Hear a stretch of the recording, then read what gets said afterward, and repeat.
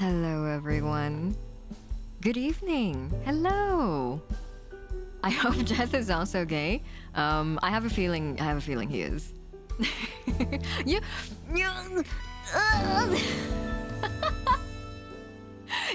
good? What's going on? You good? Oh, thank you so much. Oh, you good? No, we're Lucy.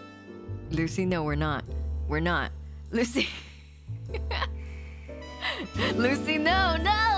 I feel like Lucy's the. Okay, wait. So when I was a kid, when I was in kindergarten, when the other kids would throw up, I would watch them throw up, and I would throw up too. I'd be the collateral damage. And so whenever the teachers learned, whenever they saw kids throw up, they would turn around and be like, "Yukun, don't look. Yukun, turn around. Stop watching this happen." And then they would try to get me out of the room. So I would. Lucy's that person. Lucy was the me when I was. Except it's with gift subs. If someone gift subs, Lucy's like, "Oh yeah, we're gonna do that now. We're gonna do that now. Yeah." Lucy, no. No, Lucy, get Lucy out of the room. No, somebody throw Lucy out the door. Lock the door behind them. Yugid and Lucy, thank you so much for the gift subs. If in case you're in chat and you got a gift sub from Lucy, or if you got it from Yugid, please make sure you say thank you to whoever gifted you a sub, and make sure you enjoy your emotes and enjoy your sub badge. And Grumlarkin, thank you for the bits. Tip jar? Thank you for the bits. And this is from before stream started, but Zach, thank you for the resub and welcome back for 15 months. Congratulations on getting all of getting your PC surgery all done. Congratulations, you have a nice PC to use now. You are back in your comfort zone, so congratulations. I'm so happy for you. Blue? Hiiragi Blue? That's me. Oh, Dorky, have a good night. Thank you so much for joining us again for the start of stream. Have a good night, rest well. I'm so sorry. I feel like every day that I've streamed so far this week, Dorky will join us for 5 minutes and then needs to go to bed. I'm so sorry, Dorky. I promise stream time will be back to normal very soon. But have a good night, Dorky. Rest well. Defenestrate Lucy? Maybe only gently. Maybe make sure Lucy isn't hurt. P2, yeah, P2 Ragi U. Wait, I want to show you guys my other palettes. It's so unfair that my app doesn't want to make new redeems, and it doesn't want to automate redeems because all my palettes look so cool. Wait, I'll show you guys after this one time's out. You should also be sleeping. You guys are all in the future. I live in a relatively late time zone, I feel like. I live in the Paste. It's only 8:10 p.m. right now for me. Will the palette swap work now, or is it not working yet? Only the Hatsune one works, just like yesterday and the day before. I have 3 others in my collection that I've wanted to make redeems, but unfortunately my automated redeem app is just not taking it. It's silly. Defenestration is just assisted emergency exiting. In certain circumstances, yes. Not when they're not prepared, and not when there's nothing catching their fall. I have a friend in New Zealand, so it's tomorrow there. Me too. I have so many friends who live in the future, and I'm always like, how does Friday look? Is Friday a good day? Please tell me what I need to prepare for on Friday. But yeah. Oh, thank you. Also, I forgot to thank Belnry. Belnry, thank you for the hydrate from earlier, for the pre-stream hydrate. Thank you. Also, what was I gonna say? Oh yeah, so Lucy doing the like, are we gift subbing? The thing that reminded me of like me as a child, because like I never throw up. Like as a person, as a human being, I almost never throw up. I'm just like never overcome with that much nausea that I feel like depositing the contents of my body, but like the only thing, the thing that makes me want to throw up the most is when other people throw up. I'm in what they call an empathetic vomiter, and so whenever I see other people throw up, and this extends into adulthood, like when I see other people throw up, I gotta, well now I'm an adult, right? So I look away because I have and yeah. Wait, let me expand myself so you don't see my arms cutting off. I'm an adult now, right? So like I have the kind of self-control to not look at someone throw up and then make myself throw up. But like as a child, I couldn't do that. And so I remember in kindergarten, it happened like at least 4 or 5 times where other kids would throw up and then I would just be like, what? And so like by the 4th or the 5th time, my teachers would be like watching one kid throw up while like using their hands to escort me out of the room, going like, Yukun, you can't be in the same room as this other kid throwing up because I know you're gonna throw up too and you're just gonna make it worse. So yeah, empathetic vomiter, yes, that's what they called me. 強烈なオープニングトークだね。テルマンさんこんにちは。初見さんですか？いらっしゃいませ。こっちはね、なんかさ、配信するときにこういう話題がね、なんか結構現れますよ。こういうっていうのは別にこういう話だけではなく他のまあいわゆるね。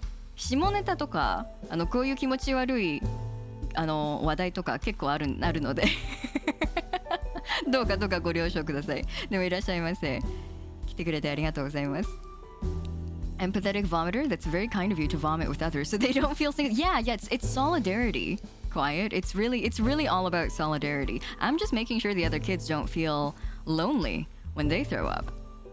Red ears, blue hair, fusion the vodka and Yukun. I would do the same if we eat animal. If you eat animal crackers, just like throw up, just throw the fuck up. I also I had such a, I had a very different expectation, I guess like eating habits when I was a kid. My parents are always like, you can eat as much as you want, and then if you don't want the rest of your food, then just like don't eat it. We don't like to force you to eat. But like the school thought differently. The school was always like, you gotta finish everything on your lunch plate, or else we're not gonna let you do anything else. You can't go on recess, you can't go play with your friends.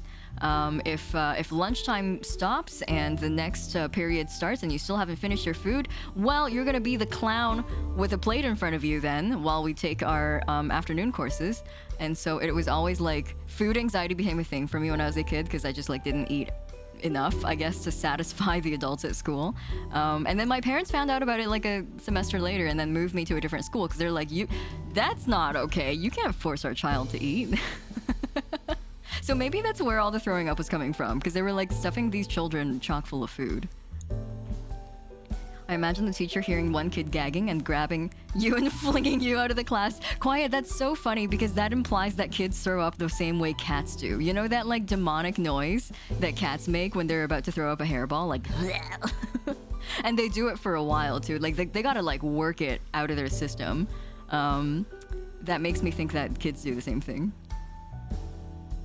The things of youth, losing weight, doing nothing. Ah, yes. If only our metabolism was like that again. Counterfeit only, hello, welcome. How are you? Stuff the host and feed the mule. Is that what was happening? They were trying to feed the demon that was within?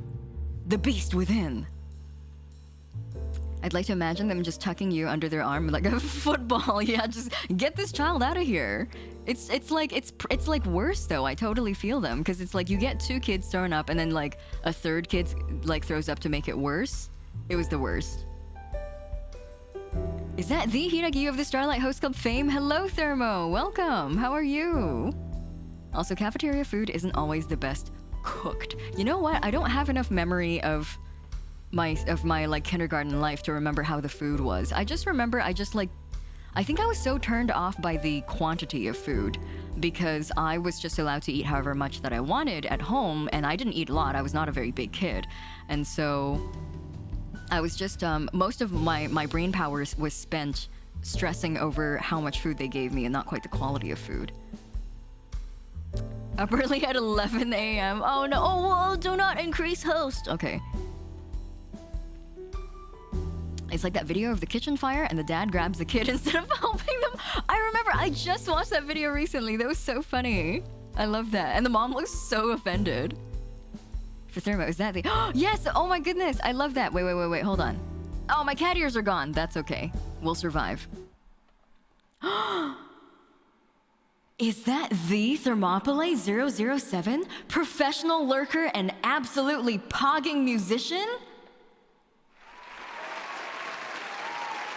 Welcome to the Starlight Host Club, Thermo. I'm a big fan of your work.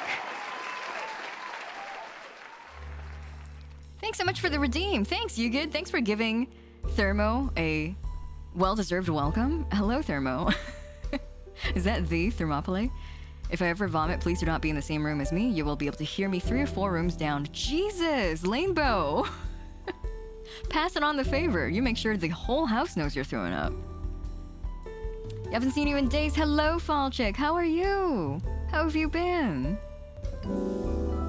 The applause is a nice touch. Yeah, I think so too. I think I'm gonna start doing it. I'm gonna end up hitting the wrong buttons at one point, but... It's Lexi. Welcome, Lexi. How are you? Oh, thank you for the raid. Hi, Lexi. How are you doing? Oh, wait, while Lexi is here, I can show off my, my colors. Look at how cool these colors are. I can't believe my Redeem app won't let me automate these. Lexi, what were you doing? What were you up to in your stream? There we go. Oh, you're playing Potion Permit! I've been, I haven't played it myself. I've been watching a lot of gameplay footage. It looks very fun. It's me, Imayu! Got a little bit of, eyeshadow. Just a little bit. Just a touch. Not too much. I've been doing okay. Feeling a little rough, but I'm doing okay. I'm good. I'm good. I'm glad to hear that. I'm glad to hear that you're doing okay. Don't be too harsh on yourself, though. Make sure you're taking breaks when you need them. Potion Permit is so good. Aw, man, damn it. My growing list of games that I want to try out. You like the vest and shirt combo? Thank you, Quiet. Yeah, that's what I named it, Corvids, on my little shortcut. It's called the Vampire Redeem. I've got this one. I've got this one. Oh, I forgot to change the colors of everything else on this. I guess it's just the hair and this is just a face redeem. What have I got? Oh, I've got this one. I kind of like the color combo of this one. I don't know what to call it. Name suggestion. Open for name suggestions. Pumpkin spice. the pistol you. Purple supremacy. I do like this color a lot. It's not a phase you. Oh, I love that. I'm gonna go wind down and head to bed. Have a great stream. Thank you, Lexi. Lexi, go rest well. Thank you again for the raid. I hope you had fun with Potion Permit and all the raiders as well coming from Lexi's stream. Welcome to the host club. We're just chatting right now. I always start my streams with a little bit of chatting, but we're playing a visual novel today. We're playing a visual novel called Start Again. There's a semicolon between the start and the again, and that's how you know it's a game made by and for weebs. Only weebs have such a weird fixation with the punctuation marks, the semicolon. I don't know why weebs love semicolons, but weebs fucking love semicolons. And colons, for that matter. But we're gonna play a visual novel called Start Again. Start Again is... it's a death game visual novel. I think you play a character called Sebastian. You are trapped in a death game. I've heard that there's homosexuality in this game, but I'm not sure like where or how it happens or how big of a theme it is. I just see the LGBTQ plus tag, and so who knows? We'll see what happens. I was watching OG play a game from the same studio. Amelie, that's the one. So I was watching him play Amelie, and I was thoroughly enamored by Amelie. I loved that game so much, and I was kind of on the edge of my seat for the ending, and it was a lovely game. And so I love the art style, and I love the themes. I love the way that the story was told, and I thought we could maybe try out another thing from this studio. I've gotten a couple of recommendations for this game as well. And so we'll see what it's all about. I heard that there's some puzzles. I don't know how well I'll do with the puzzles, but we'll see. We will see. I look like the Persona 3 pro tag. Emerald, that's the most flattering compliment I have ever received in my whole life. I love the Persona 3 protagonist. It maybe, probably 80% of it is because he was voiced by Ishida Akira. But he's a pretty cool character overall. I just think he's rad. I think he's a cool guy. He's a cool guy. Colors are cute. Thank you, Fall Chick. So what's the over/under on this one making? Oh no! Do you guys want to vote on that? I heard it's a short game. I heard it's like what, 2 or 3 hours. You guys want to do a poll? Hold on. We'll start. Oh, actually no. Polls are overrated. Let's do a prediction. Start prediction. Where is... Oh my god, this window is so fucked up. Name the prediction. There you go. Will start again. Make you can cry. Possible outcomes. Absolutely. That baby man. No. You can strong. Submission period. I'm gonna give you guys 30 whole minutes. We're gonna have 30 whole minutes to vote on this because I don't want it to end before we start the stream.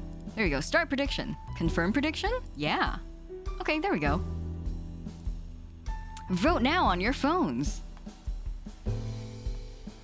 That baby man? Yeah, I'm trying to bait you guys' answer. So maybe if I end the game without crying, then hey, this is so mean. Why? Oh man, y'all are so mean. Wait, hey. Oh, thank you. Thanks for whoever voted on no. I appreciate you.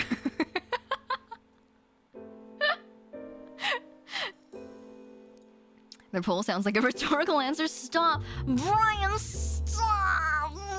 This is bullying. Okay, wait. I'm gonna move over to the game screen so we can start the fucking game that we're voting on.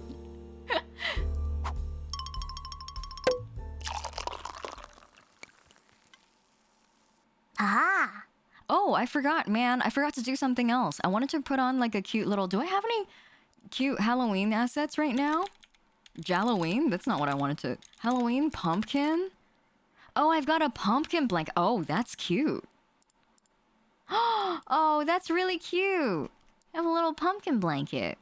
Oh, this is really cute. I like... Oh, well, all right. My arms are going over the blankets now. That's okay. That's possible, right? Thank you, Quiet. Thanks for the Nya redeem. Thank you. The old Blumpkin. Yeah. If you cry, that means game good. It does mean game good. You're right. But also, Hermie, I feel like...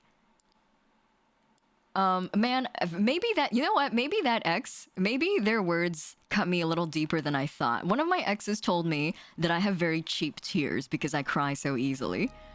And every time we talk about like me crying, I'm always like, oh, maybe I do have really cheap tears. Maybe I just cry really easily. So what I was about to say was like, but I just have cheap tears. Maybe the game's not good. Maybe I just have cheap tears. I feel like maybe they've cut me a little deeper than I thought. That was years ago. You fight my ex. Oh, Ivy, thank you. It's the sentiment that counts. Thank you. Oh, Grim too? Well, all right, I guess. Baby man, little baby man, little baby man, little baby man. Oh, bullied. Oh, that's me. That's me, Rainbow. You're right. Damn, you're getting paid. I'm out here crying for free. Yeah, you guys are getting paid. See if we bully the host with more gift subs and make... Stop! No, you good. Why are you trying to tenderize me? Why are you trying to cook me like a delicious steak? Oh, I watched Edge Runners. Quiet. I finally watched it last Sunday with a few friends on Discord. I finally finished it. Or I finally got to watching it and finished it within the same day. Wonderful, wonderful show. I enjoyed it. I loved it. Beautiful show, I should say. Oh, let me know if the music is alright. If the volume of the music is alright. I can turn it up louder if you can't hear it. It's sounding lovely. It's beautiful so far. Gotta put a price tag on those tears. Do you guys want me to do a redeem? I'll do a redeem where I'm just cry on the spot. I don't think I can do that, actually. I have to be inspired to cry. Settings? Did I watch Edge Runners with the English or Japanese? I watched it with the Japanese VAs. I have a Pavlovian urge to cry whenever I hear I really want to stay at your house. That's me right now with the entire JJ Macfield soundtrack. Oh, well, now the secret's out. You guys all know I'm playing on windowed mode. Shit. All right. Text color change, rollback, music. I think that's fine. I think this is okay. Do you guys recommend that I watch it in English? Is it better one way or the other? I mean, I really enjoyed the Japanese one, but if there is, I have like an interest in watching really good English dubs. So if it's really good in English, I can watch it again in English. Edgerunners is so good, and it stays true to the themes of the cyberpunk. Yeah, exactly. That's what I was praising it for by the end too, Grim. I was like, it's yeah, it's mad sad, but also it stays true to the themes. It didn't deviate from it, and that's awesome. Need to make the host cry? Spiritfarer, JJ Macfield. Melon during my vacation? Oh, Melon. Oh, he's a little boy.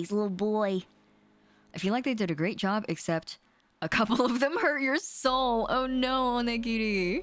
I'll give it a try. If there's certain characters you want me to watch out for, let me know. Okay. All right. We can't continue because we never started the game. Let's begin. I prepared... Oh, I should have gotten my big jug of water. I only got a regular thing of water. All right. As with every other game that I play with you, and that I voice fully, the main character is going to have my voice, because I assume they're going to be talking the most. It was quiet. Silent, noiseless, but not quite tranquil. It was the kind of quiet that became something more. A silence that pierced through the building, tearing it away from reality and pulling it into its own dimension. A quiet that was both terrifying and calming, all at once. It's you, Quiet! Quiet, you're on TV! Look! Call your mom. Silence filled the void where humans used to exist. Now all that was left was the ghosts of the long gone. But for those lost to humanity regardless, this would be their new haven. Oh man, this is like what I really loved about watching OG play Amelie, was like the art was so nice, and paired with the music, it was so atmospheric. I'm really enjoying this already just based on the art and the music. Would you ever consider a community voice acting night? You could pick some folks to read your NPCs or narration for you. I would probably have to like do some gymnastics to do that, because I do not do any content outside of streaming. I'm like pretty against doing anything as an activity in Discord servers and stuff like that. So it would have to be on stream. If I do that, I'll have to sort of figure out how to do that. But I would be down for that as long as I can flex my brain and juice my brain cells for how to organize that smoothly. If I make a game, I want you to be the narrator announcer. I would be honored. I would love to do that, Kurisu. Funny you're talking about Edgerunners. I just finished it yesterday. Don't tell my boss I was watching it during work. Chad, welcome in. How did you like it? Did you enjoy it? And also, hello, Verdi. Welcome. How are you? Everyone who's coming in, we're taking bets on whether or not the ending of this game is gonna make me cry. Look, okay, wait. If this game makes me cry, it's not my fault because OG recommended it to me. So really, it's not. This is a moot point. I didn't pick this game. So people recommended me this game. It's not me. I didn't pick it. It's not me. Copium, no. Please. Sebastian, that's us, guys. That's us. Sebastian opened his eyes, surrounded by that silence. Where? Oh my God, is that Shoto?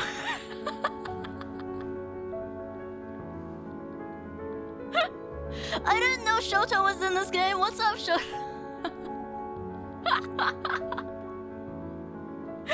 What's up, Shoto? I can't believe we're doxing Shoto live on stream. His real name is Sebastian? Wow. Put that on VTuber things VTubers say. Hello, Bun. Hello, Bun. Shoto Bastion, that's his full name. I enjoyed it. My only gripe with it is that it didn't expound too much on the backstories, motivations of the side characters, but 10 episodes isn't enough time for that. Yeah, especially with all of the emphasis they put on like visual direction and action. I know like everyone, like the emotional weight of that moon scene was like really heavy. I wasn't really that attached to it. I was like, that's fine. But like visually, it was very gorgeous. I think they really focused on visuals, and in that kind of sense, I don't know if they had that much space or time to explore all of the other things. I think for 10 episodes they did well. They did well with the time they were given. 泣くホストに5000 5000ポイントも投げたんだ。吉田さんこんばんは。Did I come in just in time to make... Yes, exactly, Bun. As soon as this character portrait showed, I was like, Shoto, hello? Big fan. Where... His hands found his temples and he massaged gently, trying to ease the pain that had begun to take over his mind. When that didn't work, he first turned to the room he'd found himself in. The room was dark, and whether that was because it was night or because the windows had all been covered, Sebastian did not know. His eyes scanned everything with growing suspicion. I was... Oh, Sev? Is that his nickname, I guess? I was at home. How did I get here? Is anyone else here? Hello? Nothing stirred in the darkness. All was still. He jumped to his feet and cautiously took a step forward. The floorboards, damaged from what looked like years of battling against the weather, creaked underneath his careful footsteps. Hello, Kokone, welcome! Good gam, Kokone, how are you?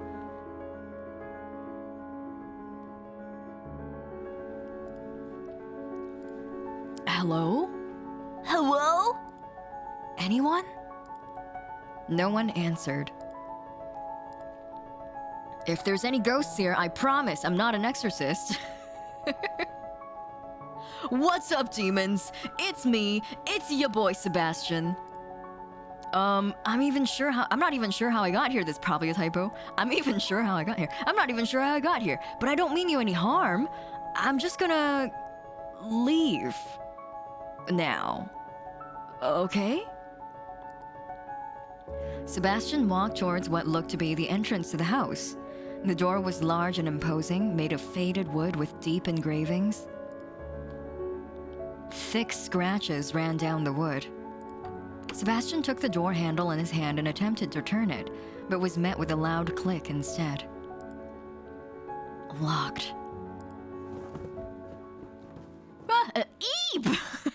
Sebastian, you didn't seem like the type who would say eep, but eep! Oh god, Miss Ghost Lady, I'm really sorry. I didn't mean to encroach on your territory, and I really want to leave. Like, really, really. So please, would you please let me out? I'll never come back, and I'll make sure no one ever disturbs you. What a pussy. Oh my god, I love Sebastian. He's just like me for real. I like the assumption that it's a ghost lady, too.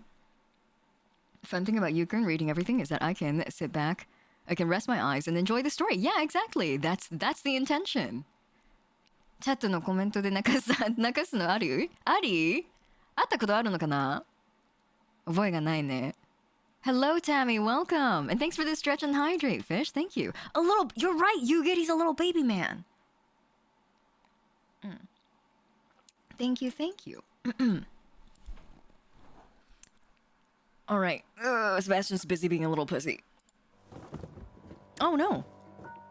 I'm gonna die.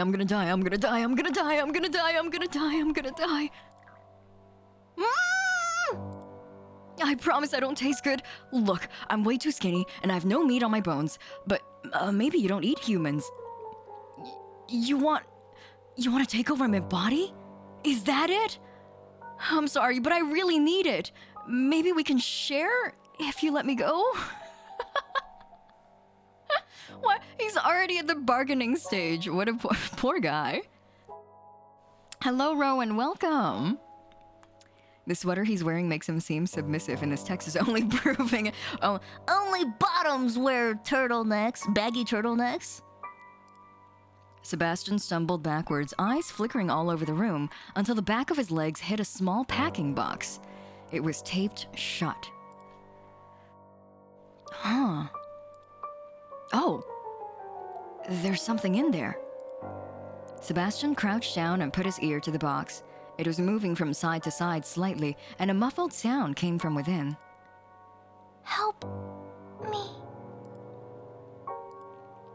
Come on, Sebastian. You've watched a horror movie or two. Is the ghost more likely to curse me if I open the box, or if I leave her inside? Okay. I'm opening it. Here goes nothing. With one swift movement, he ripped the duct tape from the top of the box and opened the flaps. Inside was a little girl, with hair almost as pale as the moon. Sitting there, huddled into a ball with tears in the corner of her eyes, she did seem to be a ghost. Oh my god, she's fucking tiny. She's like 3 years old. Why is she here unsupervised? She's so tiny that you can barely see her over the text box. She's so little. I think it's a turtleneck and flesh-toned leggings combo that's giving the bottom vibes. You can see his leggings? I didn't see anything earlier. You can see his leggings? I suppose she did have to fit in the box, yeah. That's how they pick the second member of this death game. They're like, whoever fits in this box. Oh, she's not. You're right, Dandy. She's not even tall enough to ride. Are you okay? No. Where am I? I don't know. I just woke up over there. Oh. Come on. Let's get you out of this box, okay? Sebastian held out his hand and silently prayed she wasn't a ghost. When her hand met his, instant relief washed over him. Okay, not a ghost. I thought you were a ghost. Wait, you're not, are you? The little girl shook her head, her long hair flowing from side to side. Okay, that's good. Well, my name is Sebastian. What about you? My name is Nini. Okay, it's nice to meet you, Nini. I'm not sure how we got here, but it's about time we left, don't you think? We're playing Ebe again. Like this is the big opening hour of Ebe, right?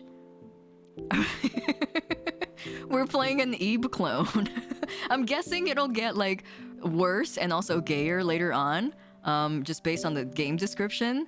But this is so far this is just an Ebe remake. Nini nodded her head, using her sleeve to wipe the tears out of the corners of her eyes at the same time. Let's take a look around the room, all right? Maybe there's other people here. Or if there's not, why is it just the two of us? Sebastian couldn't help but cringe with each step the two took around the room. The creaks and groans echoed throughout the house. If anyone or anything was nearby, they would have been heard easily by now. Sheets laid across much of the furniture, and dust laid across the sheets. Whoever had once lived here had left quite some time ago. Mr. Sebastian? Yeah? I think there's someone over there. Nini pointed to a dark corner of the room. Dated pieces of furniture concealed whatever was hidden over there. How do you know? I thought I heard someone say something. Okay. Well, I would love to look, but now I'm suddenly thinking about the ghost thing again, and, There's no ghosts here, silly. Ghosts aren't real. Shit. This is Ebe. We're like an awfully bottom, he, him, onesan. And we're stuck with a very, very capable child with a very, very good head on her shoulders, right? Like, this is Ebe. We're playing Ebe again. No jump scares. Hello, last song, welcome. No jump scares. This is just a regular visual novel. I picked it because it features a death game, but it's not classified as a horror game, so don't worry about it. No scary. No scary. There's no jump scares for sure. Are we the Gary? Yeah, this time we are the Gary. The Milfy Boy. The MILF men. My favorite flavor of men. MILF men. Whoa there, little lady. What do you mean? Of course ghosts are real. Really? Yes, it was the summer of 1964 when I met my first ghost. You're not that old. Nope. Okay, I may have never met a ghost, but I am certain that this is a haunted house. How can you know?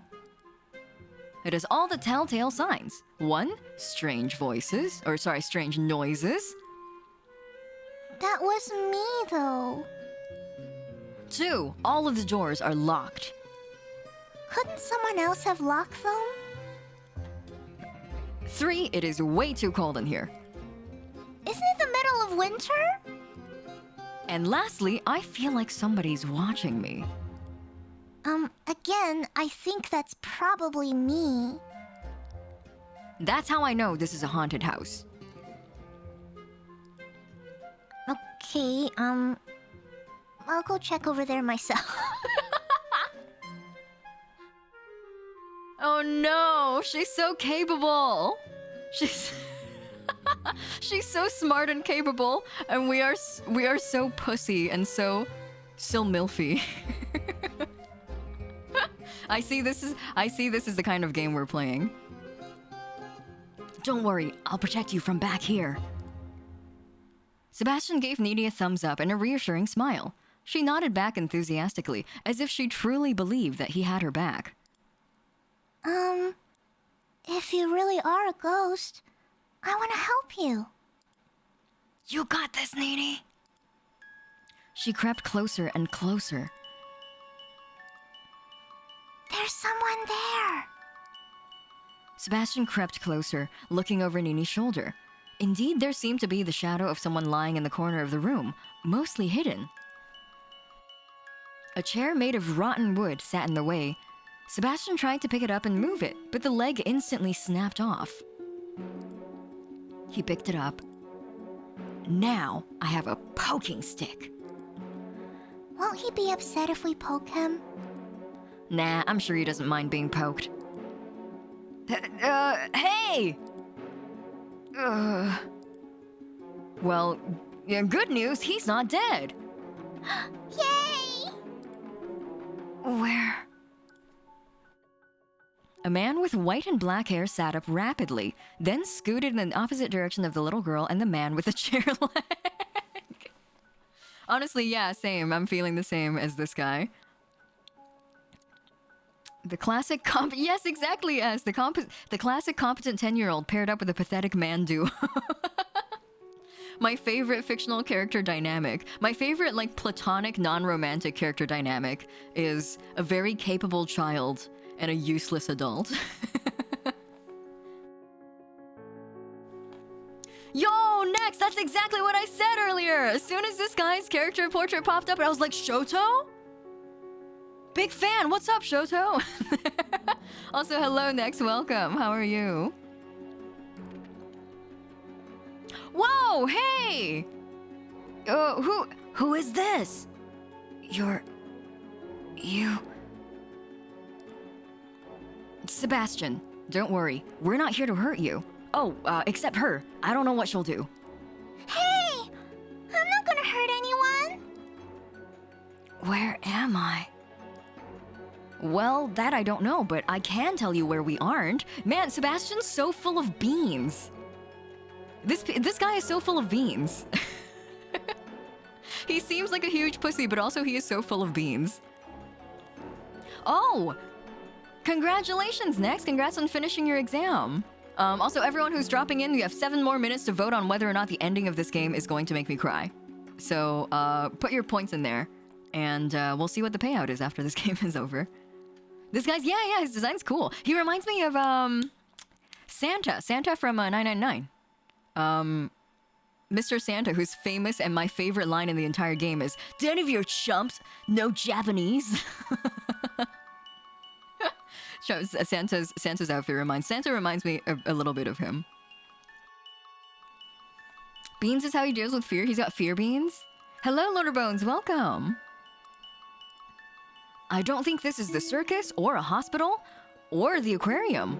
I'm pretty sure this isn't my house, but not certain on that one. It doesn't look like a school or a... Okay, just shut up. Yes, sir. Hey, what's your name? Mikhail. I'm Nini. All right, Sebastian, Nini, what are we doing here? I don't know.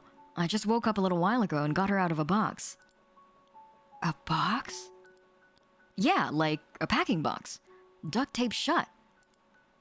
Do you know who put you in there? Nini shook her head. Mikhail has had like 30% of the lines that Sebastian has had, and he's already been asking more productive questions than Sebastian has throughout the course of this game. And also, no hate, but also maybe just a little bit of judgment. But I don't enjoy that Mikhail has half of his shirt tucked and half of his shirt not tucked. That's not my jam. In the Hiiragi household, we don't support that. But you know what? You do you. You're not my child. I don't control you. I don't remember anything. So, let me get this straight. None of us remember how we got here, and now we're in some kind of... haunted house! That's what Mr. Sebastian said anyway. Wow, Nini, throwing Sebastian under the bus. Prashant Gupta, hello, welcome. Yeah, a little bit tacky. It feels like, I don't know if you guys have heard, so there was like this interview with, oh shit, what's his name? Wait, hold on, I gotta look up his name. I don't remember his last name. Robert Pattinson, that's his name. So there was like this interview with Robert Pattinson that's like, they were like, what was something that really stood out to you while you were filming Twilight? And Rob Pat was like, they put this wire inside of my collar so that every single time I'm on camera, it looks like my collar is disheveled, but it's disheveled in a way that is like pleasant. You know, it feels like maybe Edward Cullen just woke up, but at the same time, it is like an organized form of dishevelment. And he said he called it pretentious dishevelment. He was like, it was like the most over-the-top level of pretentious dishevelment I've ever seen. And I would classify Mikhail's fashion as pretentious dishevelment. Like, he's got one side of his shirt untucked, but you can tell that he did it on purpose in the morning. And he's like, somebody's gonna look at this and think that I look really cool. That's how I'm judging these characters' fashion sense now. Prashant, thank you for the follow. Welcome. Yeah, the Edward Cullen guy, that's him. Also, thank you. I'm glad you're enjoying the voice acting. All right, let's see what Mikhail has to say. That clip is way too... Yeah, exactly. What is it holding up? What is it holding down? What is it holding, period? Also, your sleeves, Mikhail. Anyway, we gotta stop roasting. We gotta stop roasting Mikhail. Fine. A haunted house. Why do I feel like if I told you we were in a haunted house, you would have told me to shut up? Because I would have. Mikhail stood from the ground and brushed himself off. Okay, Sev, Nini, we need to get out of here. Where have you searched? Vanna, welcome back for 11 months. Thank you. Hello, and welcome back. Almost a year. I know, 1 month away from a year. Thank you so much, Shivana. How are you doing? Mikhail getting buried by the host. Well, he deserves it for being so smart. What? I said, where have you... No, I mean... What did you just call me? Sev. Isn't that your name? Well, people usually call me Sev, but I don't remember mentioning that to you. Do we know each other? You wouldn't forgive me if we... You wouldn't forget me if we've met before. Look at this handsome mug, man. This fight... He's so full of beans. This guy, man. Yeah, we don't know each other. I wouldn't forget someone with such a big head. Hey, Mikhail.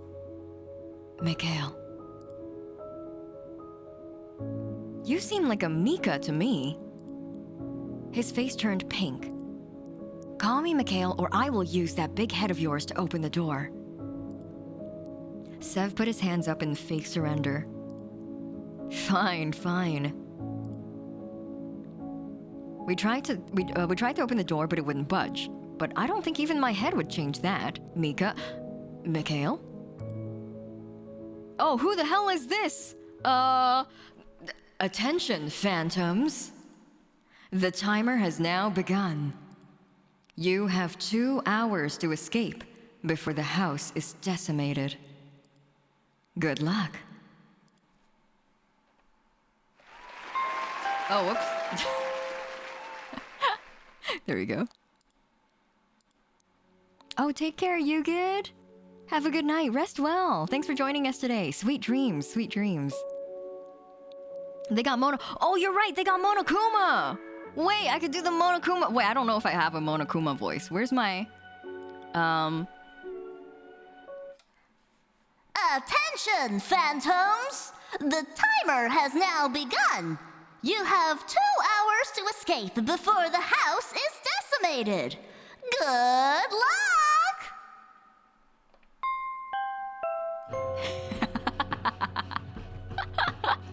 I don't have a good Monokuma voice. That was the best I can do. So long, farewell! A timer appeared out from somewhere unseen, projected onto the wall. In front of their eyes, it changed from 2 hours to 1 hour, 59 minutes remaining. What the hell? Who said that? Wasn't me. No shit, Sherlock. It sounded like it came from a speaker. Is someone watching us? Do you think it's some kind of pervert? No, I think it's someone that wants to see all 3 of us dead.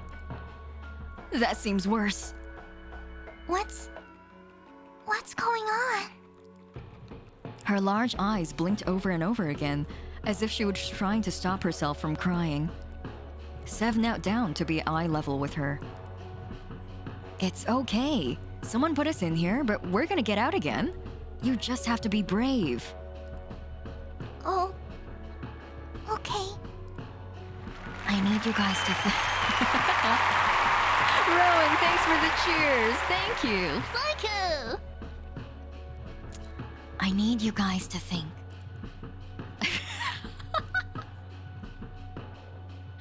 Lane Pop, that's so good. That's so funny. What if Sev was like, is it some kind of pervert? And then Nini's just like, What's a pervert?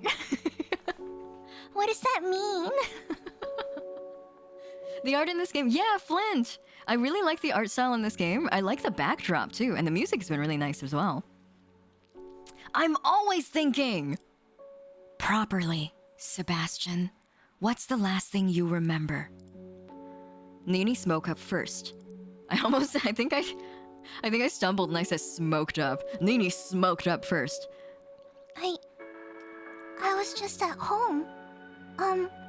That's the last thing I remember. Sev? I think I was... in a train? No, a factory. Or was it a church? Can you be serious for just 5 minutes, please? I am being serious. It's like my memories are all fuzzy. This one, okay, this part is going to come back, right? Like I know, I've played a visual novel or two. I know how visual novels work. I bet we're gonna get multiple endings, and they're gonna end. One of them's gonna be in a train, one of them is gonna be in a factory, and the other one's gonna be in a church. I bet this is one of those. I think it's called Start Again because it's a time loop. I think we're gonna go. I think that's my game theory of the night. My game theory is that this is a time loop, and we're gonna end the game in different ways every single time until we find the way that we're supposed to go. That's my theory. Who is Sebastian? Oh, Sebastian and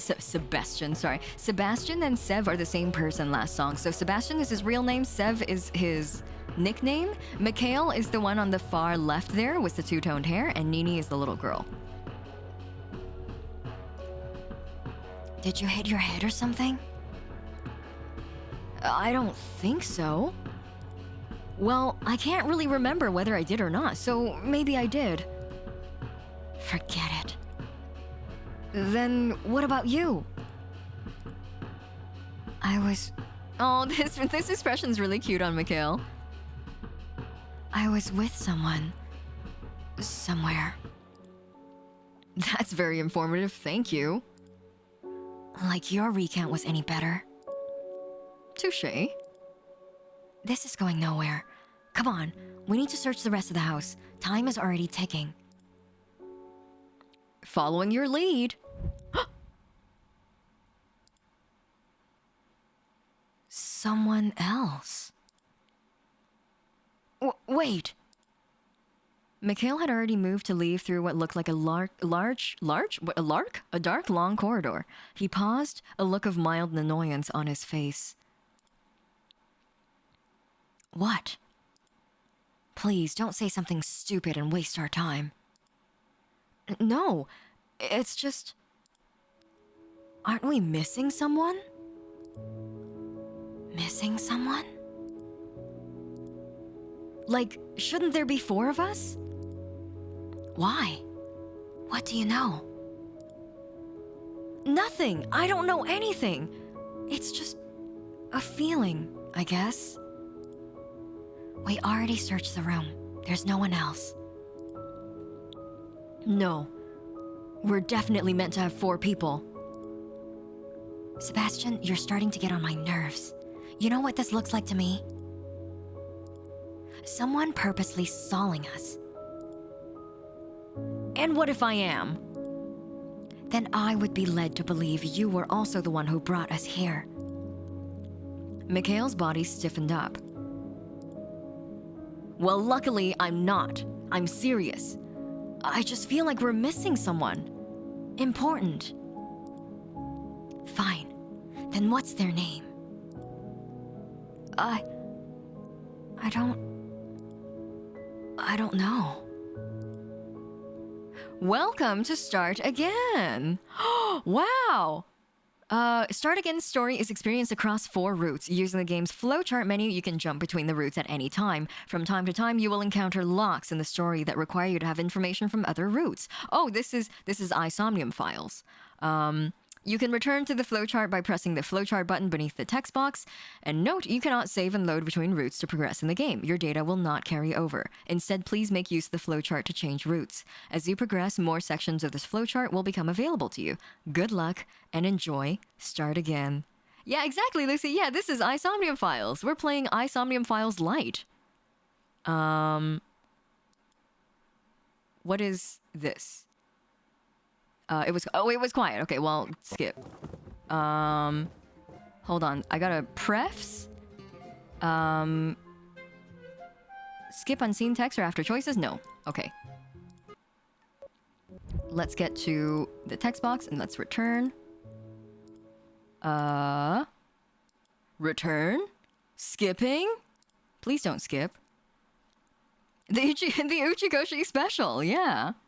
I just know Sev gave me the pathetic Dante vibes. This really is iSomnium. It's iSomnium Files Lite. Apparently we can finish this maybe in one stream. We'll see. Zero Escape was the same. Yeah. It was the same way. iSomnium Files Mini. I hope they make good sense of it like Somnium Files because it's an easy thing to implement that ends up working as a story element. True, yeah. Well, okay, so I think I fucking goofed up on...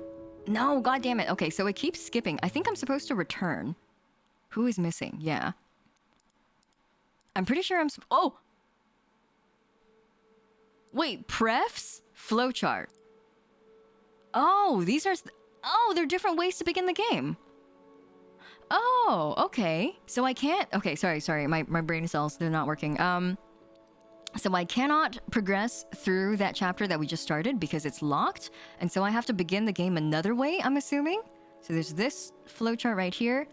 And there's another route right here. And then there's a very short route right here. Okay. Let's try the second one then. Let's just go in chronological order. That is a little bit trippy, huh? I thought that we were supposed to just go to the chronological next step, but apparently not. All right. Let's see what this is all about. The constant drone of many machines working together to become one. The buzzing, the whirring, the hissing, all mixed together to become an insistent whisper. Are we on a train? Are we on a train? It whispered secrets to no one in particular. Secrets only meant for themselves. Machines, they belong to humans. Tools, they belong to humans. Instruments, They belong to humans. Yet their secrets said otherwise. They mumbled and muttered that someday their world would be reclaimed. Someday the humans would belong to them. Well, this is eerie. The birth! The birth? Wait, hold on, let me put on my birth attire. Is that the Grim Zero, the birthday droid? Happy birthday, Grim!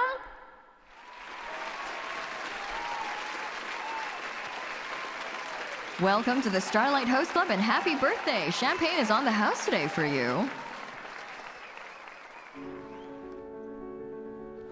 Happy birthday, Grim! Did it just turn did it just turn midnight where you are? Is that why you redeemed that on the dot? Happy birthday! Happy midnight birthday! Thanks for letting us be the first to wish you a happy birthday tonight. Happy bappy. Donperitawa! Yeah, that's right. Where's my Donperi? Hold on. Where'd it go? Champagna! Let me move myself over a little bit. There we go. You guys can see that? Champagne for Grim! Yay! Yay! From Penis, Canada. I'm glad you remembered that detail, Lucy. Thank you. I'm glad that I can share it with all of you. Aw, Grim. Thank you. Thanks for letting us wish you a happy birthday. Thanks for letting us get first dibs. Are you doing anything special for your birthday, Grim? Yeah, the backgrounds are cool. They do look like, now that I'm looking at them closer, they do look like photos, or rather like maybe just roughly plotted colors, but like gone through a Photoshop filter, but still, they're very stylistic and I like them. Enjoy birth, that's right. I have class and a test, oh no, Grim. Are you gonna get to celebrate later on then? Are you gonna get to celebrate over the weekend? I hope you do.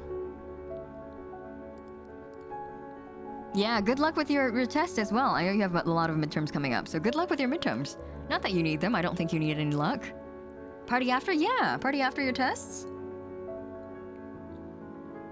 Alright, so my theory was wrong. We're not on a train. The steel beam crashing to the ground just inches from where his body laid, discarded, was enough to force Sev's eyes open. He jumped to his feet, and his heart rate racing faster than it would have, than what would be considered safe. IKEA parking lot? That looks like it. My folks are asking what I want to do, and I'm like, I have no idea. I've been focused on tests and work. Oh no, Grim. I hope that... Oh, Spooky Bard, thanks for the redeem. Well, now I'm Miku colored. Maybe just for like a nice meal. I feel like birthdays are always nice if you just get like a nice fancy meal in. Get something that you wouldn't usually eat. That would be nice. What the? Another came crashing down a short distance away, the metallic sound loud enough to rattle his bones. Oh, rattle his bones! His eyes took in his surroundings. A large open space made of cement and metal. The windows were black, but whether that was intentional or soot had dyed it a darker color, he did not know. Broken machinery laid discarded in the dark corners of the room. By all accounts, it seems to be forgotten, dated factory of some sort. How did I get here? Where even is here? A groan came from above, and a shadow passed over the cold cement floor. That's when Sev saw it. A young girl. Her eyes tightly shut as her chest rose and fell peacefully. Deep in sleep, she was unaware of the beam directly above her that swayed to and fro. Shit! He ran before he even had a chance to think. The beam creaked on its last legs. Just as he scooped the little girl into his arms and jumped to safety, it came crashing down on the ground with a boom. Dust flew up from the ground, coating the pair. Jeez, who built this place? I tell you what, it's definitely overdue for a safety inspection. I tell you what. Sev, where the hell are you from? Regionally? Like, where you... What is this Shoto-looking guy This is going. I tell you what. What are you doing saying something like that? We're probably gonna end up getting. Oh, Greek food! Yo, I love Greek salad. Eat extra Greek salad for me. Greek salad is so good because it's like. It embraces the cucumber, and that's one of my favorite vegetables. I fucking love cucumbers. Eat extra Greek salad for me. Release a critter. My choice? Okay. Oh boy. I have to rub my little fly hands. We'll see what we have in the library. Who do we got? Who do we have? What kind of adorable critter do we have joining us today?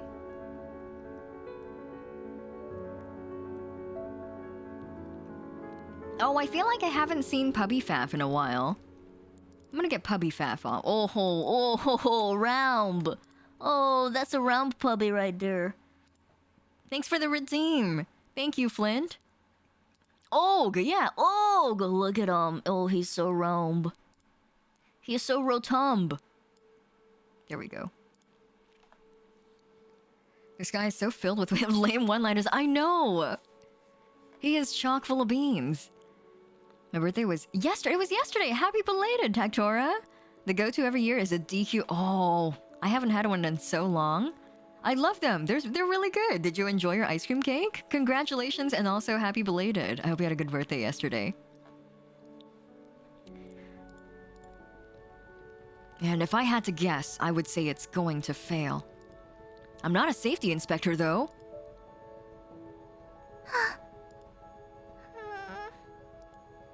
Dad? This is like that Vine where the kid's like, Daddy? And the camera flips over to this girl and she was like, no?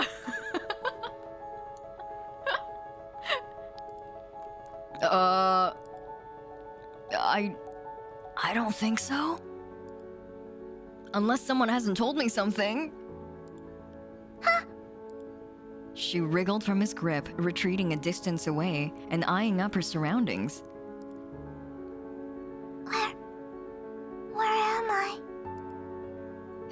Hello, Sunny. Oh, Sunny, I thought you went to get some sleep. Welcome, Sunny. I do look a little bit different, didn't I? Or don't I? Yes, new blanket, and that is the only thing that I've changed about myself today. Welcome. Do I? Yes, exactly. That's the one next. Do I look like your dad? It's belated by 10 minutes only. You didn't have the cake yet, because Chinese takeout. Ooh, Chinese takeout. Delicious. Yum. What kind of recipe did you make, Spooky Bard? What did you make for yourself? I had new hair. Yes, only for a little bit. Only for 5 minutes at a time, Raquella. Welcome. I was supposed to start stream an hour ago and ended up in a war against Voice Meter. Oh no! Start Again has been good so far. It's the music is really lovely, very atmospheric. The main character is full of beans. He's like if you took a sitcom main character and plopped him into a death game. He's full of beans. I don't know. Hey, look, I just woke up a second ago as well. You can trust me. I realize that comes off as untrustworthy, but you have got to believe me here. My name is Sebastian. Sebastian. Special people call me Sev, though. Sev. My name? It's... Nini. Okay. It's nice to meet you, Nini. So, you don't know how you got here? No. Alright, let's just get out of here for now. We can go to the police station and get them to find your family. And then they can come pick you up. Beans, yeah, that's right, Gwen. Beanums. Hello, Bisky, welcome. I'm sorry about your Wi-Fi. Thanks for dropping in. Thanks for using your limited Wi-Fi to say hi. Thanks for dropping in. No. No, I don't want to see them. Okay, well... You still don't want to be stuck here, right? So then, first step, we'll leave. Alright? Okay.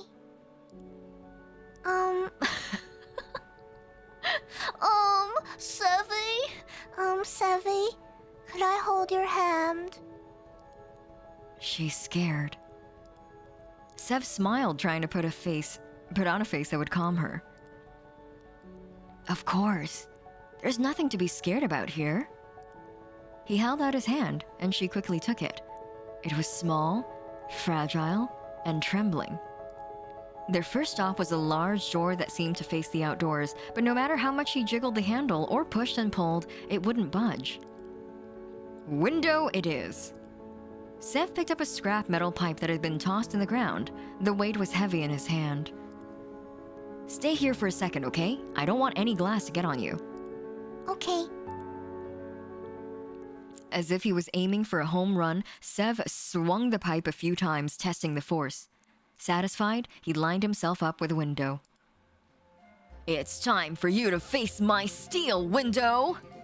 Prepare yourself! No longer will you hold us hostage. No longer will we be your prisoners. By the power I wield within my hands, you will... Are you talking to yourself? No. Of course not. Here we go! With all the strength he could muster, the pipe swung through the air before colliding with the window. And subsequently bouncing right off of it, causing the man to stumble backwards until he landed square on his ass. I'll try another window. And so he tried another. And another. Yet none of them would break. He walked back to take Nini's hand again. Okay, so it looks like the windows are a no-go. I'm pretty sure there's a way out somewhere around here. Even as he said that, another beam fell from the ceiling with a metallic clang that echoed through their heads. He needs some milk! That's right, Flint. This guy needs some milk. It started as a gentle sniff, but soon became a blubber. Tears overflowed out of the corners of Nini's eyes as she watched the world as she knew fall apart around her. It's okay, really. Oh, look, we'll be fine. Attention, cogs. The timer has now begun. You have 2 hours to escape before the factory is decimated. Good luck. What? Decimated? Sevi, what's that? Nini, between tears, pointed towards the wall. On it was projected a number. 1 hour and 58 minutes. Stay calm. Stay calm. The little girl is going to get scared if I get scared. This must be some practical joke. Yeah, it's a joke. Just play along with it. We should... A loud bang, 5 times against something metal, came from across the room. Behind the shelf. Nini, help me move. Small child, barely half my stature, who is probably only 4 years old, help me move this. God, Sev, you're a real one. I mean, you don't really have to help. No, I'll help. Nini rubbed her face against her sleeve, leaving it damp with tears, before jogging towards where the banging was coming from. On the count of 3, we'll push. Got it? She nodded enthusiastically. 1. Sev cracked his knuckles, preparing to show what he was made of. 2.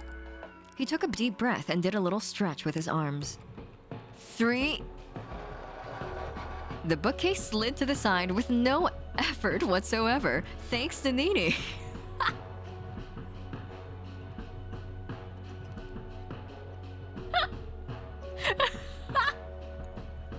Sevi, it's on wheels.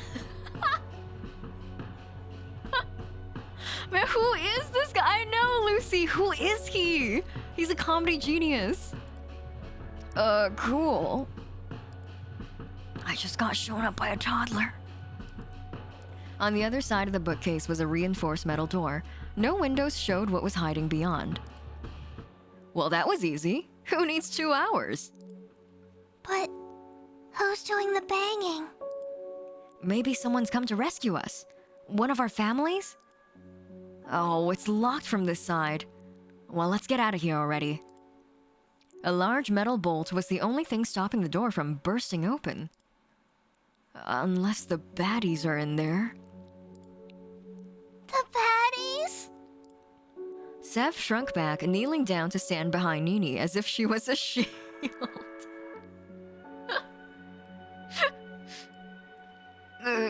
You open it.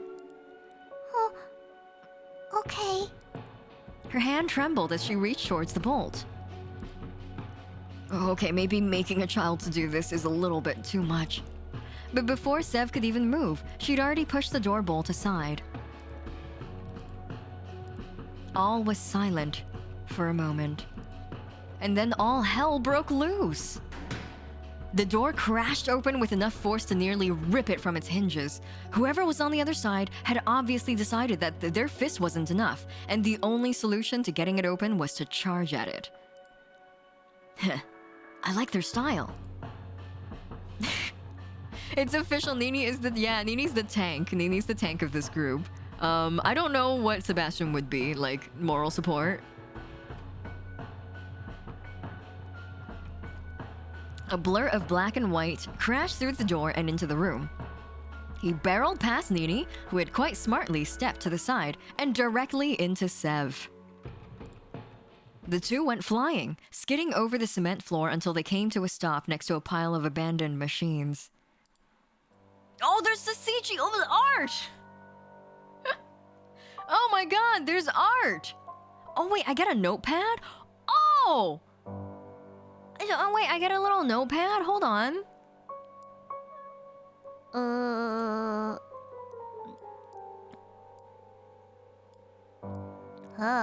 Do you like my mouse drawing? It's me.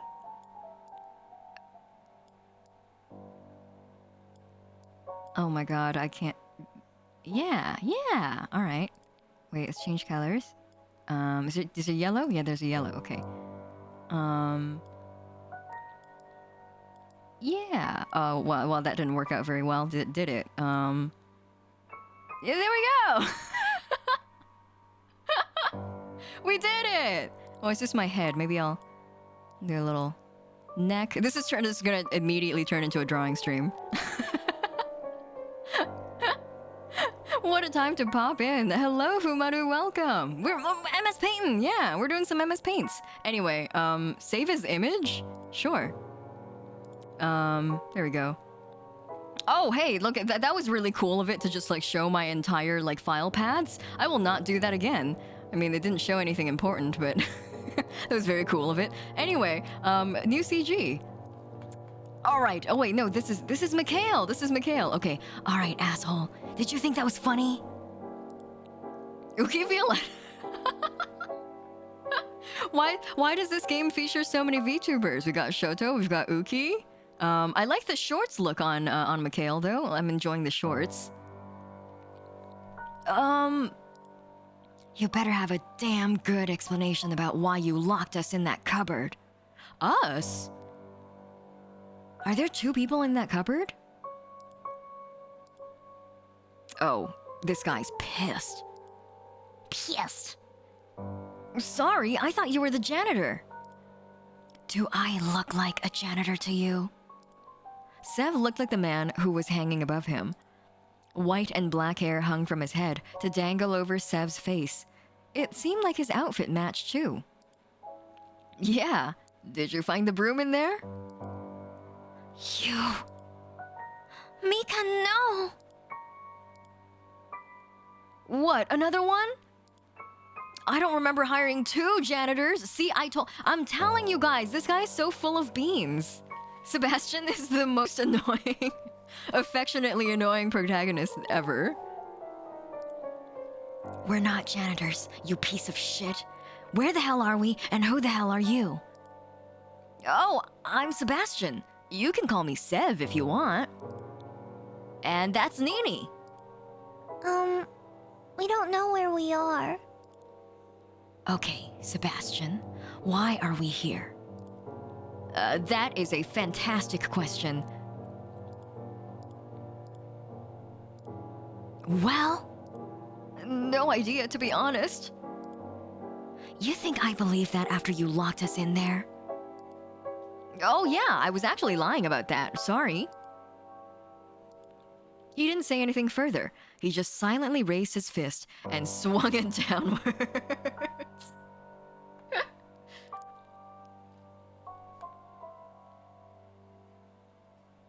Please, Mika, that's enough. The young woman caught his fist at the last second before it swung into Sev's grinning face. He was grinning? He deserved it. Sev kind of deserves it. Fine. Sevi, are you okay? There's 4 voices. I'm gonna start mixing them up really soon. Just watch. Nini, I told you, there were baddies back there. I don't know if I can go on. Don't worry. I'll protect you. She put her arms out, standing in front of Sev. Once again, she seemed to have ended up as a shield. Look at him, cowering behind a child. Don't you have any conscience? What's that? Sev finally got to his feet. His back ached from where the two of them had skidded over the ground, rubble and all. Believe it or not, we're actually stuck in here just like you, Mika. My name is Mikhail. Don't call me Mika. I'm sorry, he's just a little cranky right now. I think whoever this is, I've changed voices for her 3 times already. I haven't really decided what voice I'm gonna use for her yet. This is like my whole library of voices. If they introduce a 5th character, I'm fucking out of voices. I'm fresh out of voices, dude. Whoever's gonna show up next time, they're gonna get the Jello voice. That's my that's the next voice in my like repertoire of voices. If another character shows up, They're gonna sound like this. oh yeah, they're gonna sound like Kel. You're right. Oh, I can do a Kel voice too. I can do a Kel voice. I'm sorry, he's just a little cranky right now. I'm not cranky. We were stuck in a tiny room, and when it finally opened, these two were. Well, these two were here. Okay, now, well, everyone's a baby man now. Everyone gets a baby man voice. You're a baby man? You're a baby man? The next character shows up as a bear. Hello? I love that. Now everyone is me. Now everyone is the violence child. I'm not cranky. We were stuck in a tiny room, and when it finally opened, these two were here. You should be more suspicious of them. One of them is a little girl. Hey! Stop making assumptions. Little girls can be masterminds. Why don't we start over? Great idea! You guys get back in the closet and we'll push the shelf back. I'm gonna hurt him! The girl stuck out her arm in front of Mikhail, stopping him. My name is Lean. This is my brother. They're siblings? They're siblings? My name is Lean. This is my brother, Mikhail. Well, I already introduced myself, but it's kind of awkward if I don't reply, so... I'm Sev, and this is Nini. We just woke up here a short while ago, nearly got crushed by some falling beams, no biggie, and then we freed you guys from the closet. Oh, and then I got tackled by your brother? He's a little forward, isn't he? Haha. I apologize for him. Oh, you're right! Nyanzo, you're right! Everyone except for Shoto is, albino. Sorry, I slipped. I mean, everyone except Sebastian is... Shit! Oh, fuck. Biz. Same VTuber parents. Yeah, these are just VTubers. Well, you shouldn't. Tell us what you know. How many times do I have to say I know nothing? I don't. Bold of you to think I know anything at all. I'm not surprised. Just your face alone screams airhead. Well, what about you? Oh, I don't remember anything. Neither do I. How about you, Nini? No. Nothing. As much as standing in a circle getting to know each other is fun, if I can direct your vision to the timer on the wall... He pointed to the time as if it was a flight attendant. 1 hour and 4 30 minutes remained. We're already running out of time, majorly. You don't believe that bullshit, do you? What, that the building will be decimated in 2 hours? Yeah, I kinda do. Then you're an even bigger idiot than I thought. We'll just break a window and be done with it. Ha ha, ha ha. Mikhail, you fool. You think we haven't tried that and, majorly embarrassed ourselves? How could I not think of that? Man, you really showed me. Please, be my guest. In fact, here, take this. He bent down to pick up his abandoned rusty metal pole and handed it to Mikhail. Mikhail snatched it out of his grip, then sauntered up to one of the old darkened windows with a cocky gait. He wound up his batting arm as if a mirror into how Sev looked just a few minutes ago himself. Pull it back a little further, there might be tough windows. An old factory like this? Don't be stupid. Yet, despite his words, he still pulled up the pad back a little bit further. Sev watched on with a smile. Oh my god, this guy's such a piece of shit. He's like, hi Pans, welcome. Hello Pans. Good evening. Mikhail swung down hard. The air whistled. And then the pipe bounced right off the window directly back at Mikhail and hit him square in the forehead. Oh my god, fucking nerd. Oh, he just goes down. He's dead. Oh no, Mikhail died. He killed him. He unalived himself. He did it to himself. Bonk. He instantly collapsed to the ground, and Sev burst into laughter. Mika! Oh my god. Oh, he really did it. Is he okay? Why didn't you tell him we already tried it? Sev shrugged. He was the one who wanted to do it. Better he sees for himself how trapped we are, so he takes it more seriously. Mika, Mikhail, are you okay? Asshole. Dean helped Mikhail back to his feet. He swayed back and forth, and for a moment before finding his footing. With that sorted, how about we start looking around and actually finding a way out of here? Unless, of course, you want to go round two with the window?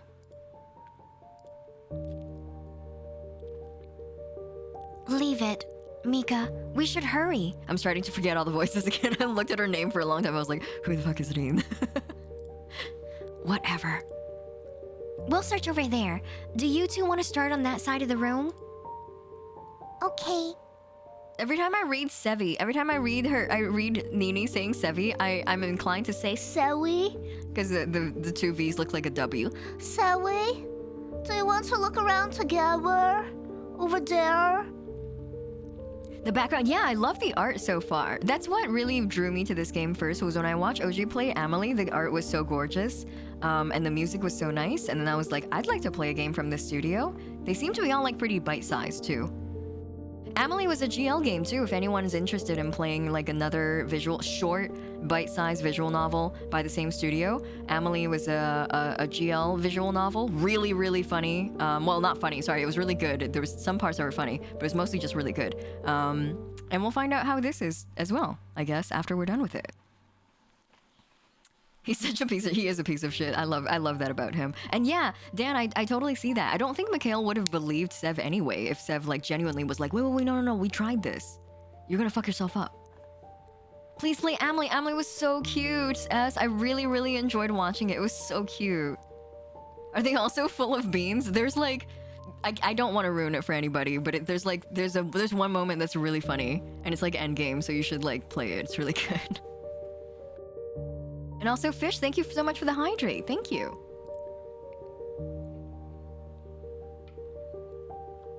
I love women who are lesbians. We have so much in common, S. Okay. Sevi, wanna look around together? Of course. Mika over there probably smells anyway. As Mikhail's fist tightened, Dean led him away by the arm. They're children. They're fucking children. They're so ready to go into a little schoolyard fight over like throwing dumb insults at each other. It's really cute. Hello, Don. Welcome. Good evening. It's late for you. It's past midnight. How are you? He's not very nice. Just a terrible personality all round. Well, that doesn't matter. We're only gonna be stuck with him for a little while. Come on, let's go look around a little. They searched through every nook and cranny, careful of anything further falling from the ceiling, but it seemed to have stopped already. Everything was covered in a layer of rust. Whatever this factory was once used for, it was long in the past. Sevi, what do they make in factories? It's babies, Nini. They make babies in factories. All kinds of things. Cars, clothes, food. Little girls. Little girls? Yeah. Maybe you were made here. Hey, yo, are we in the baby factory in Ohio? I've always wanted to visit. I ate some sugar, so I'm walking. You're walking on the walls. I'm walking on sunshine. Don't be silly. Little girls don't come from... Oh, wait, no, that's not me. That's not Sev. I wish it was Sev. I wish it was Sev having this much common sense. Don't be silly. Little girls don't come from factories. They come out of their moms' bellies. Like little parasitic aliens bursting out from their chests. No? She shook her head. No. Fine. Maybe you're a little too young to have watched that. Hey, you guys. I think we found something. But, well... She looked awkwardly back her shoulder where Mikhail was desperately trying to push a large piece of machinery to the side. He didn't look like he wanted to ask for help. Can you come help? With pleasure. The trio approached Mikhail, who was red in the face and panting. Mikhail's so funny. Sev's growing on you? Yeah, me too. Sev's like full of beans in the positive way. You know, he's like annoying, but like not in like, in a way where you're like, God, can this guy shut up? You're kind of like, oh, he's kind of funny. He should talk more. Why is Sev me? Why is Sev like, oh, remember that movie? Oh, you're too little. This falls flat as a BL because I currently don't want Sev to find love. Who knows? Who knows if it's Sev who will find love? Or maybe someone else. I mean, like, there's only 2 male characters so far, so maybe. Who knows? I said I don't need any help. You haven't even moved it an inch. I have. Step aside. We've got this. We? What? You're gonna make the kid do all your dirty work? I'm strong too. I can help. Yeah, fucking Mikhail, you should take that seriously. Nini's fucking strong. Nini is the strong. Oh. Why are my... Oh, for some reason my my redeem timed out, and then it never like put my ears and my arms away. So sorry, I was a cat for way too long. And push! Sev and Nini lined up behind the old machine, and it was definitely heavy, but in just a few moments it was pushed aside. There we go! That was all Nini. She flexed where her muscles would be, if she had any. A door. Looks like this is the way. Huh? What's this? Beside the door were 2 screens, one awaiting a password, and another with 4 colored buttons on it. We need a password to open the door? Suddenly, the 4 colored buttons started lighting up, one at a time until it stopped, awaiting input. This looks like one of those kids' memory games. Are you any good at them? There's only one way to find out. Don't mess this up for us. I'll try my best. Oh, 1, 2, 3, 4. Okay.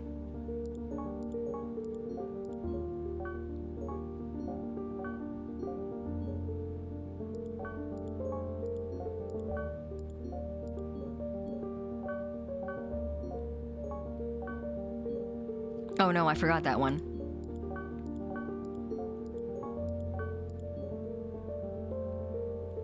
Oh, I got it? Okay, that was like pure instinct. I definitely forgot that last one. As Sev pressed the last button, the screen went dark before lighting up once more with a word. Enter. Enter? Is that meant to be the password? That's a dumb password. That's like making your password open sesame. But worse. Well, whatever, I'll try it. What is the code? Enter? The door opened with a low metallic groan that seemed to match the rest of the building. Beyond it was pure darkness. Yeah, they agreed on something. A budding romance? Pog! They're finishing each other's sandwiches. Yeah, onigiri. How cute. When your password is password. Yes, very clever. For a death game? Very clever. We have to go in there? Stay close to me, Dean. Okay. It looks scary. I don't want to go. Sev extended his hand once again to the little girl, who took it eagerly. I'll scare away anything that's hiding in the dark. Okay. This has this just in, does Sev the gay? The sound of something dripping seemed to come from every direction. Somewhere in the distance, chains were dragged slowly against the cement floor. Oh, that's calming. Sev stuck out his spare hand, but he couldn't even see that in front of him, his face. Each time an unexplainable sound came from somewhere in the dark, Lin let out a low gasp or a whimper. Are you doing okay? Yeah. You don't think anything is here with us, do you? I don't know. Of course not. There's gotta be something we could use for a little light. I don't know. Sev felt through his pockets for anything that could help with the encroaching darkness, but came up empty-handed. Oh, have a good night, Tektora. Thank you so much for joining us today. Thank you for the hydrate and the stretch. Thank you. Have a good night, Tektora. Rest well.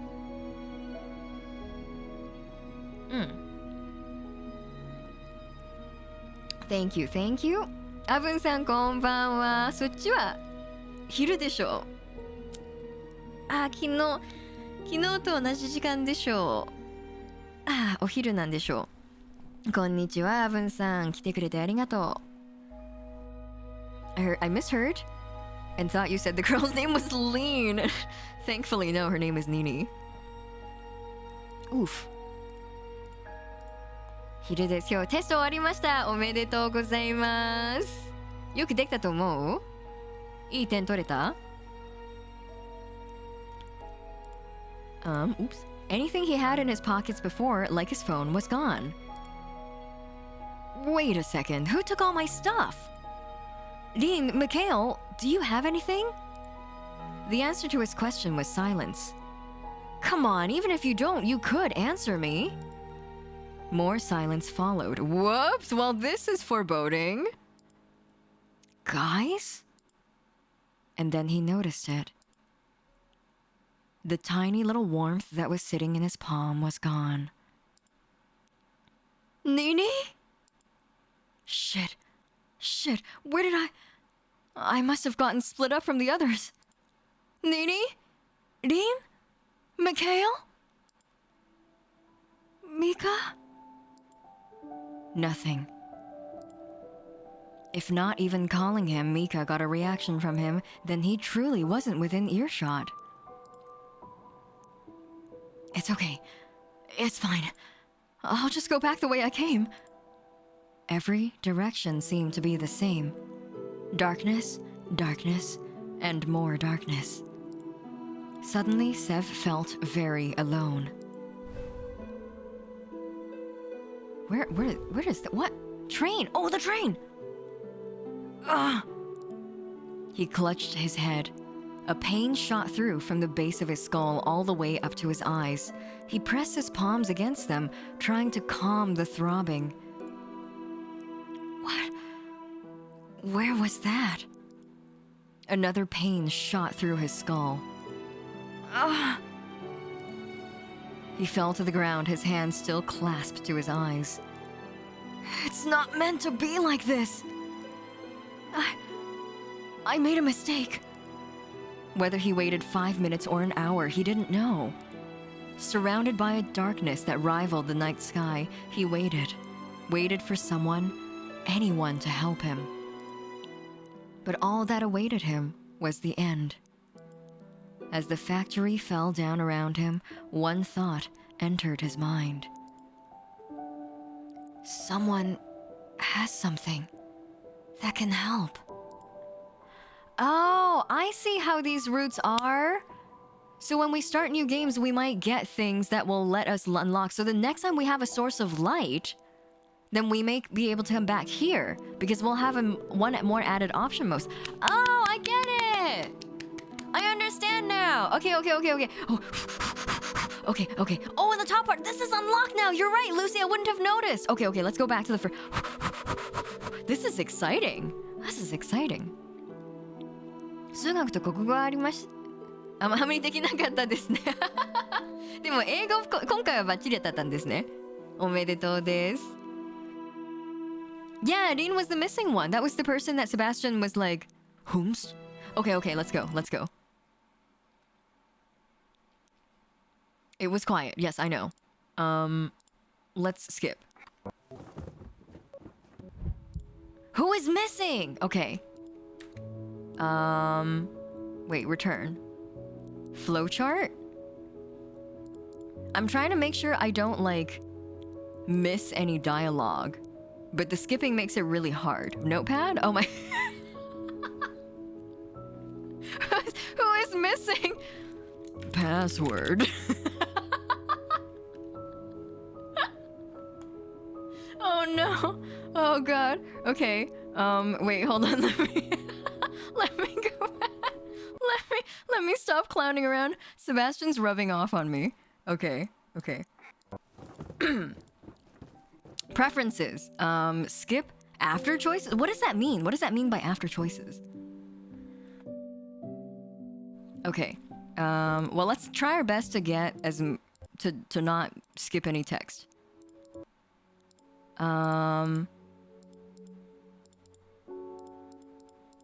Let's see. Oh yeah, there we go. Okay. So Mikhail was with someone somewhere, and I think we're here. I should put it on unseen text. If I put it on unseen text, wouldn't it make it so that we will skip unseen text? That's what I'm assuming. I don't know what after choices mean. I have no idea what that means.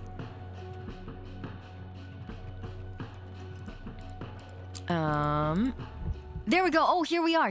Okay. I remember. So this should be the part where we recall Lin. Someone else. Wait. Mikhail had already moved to leave through the door. He looked back. He's like, don't waste our time. Aren't we missing someone? Missing someone? Oh my god, I just realized Mikhail forgot his whole ass sister. Can you believe that? Mikhail's like, who the fuck are you talking about? Mikhail forgot his entire ass sister. Like, shouldn't there be 4 of us?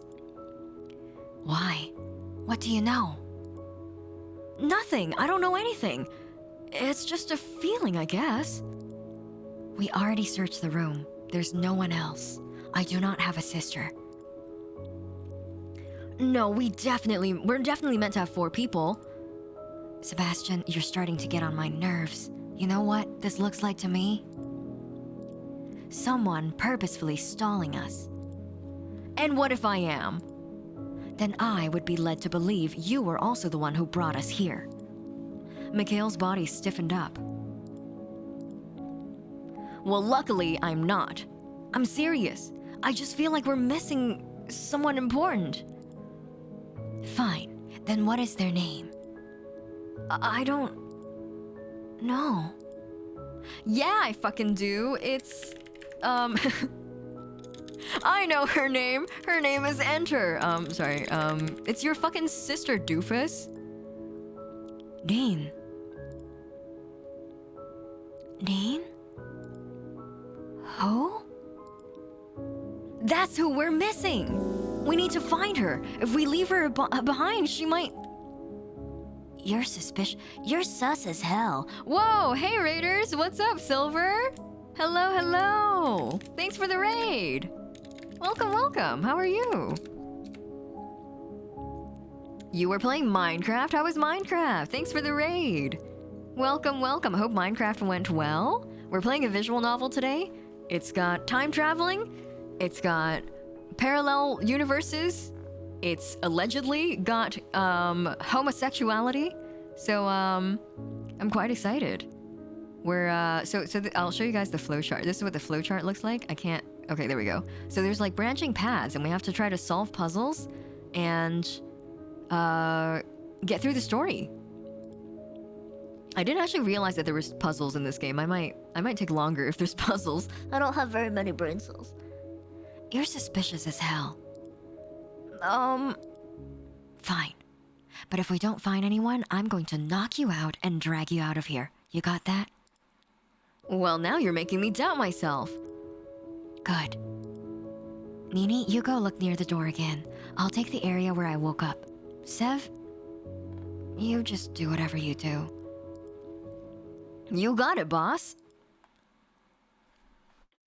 As the other two busied themselves searching their respective sections of the room, Sev wandered back towards the spot he himself had first woken up from. Oil paintings with dark stains sat discarded in the corner of the room. As Sev moved past them, he could have sworn that their eyes followed him, waiting and watching. He tore his eyes away from the portraits and resumed his search. Moss that grew between the floorboards cushioned his steps, though nothing would fully mask the creak that seemed to echo all throughout his body. Nini and Mikhail were like a thing of the past as Sev moved further and further into the shadows. Where are you? Who are you? A drip of liquid landed on top of his head. It was ice cold. His eyes traveled upwards, but the ceiling was concealed in darkness. Whatever it was, he wouldn't know, and he thought that was probably for the better. As the brunette pushed aside the furniture long broken, he heard it. A gentle whimper. He hastened his actions, tossing and throwing everything to the side without any care, which quickly attracted Mikhail and Nini's attention. A young woman, no older than 20, lay sleeping beneath the pile of debris. The three worked together to pull her out and check her for injuries. Is she hurt? She's okay. She's just sleeping. I'm not sure if this makes you more or less suspicious. A bit of both? Sev cradled the woman to his chest. Her breathing seemed normal, and there wasn't a scratch on her body. We'll talk about it more later. We gotta wake her up and get moving. Excuse me, miss. Miss, it's time to wake up. She didn't stir, no matter how hard Sev shook her shoulders. This calls for something more serious. Should I be worried? No, it's not that bad. When I was in school, my mom could never get me to wake up, so she would hold me down and tickle me until I went blue in the face and passed out. It always worked. If you pass out, wouldn't you be in bed for longer? Oh, yeah. That's why I'd get to stay home from school. Useless. It's not useless. You're useless. Hey, Miss, what did you say her name was again? Dean. The moment he spoke her name, her eyes fluttered open. They were a deep red, almost the same color as her dress. Her mouth opened slightly, as if she was about to say something in return, but instead she just smiled, and her eyes locked onto Sev's. Dean? Are you okay? We should probably ask her if her name really is Rin. I mean, this whack job is the one that said her name was what her name was in the first place. Yes, my name is Rin. Do you know me? What? They've forgotten about each other. Rin and Mikhail, they don't remember that they're were they siblings ever in the first place? I feel like we should maybe question that piece of information as well. But we'll see, we'll see. So they don't remember each other. I don't think so. But he knew you were here somewhere, and your name, apparently. Thank you. Where are we? A haunted house! A haunted house? There's yet to be proof it's haunted. At this point in time, it's just a house. Maybe you're right. Oh, Chad, that could be it. Maybe Sev is the odd one out. Maybe you're all ghosts and you're haunting me. If I was dead, I wouldn't waste my time haunting you. Am I really dead? Don't listen to him, Nini. With that smile still on her face, Dean stood from the ground and looked around the room. Dean's like a little creepy here. I don't, like, trust her fully. What a dump! I feel like we have a lot to explain. I'll do all the explaining while we walk. Come on, into the corridor. Mikhail practically dragged the other three out of the room, rushing towards their hopeful exit. The room beyond was even more starved for light than the entrance hall. Darkness crept in every corner, waiting for someone to become separated from the group so they could be devoured completely. Let's make this quick. We were probably kidnapped, and we all woke up separately in that room, and we're stuck in some death game with 2 hours. Well, less than 2 hours now, to escape. Got it? That's a little... I understand. Do you know who brought us here? No. Oh, look, they all have their right arms. They all have their right arms raised. Except for Sev, who has his left arm raised. Fucking get with the program, Sev, nerd. Switch arms. Anyway. And we have a little over an hour and a half left. This isn't good. That's putting it mildly. We need to go as quickly as possible and not waste any more time. Do you understand, Sebastian? I like it when you call me Sev more. So, we have Sev? Mikhail. I'm Nini. Well, this isn't the nicest way to meet, but it's nice to meet you all regardless. It's so dark. I don't suppose any of you saw a light switch. If this house even has lights, it looks old. There didn't used to be lights? Not before I invented electricity. I'm gonna punch this guy in the face. He's so punchable. He breaks up the flow of the game in like a delightful way. I do love Sev. Sebastian. You invented electricity? No, he didn't. I did. Wow. You are such an asshole. The further the group traveled, the more gloomy the lighting became, until it was almost pitch black. And finally, the hallway ended in a staircase. Beside it was some kind of plaque, although it was unreadable through the darkness. Mikhail ascended a single step of the staircase. Wait, this might be important. If it was important, they wouldn't leave it somewhere we couldn't read it. I agree. I don't think we should move on before we read it. Yeah. You're all as bad as each other. Fine, what's your solution then? Because we can't take it with us unless any of you are carrying a screwdriver. What can we do? Oh, okay, we've reached our second locked path. Okay. Now, We start again. Okay, the flow of this game is kind of interesting. Okay. I'm getting the hang of it. Let's see where this takes us. Their voices rose in a chorus, cascading up, far into the sky and beyond, starting as small as a whisper before rising to a crescendo that threatened to pierce even the heavens themselves. Booming, deafening, it echoed through the hall. Yet at the same time, it was the most fragile, delicate sound to ever grace your ears. Oh, take care, Lucy! Thanks so much for joining us today. Rest well and good night. I'll see you next time. Thanks for joining us. It made you feel at home, yet as if you longed for home. It made you feel at peace, yet as if you wished for peace. And home and peace were far from this place. Oh, they're in a church. Sebastian opened his eyes. Behind them, a dull ache that made him want to instead keep them shut and sleep for the rest of eternity. This guy's super fucked up. He keeps getting like bad migraines. Yet he persevered and took in his surroundings. A high ceiling, decorated, as some might say, gaudily. Rows and rows of pews all lined up and awaiting an audience that seemed to be missing. An altar and an organ, which sat covered in a layer of dust. Where am I? Where is this?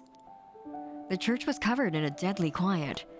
It felt as if he'd woken up after the world had ended, and he was the last person left. I was at home, and then nothing. Okay, so I'm thinking because Sev actually has a recollection of where he was before, I think this might be the first in the chronological routes, you know? Because in the other one, when they asked him, like, do you remember where you were? He was like, I'm in a train, I'm in a factory, you know? And so this one, because he remembers where he was, I feel like this must be the first one. This must be the first chronological route. Oh, also thank you, Gomi, for the hydrate and stretch. Welcome. How are you, Gomi? Thanks.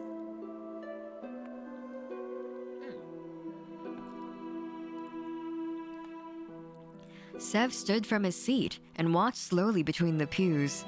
Empty, abandoned, and it seemed a little ironic that a place like this would be deserted. A place of faith, of family and friends. But now that was all gone. Now all that was left was a feeling of absence. A ray of light shone in from a window, cascading over the room. And that's when he noticed it. A young woman kneeling in prayer. Oh, this is so pretty! Oh, it's Dean! We're meeting Dean for the first time this time.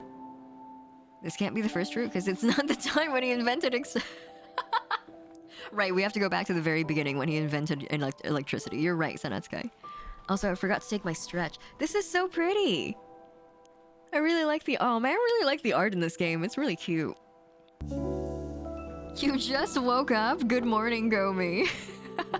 Your sleep schedule, Gomi, please. Oh, Yasu12, thanks for the follow. Welcome. Give me the strength to go on. And the courage to find the way. Sev stood a distance away, listening to her quiet words. Most of them were merely whispers, but every now and then he would pick up on what she was saying. Even Sev didn't know how long they stayed like that. The young woman, so fair-looking that she may indeed have been a ghost, locked in prayer, and Sev, who didn't dare interrupt her. Finally, just as he was about to make a move, she spoke up. Who are you?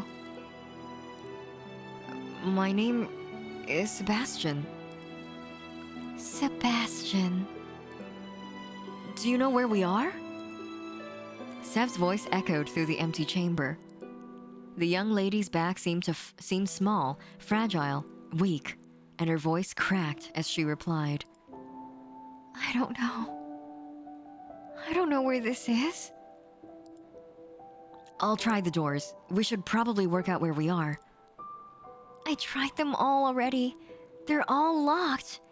The windows won't break. I can't find any way out. There's no way out. Maybe we've been stranded here for our sins. Well, that's not a great sign. No, it's not. I'm not really one to believe in sins and hell and all that jazz, so I think there's probably another reason why we're here. How about you tell me your name? My name? Her words were strained, tinged with pain. She stood from her place, brushed off her dark red dress, and ran at Sev. Before he had time to react, she had already wrapped her arms around the brown-haired man and buried her face into him. Whoa! Take me out to dinner first, please. I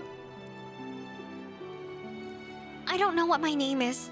I don't remember. Maybe I never had one in the first place. I don't know where I am or why I'm here, and I'm so scared right now that I could cry. But for some reason, seeing you puts my mind at ease. I feel as though you're important, and I can trust you. Awkwardly, Sev wrapped his arms around the young lady and patted her back. Just hover hands her a little bit. Straight to my gay? Sorry, that must be hard on you. Congratulations, or sorry that happened, I'm not sure. I also have no clue why we're here, but we'll find a way out. By the way, my friends usually call me Sev, so you can too, if you want. Sev. Okay. Oh, that's not her. How about we...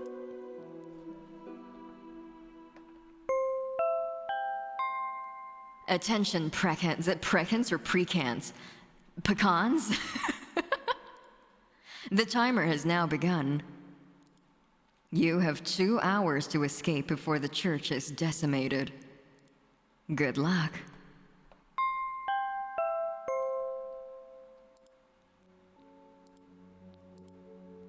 Did that just...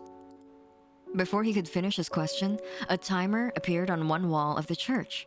It was already showing that under 2 hours remained. Escape in 2 hours? Is this some sort of practical joke? You're not lying about your amnesia, right? She shook her head, her light hair flicking about all around her.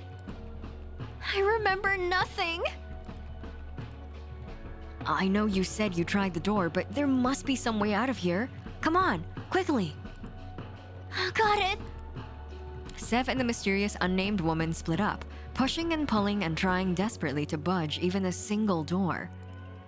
Hello, Undersea Owl, welcome. Terrifying Host Club PSA. Yes. Hello, kittens. The Host Club will be decimated in 2 hours. Good luck.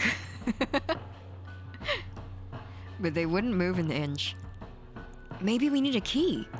But I don't see any keyholes. It's like they're not even real doors. Maybe they're not. Maybe they're all fakes, designed to make us think we have a chance of getting out. Well, I usually like to be a little bit more optimistic than that.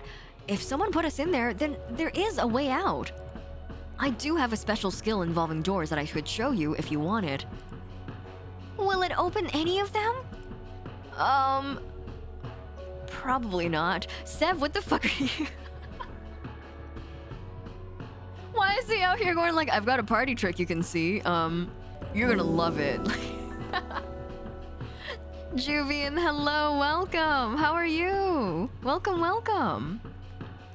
Also, Corvids, I read your message. They each remember where they were before waking up in the first room, but what if what if their memories are just from the previous death game? What if they're trapped forever? Also, Juvie is scary. What were you guys streaming earlier? Welcome, Raiders. How are you? Oh, you were just chatting. Oh, you were doing Phasmo. How was Phasmo? How did it go? Thank you so much for the raid. Welcome, Raiders. My name is Hiiragi. I'm a host VTuber. If I haven't got the chance of meeting you, then nice to meet you and welcome to the Starlight Host Club. We are playing a visual novel. It's called Start Again, with a semicolon in between. That's how you know it's a good game. But it's a death game visual novel, and it's got multiple timelines. It's got gays, and maybe more. Who knows? We'll find out. Apollo's Art Child, thanks for the follow. Welcome. You love death games? Well, you're in the right place, Helm. Welcome. Phasmo and music. You do so many music streams, Juvian. How do you have all that stamina for it? What sort of special skill relating to doors could you possibly have that doesn't involve opening them? That sums up Sev's usefulness as a character, Manhunter. You've summed it up perfectly. Moonfrost, thank you for the follow. Welcome. Gays, I'm sold. Same. Aw, Juvian, you're so cute. Thank you again for the raid. Don't let me hold you up if you need to get a break in, if you need to get some water after all your streaming. Make sure you take care of your voice. Thank you again for the raid. Let's go. Let's see what Sev is gonna do this door. Having given up on breaking any of the windows or making any of the doors budge, Sev started flipping over anything and everything he could find, searching for, well, anything. Oh yes, of course. Go and get some food. Thank you again, Juvian. Take care.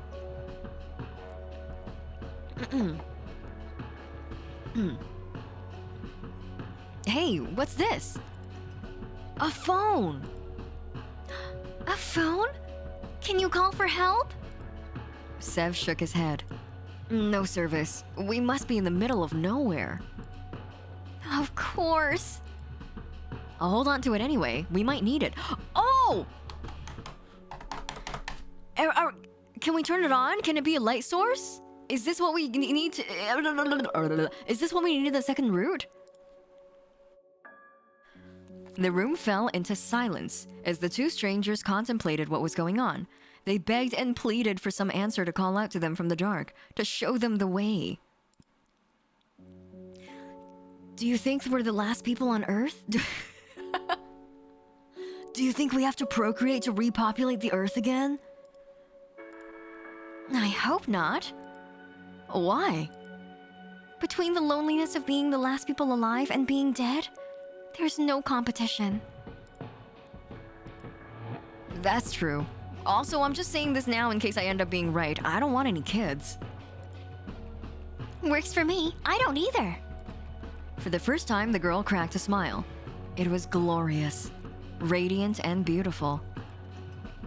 Your dress is nice, by the way. You look like you're from the past. Thank you. As if to answer to their previous prayer for someone to call out from the dark to save them, a muffled sound came from somewhere behind the organ. Please don't be zombies. Please don't be zombies. Or vampires. The girl, curious, sprung to her feet and walked behind to the organ. A gasp followed. Enjoying the trend of Sev being the biggest pussy in like every single route. Like every time something happens, he's just like, oh, please don't be zombies. Please don't be a ghost. And like there's gonna be someone else with him that just like fucking goes there and gets shit done. What the? Is everything okay? There's a coffin back here. The color drained from Sev's face. A game of life or death he could deal with. Being possibly kidnapped, he could deal with. I knew it was gonna be zombies. Oh, it's so pretty! Wow, look at that. Wow. As Sev approached, the coffin shook and trembled. Whatever it was inside wanted out now. Is somebody locked in there? You know what? I don't think this is at all relevant, and we can find somewhere else to explore. She put her ear to the coffin just in time for a muffled yell to escape it. Ah! Oh god, oh no, sorry lady, but I can't do this. Look, there's some kind of panel here. We can put in a password. I really think we should... There must be a password somewhere in here. Are you afraid? Of what? Coffins usually, you know, hold dead bodies. But listen, whatever's in there is obviously not dead. That's so much worse. How can you not see how much worse that is? You stay here while I go look for the code. Oh, I love this. Dean's just like, I fucking can't with this guy. You just stay here, stay put. Get out of my way. I'm gonna go look for your passcode. Also, welcome, Robot. Thank you very, very much for the resub. Welcome back for 7 months. I think it's a good idea to be here. They should explore. Yeah, we should look inside. We should look inside. We should see who's inside. Thanks for the resub. Welcome back for 7 months. He's such a fucking pussy. He is. Sev is like an affectionate degree of pussiness. Wait, don't leave me here. She instantly left him there. Don't make any sounds, okay?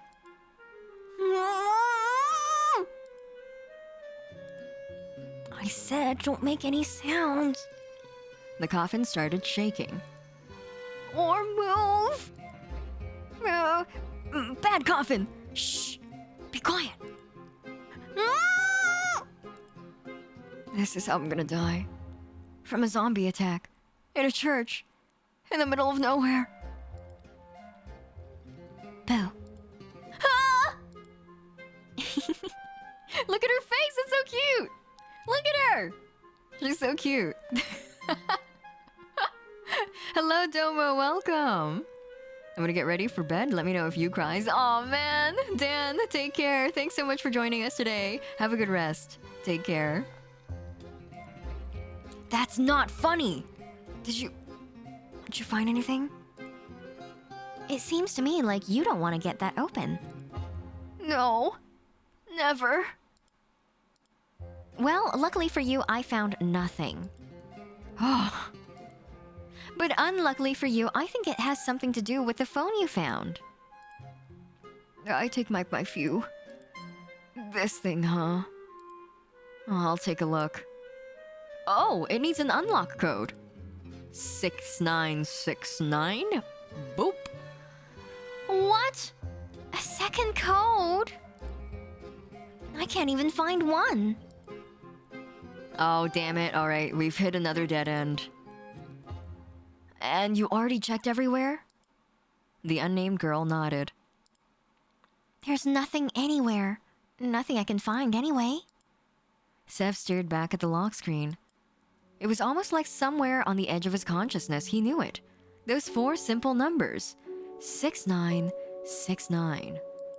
But no matter how hard he stared at it, no matter how much he racked his brain, he didn't know the code. We must be missing something. Come on, let's check around again. I thought you didn't want to get it open. I don't, but I want to die even less than that. And the timer's already going down fast. Exactly, Isa. Sev, access the morphogenic field. Look into other timelines. Already the timer was below 1 hour and 30 minutes. Alright. Oh, it's not gonna dead end us yet. Okay. What was once a respectable but somewhat dusty church became what could almost be described as a bomb zone. Furnitures had been upturned, pushed aside, flipped on their sides, searching for something, searching for anything that would give them a clue on how to proceed.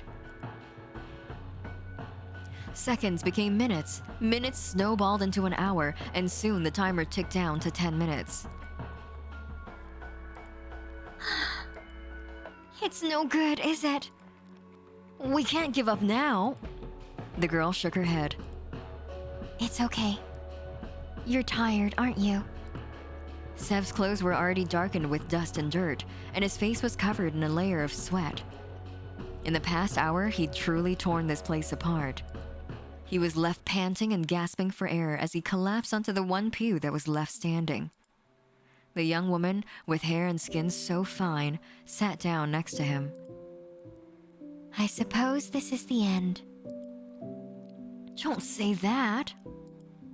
It's okay. I know when to give up. It's a shame because I feel like the future had more in store for us. I don't know why. No funny jokes? I'm sorry.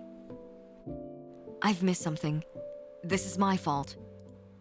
She shook her head. Maybe this is for the best. How do you come to that conclusion?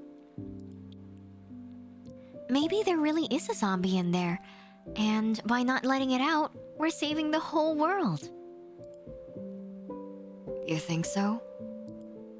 No, but it makes me feel a little better. Maybe we're not even on Earth anymore. Maybe we're on some alien planet. Or maybe we're test subjects in a lab somewhere. Maybe this is all a TV show and people with cameras will come out any second now. Sev? Sorry, I'm rambling. No. Thank you. For sticking with me. It was the least I could do.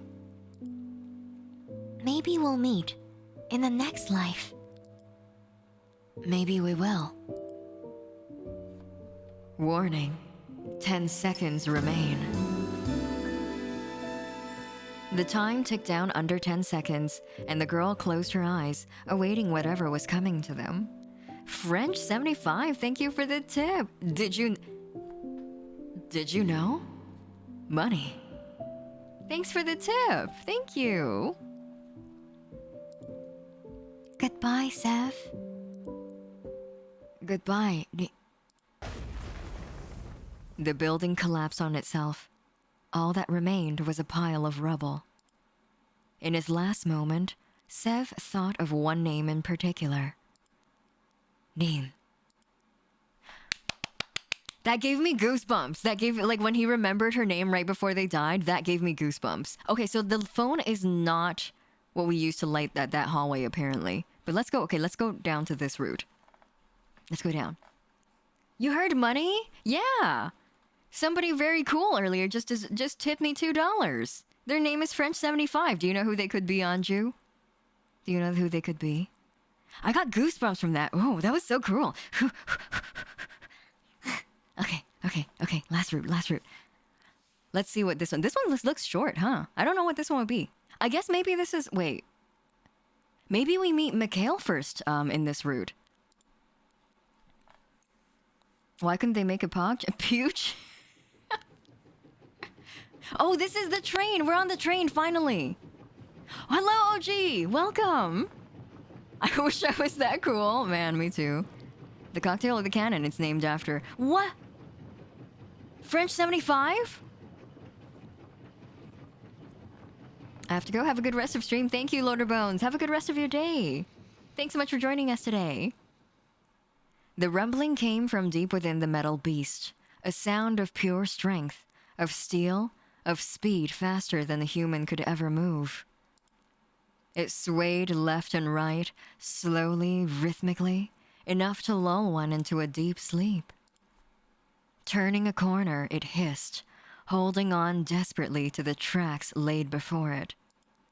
Perhaps the people inside that metal beast may have stayed soundly asleep, if not for the low, mournful dirge of the horn that echoed throughout the chambers.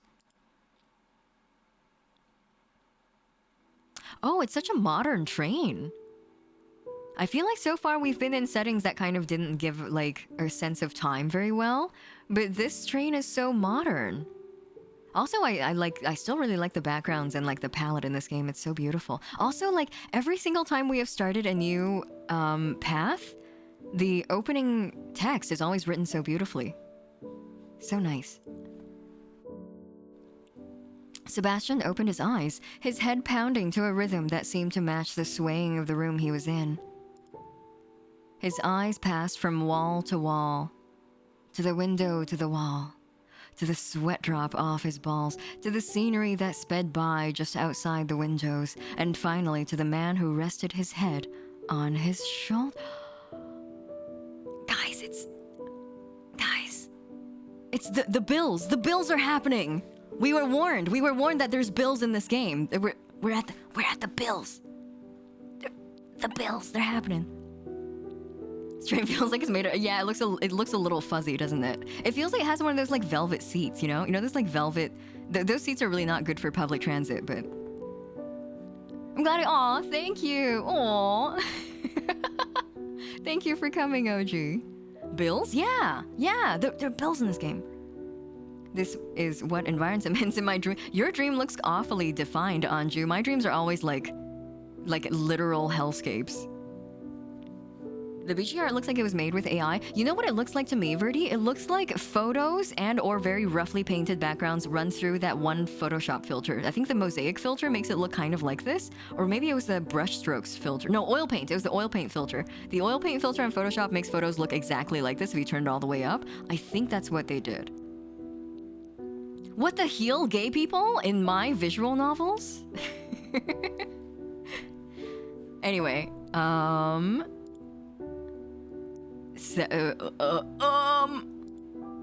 who is that? Oh, take care, Robot. Thank you for joining us. Thanks for the resub from earlier as well. Have a good rest of your night. Have a good day at work tomorrow, too. Yeah, if you've been using Photoshop for a while, then you'll recognize this. I remember when I first got Photoshop when I was like 11 years old. I yo-ho-ho'd it because I was 11 and I couldn't afford it. But I yo-ho-ho'd a copy of Photoshop and I ran like photos through every single filter just so I know what they look like. And I'm pretty sure this memory stems from that time in my life. His hair was unruly, tousled in a way that made Sev think that he'd been asleep for some time. Unconsciously, he reached up to tame his own messy locks. The man's hair was white and black, almost perfect, except for the obvious regrowth one could see from so close. Oh, it's...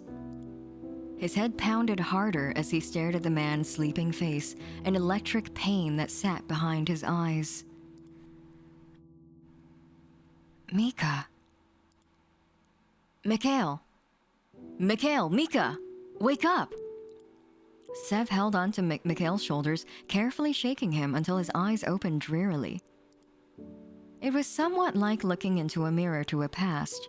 The man named Mikhail looked first around the room, before moving on to glance outside the windows at the scenery that passed by in a blur.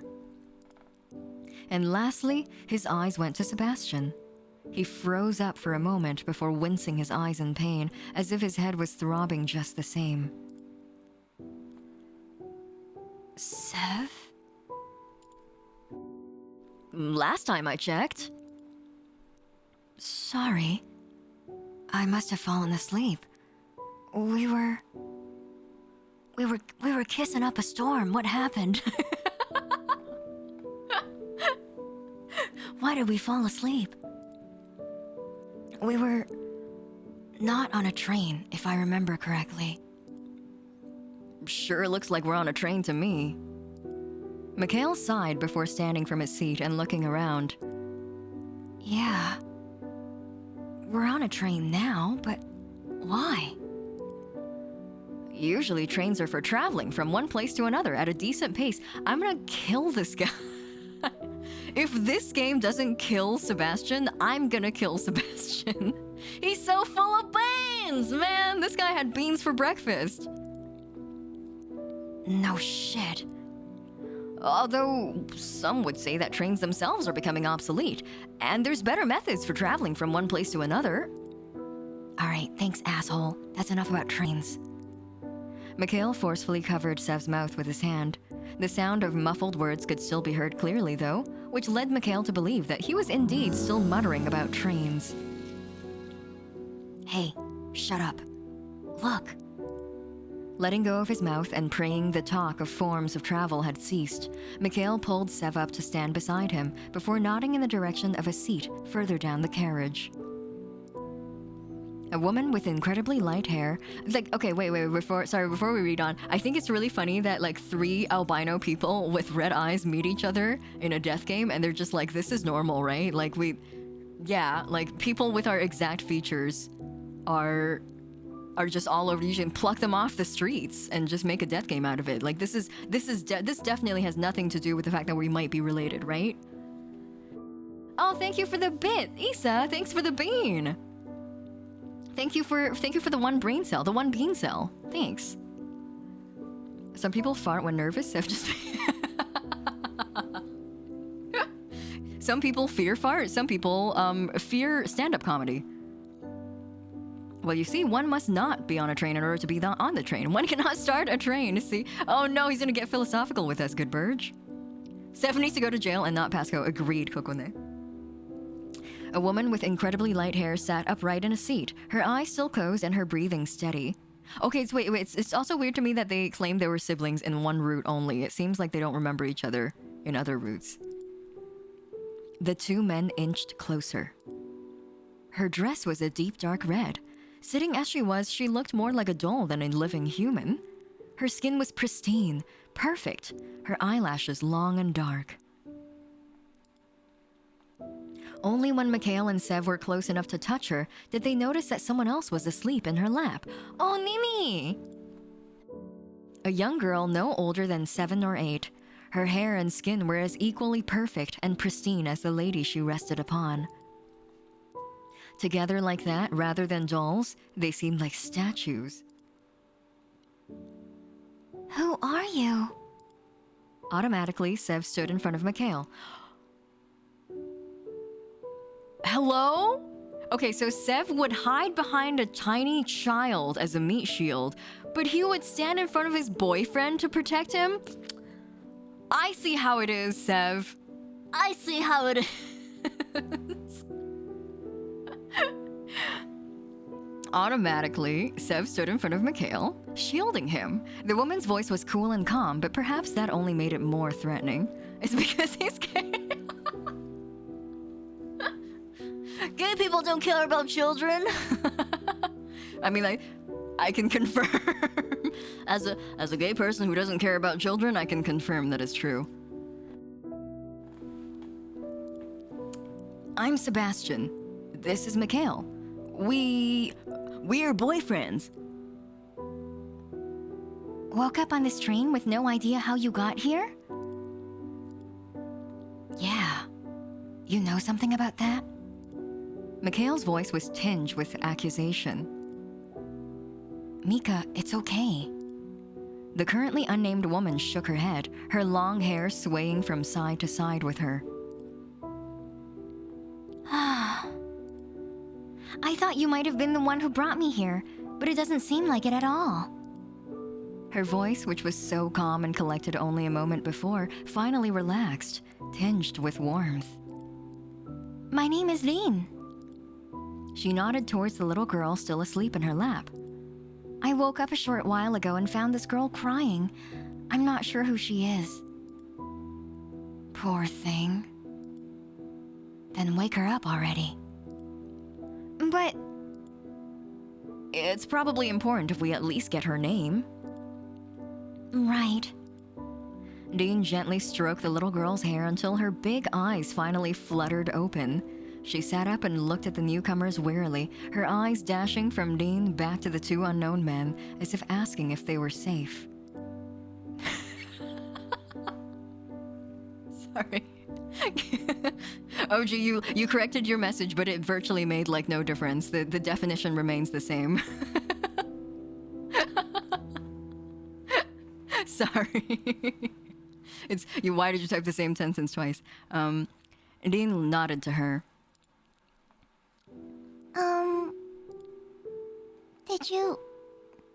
Did you also get brought here? Brought here? I remember someone carrying me here. Well, that's not a good sign.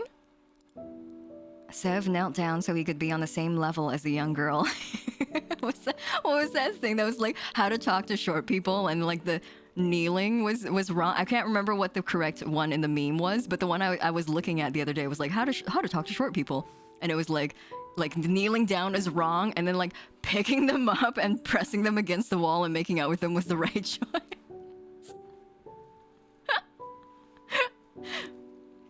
There's been too many versions of that meme. I don't remember the original. I only remember the one I saw yesterday. Oops. Sev knelt down so he can be on the same level as this child. Hey, it's gonna be okay. We'll work out why we're here, and you can go home to your family. Okay? But first, why don't you tell us your name? My name is Sebastian, but you can call me Sev. That's Mikhail, and you can call him Mikhail. He secretly likes it if you call him Mika. Don't tell him I told you. Mikhail looked away, a tinge of pink on his cheeks. And we just met Dean. You and Dean are friends, right?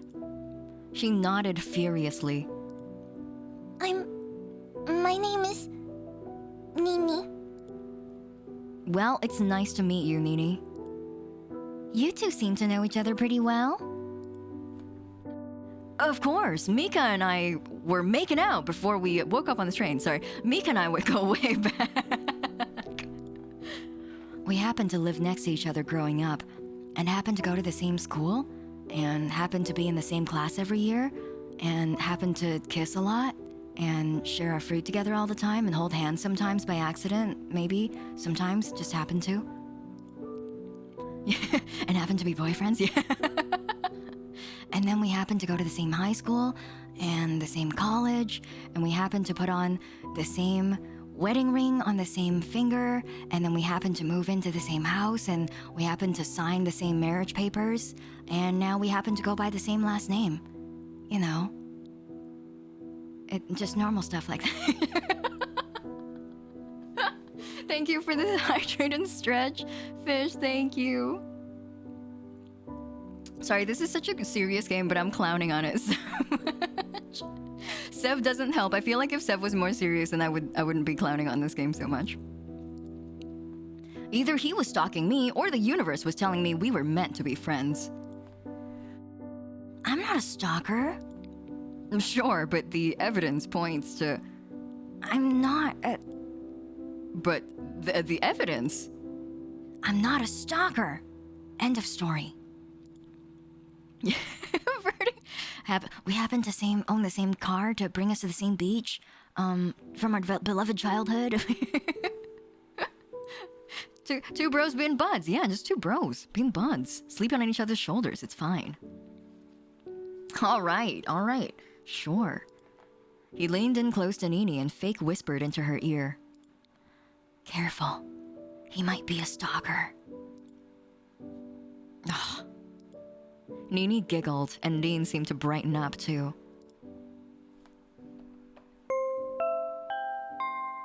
Attention, passengers. The timer has now begun. You have 2 hours to escape before the train is decimated. Good luck.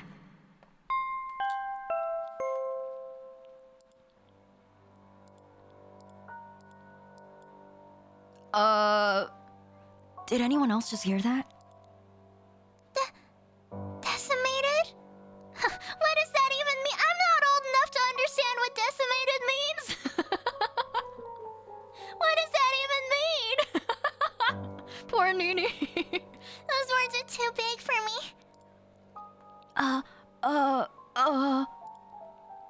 Well, that's...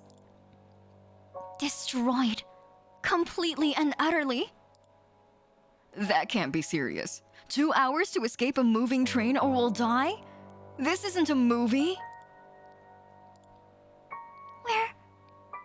We're gonna die? No, of course not. We're not gonna die. A silence befell the group. This can't be real. Can it? Just as that thought crossed Sev's mind, the carriage began to sway more heavily, wheels screeching on the tracks. What's that number on the wall?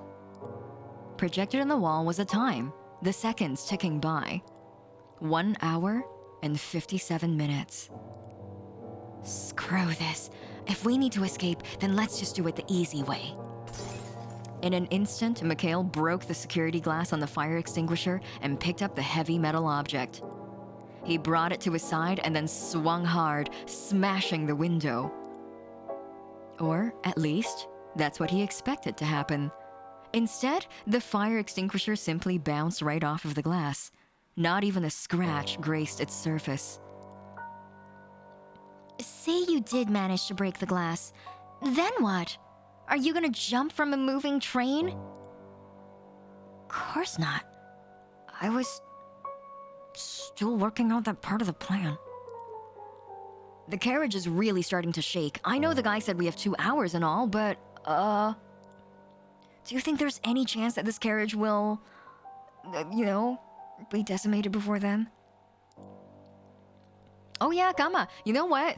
Kama, I think that everyone's necks are very long in this artist's art style. You don't really notice it with Sev and Dean because they have a collar. And so the kind of visual contrast doesn't show it very much. You notice it a lot with Mikhail, and you notice it a little bit more than usual with Nini as well. But I think that's just their style. I think that might just be their art style.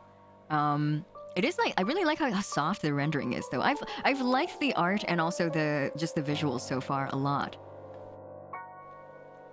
Quite possibly. For now, I think we should take the voice seriously and play along.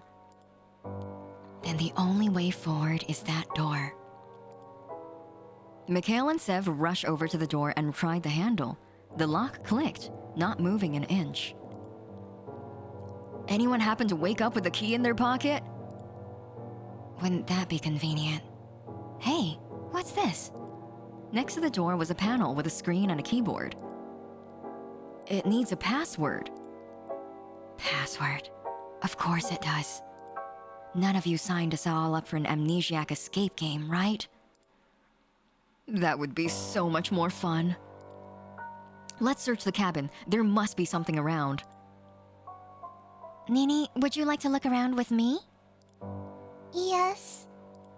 Dean took her hand gently, and they began to search between the seats. I don't have any debts.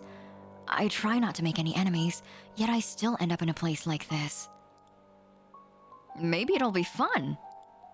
Oh, maybe we're actually on a TV show, and at the end someone will jump out and say it's all a prank. Uh-huh. Yeah, of course. Very elaborate setup for a TV show. By now, the carriage had begun shaking quite violently. The noise it made was one of pure terror, of steel screeching against steel, ready to break away at any moment. Sev quickly went to work searching, on the chairs, on the floor, on the walls, but found little of anything. Not only that, but everything was polished and clean, something you would never usually see on public transit. That's how you know this place is fake. It's all clean. Was this made just for us? Hey, Sev, look. Something came flying through the air, aimed directly at Sebastian's head. With instinct so honed, he moved quickly to catch it, and quite obviously missed, because his instincts weren't honed at all, and he honestly would usually prefer to sit at home in his pajamas and play video games than to do anything that would hone his instinct. This is a really good blurb. This is really good. They're right, but still, oh man. He's just like me. In this moment, we were all Sev. A bag of something hit him across the face before falling into his lap. Marshmallows? Aw, Mika, you shouldn't have. Remember that camping trip we went on in school? The one where the raccoon broke into our tent and ate all of your cereal? Hey, don't laugh. I didn't get to eat any. Oh wait, that was.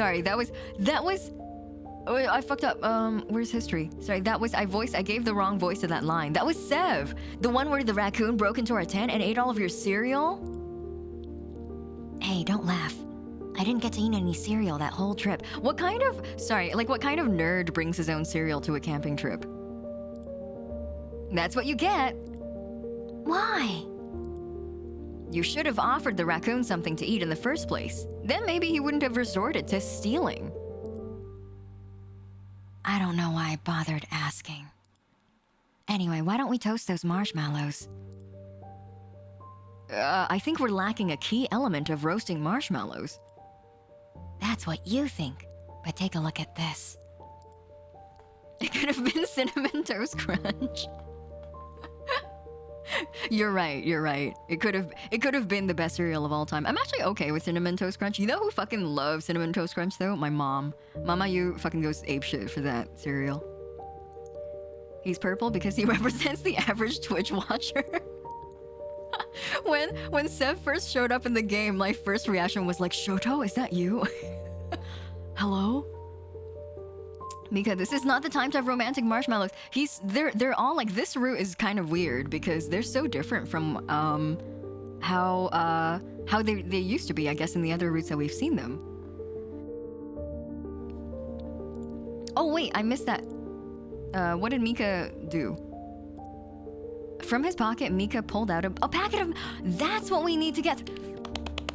That's what we need to get through the tunnel from earlier.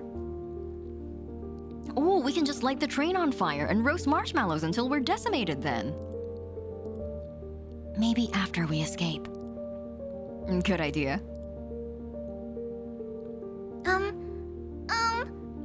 I think I found something. Mikhail and Sev turned around to the little girl.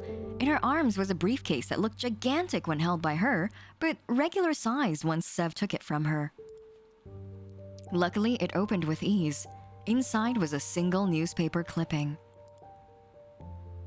4 die in train accident that completely decimates the area? Well, if that's not encouraging, I don't know what is. I'm scared. It'll be okay. Sev here might be an idiot, but you can depend on the rest of us. That's right, Mika is so dependable. But moving on from that, there must be some kind of clue here. This is all you guys found in the entire carriage? I found marshmallows. This is all you guys found of use in the entire carriage? I believe so. I didn't find anything else. Then this is it. Let's take a look carefully. Ooh, newspaper hint. Ooh, find the hidden 7-word code somewhere in the newspaper. You can click any letter to add it to the code. If you need another hint, click the hint button. We're gonna use the hint button a lot. 4 dead in train accident that decimates the area. Shortly after 4:15 on the 27th of December. December's not capitalized. A train carrying flammable materials crashed.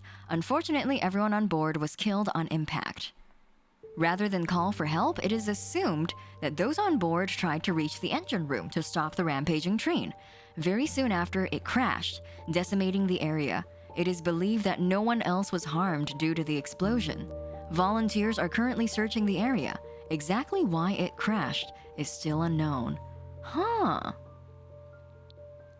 Okay, well, the only thing I was able to pick out earlier was that the D in December is not capitalized. It just says D. Yeah, just D. The password is D. Let's do a hint. Find the hidden 7-word... Oh, how each sentence begins? Okay, we got a hint,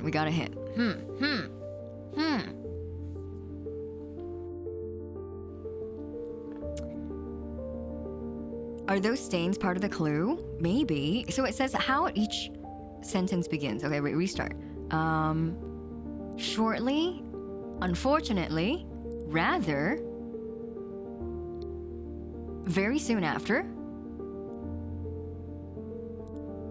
volunteers, exactly. Survive? Is that what it is? Is it survive? Oh, it is. It is survive because wait. Hold on. Yeah, I missed an I. Wait. SURVIVE. There we go. Survive. Survive. The code is survive. Survive? Right. The first letter to every sentence. How clever. A little ironic when they're putting us through a death game, but whatever. The carriage swayed side to side, shaking as if it's on its last legs. Quickly, let's try the code! Sev dropped the briefcase and newspaper clipping and rushed to the door.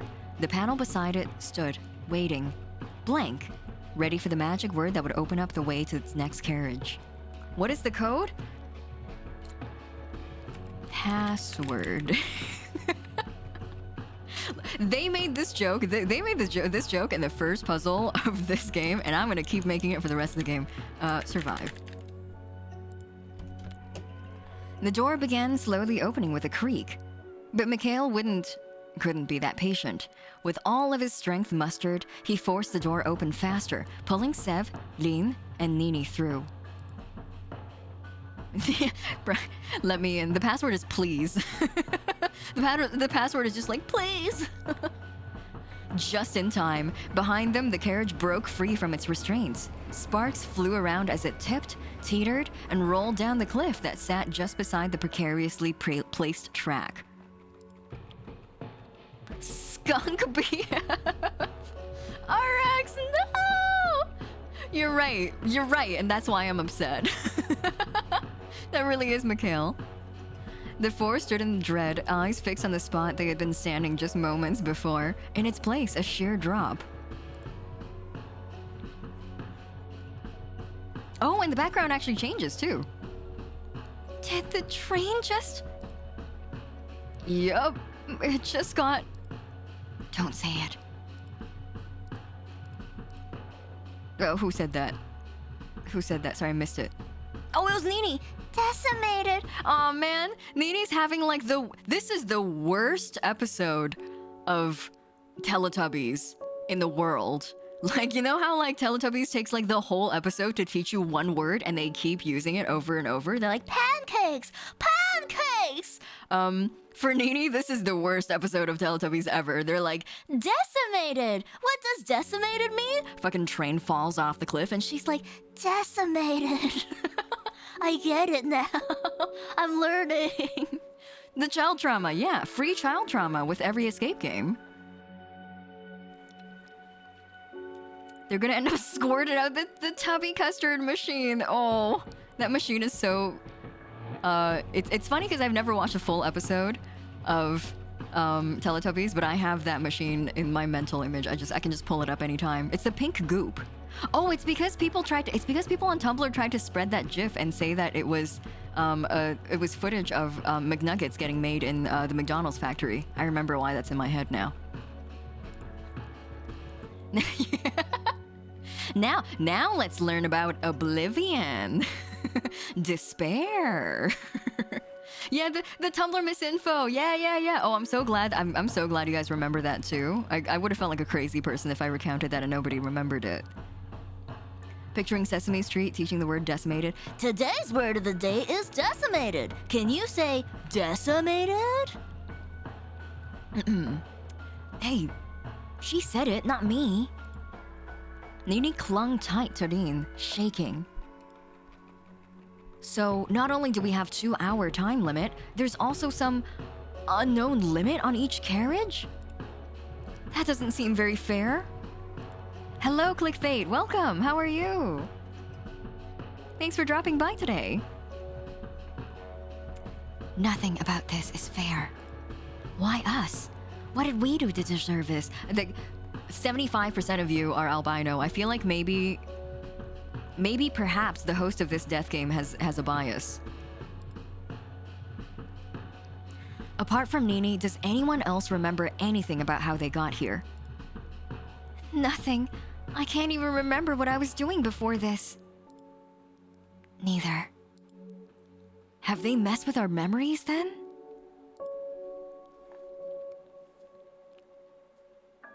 I'm just awake. Oh, good morning, Clickbait. What a sleep schedule, but good morning. And welcome back. Last song is that second Nini. It's her name is Rin, and she's the fourth character. The facts are like we can't really get the facts straight right now. We haven't really gotten the facts straight right now because Rin in one route claimed that she was Mikhail's sister and Mikhail corroborated that story. But in every other route, Mikhail doesn't recognize her and doesn't know who the fuck she is. And so, I don't know. It's interesting. We'll see. We'll see what happens. They really just hate albinos and gays. Very, very particular discrimination. Sev is here because they couldn't find a fourth albino in town. That sucks. Oh, Rowan, thank you. And also Keaton as well. Thank you. I hope you guys are enjoying Stardew together. Aw, man, I'm jealous. Y'all get to play Stardew together. That sounds like so much fun. Enjoy yourselves. If you start questioning our memories, then where does that stop? We could have all had something done bad, or something bad. We could all have. Reading. We could all have done something bad, and this is our punishment, and we just don't remember. One of us could have been the person who put us in here, and we just don't remember. Hell, you and I might be strangers, Sev. Anything could be possible. I guess so. For now, why don't we focus on getting out of here?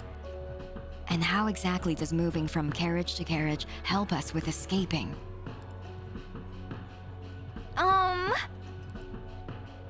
What? Do you know something we don't? No, it's not that. Then why even bother suggesting it? Mikhail, stop it. Well, it's a fuck ton more helpful than you've been, isn't it? She said the fuck word. She said the fuck word in front of the child. Dean, there's a child in the same carriage. Can we not? There's a literal baby right beside. Come on. What do you mean you're? What do you mean you're jealous? Oh, I'm just jealous. I just think it's cute. I just think y'all are cute. It's no, Herbie. I mean, not Herbie, but no, Verdi. It's time for Nini to learn a new word. What is the fuck? Let's learn about fuck. Oh. Slowly, Sev reached down and covered Nini's ears, who was looking around the group curiously. Too late, Sev. Dean's air of sophistication, of careful, cool words had dissipated, and underneath was a heat filled with anger. Do you think I want to be stuck here? No, I don't. Do you think I want to do this? No, of course not. But we all watch what happened to the last carriage. Do you want us to just sit around and wait for that to happen to us?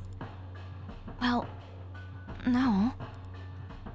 I am so tired of this already. Nini gingerly pulled away from Sev's hands and then opened her mouth to speak. Fuck!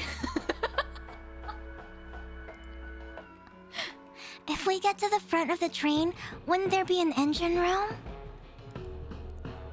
Where else would the conductor sit? Then, can't we just turn it off?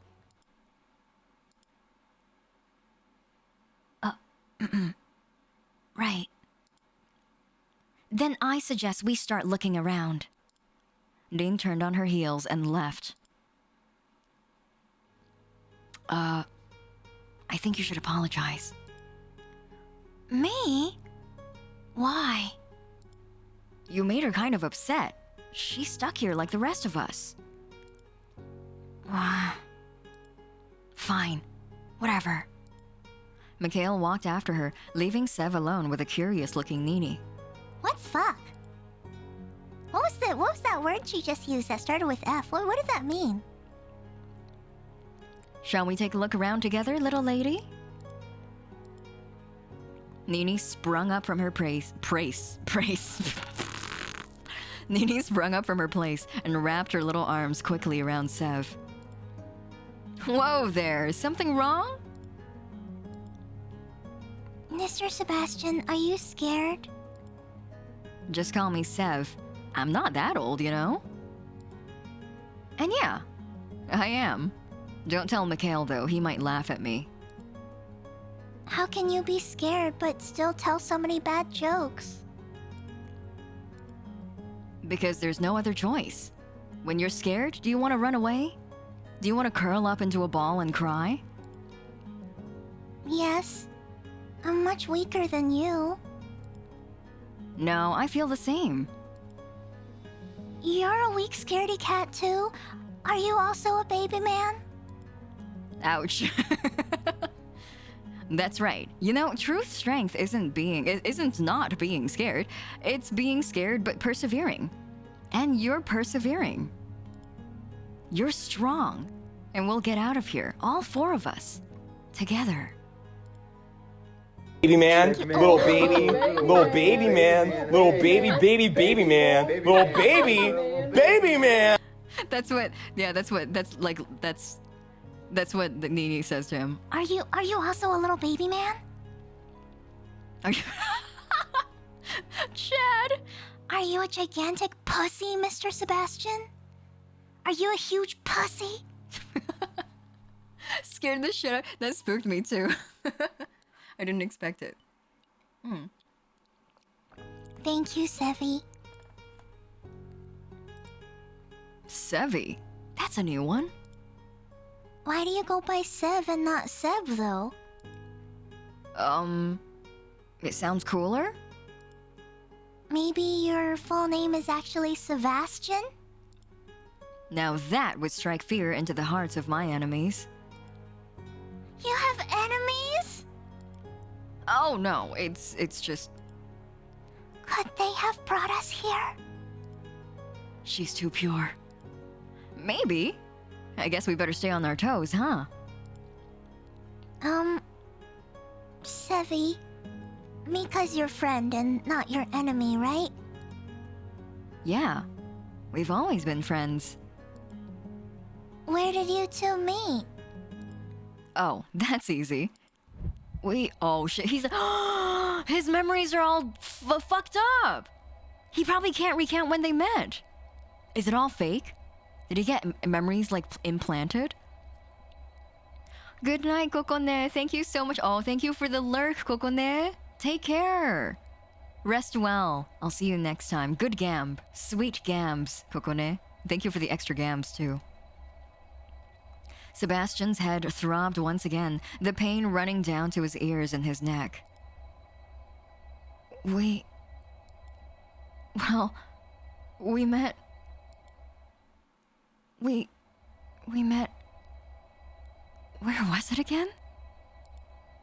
Mikhail and I. Are you okay?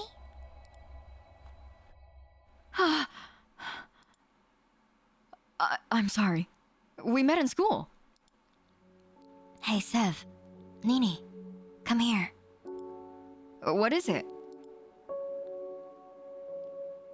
We searched the rest of the carriage, but all we found was this closed door. But when we turned back around, the door was open. The room was small and the inside was dark. There looked to be enough room for a single person to stand in there. Are you sure it's not a toilet? Why? Do you need to go? Not really. You want to go together? Shut up and stop being weird. As they bickered back and forth, Sev with a smile on his face and Mikhail with an angry blush, a screen turned on within the room. They're flirting. I get it. I understand now. He got injected with the gay gene? That's just something you can do to people? The boyfriends hold hands while they use the urinal. One hand for stability and for aiming, the other hand is for holding.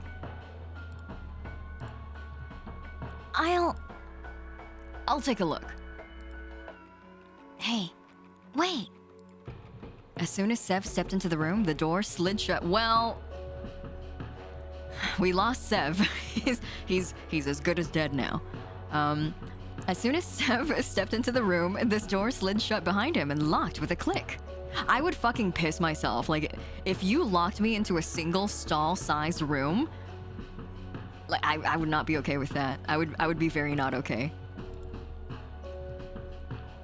Ah, shit! He banged his fists against the door. No response. Pulled on the handle? Nothing. Then...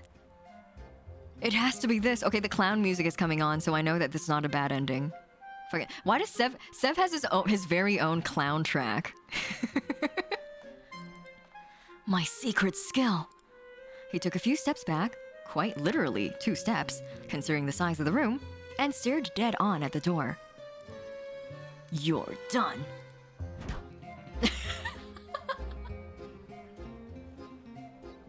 Sev, that's just a normal body slam. That's just a normal ability everyone has. Everyone who's entitled to a shoulder has this skill, actually. Before running at the door, full speed. Guess that didn't work either. All it did was make his entire body ache. Entire body? This guy needs to get out more. Let's take a look at the screen then, shall we? Huh. Looks like there's a question there. What's your favorite food? What the hell? Is there some kind of pervert running this thing? Just want to use this chance to get to know me, huh? You start with an easy question, then start asking me about where I live, what I'm wearing, all that kind of stuff. Fine, I'll play along. What's my favorite food? Lasagna. If you were an animal, which would you be? Marmoset. Is that how you spell it? Is that how you spell marmoset? Am I spelling it right? Am I spelling it wrong?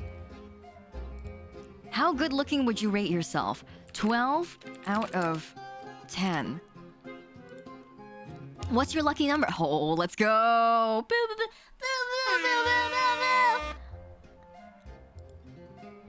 As Sev typed in his final answer, the screen went black and the door finally slid open.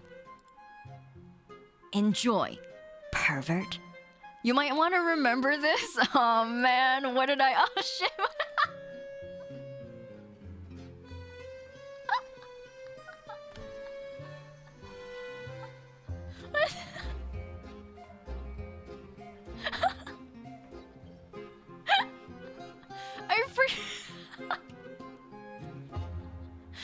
I open up my notebook. I'm like, oh, I should take some notes. Fucking jump scare myself. Well, okay. What did I say was my favorite food? Lasagna. Lasagna. Lasagna. Marmoset? Is that what I said? Marmoset. 12 out of 10 is what I said for that question. And the last one I said 69. Oh, of course, I can't forget that. Okay, just in case we need to remember it, I typed it all down. My notepad is not going to be used at all in this game. This notepad is not going to be used at all. I'm just going to pull it up periodically and forget that I drew this. Laugh and then close it again. Enjoy, pervert. Light poured into the dark room, stinging his eyes. Oh. Are you okay? Did they do anything bad to you in there? Did they probe you? Nini, where did you learn about probing? You're 7. What kind of movies have you been watching, Nini? Maybe Nini has watched Alien. Maybe she was just playing dumb earlier. Thanks for the redeem, Glottal. Oh, I'm Miku colored. Thanks, TSLT. Thanks for all the redeems, everyone. You would have heard the probing. That sounds like something Mikhail would have said. Mikhail would have walked in and be like, you would have heard the probing. It's very loud. Trust me, I know. Hey, little girls shouldn't... Little girls shouldn't know about probing. I'm fine. I just got asked some questions. Where's Mika? Mikhail stood a distance away, looking out a window quietly. Did something happen? Dean looked away, unsure what to say. Look over there. Nini pointed to the wall, where a panel had slid away to reveal a monitor. We had to answer questions about you. Oh, so that's what happened. Well, lucky I went in, huh? You had Mika, self-proclaimed Sebastian Stalker, to answer them for you.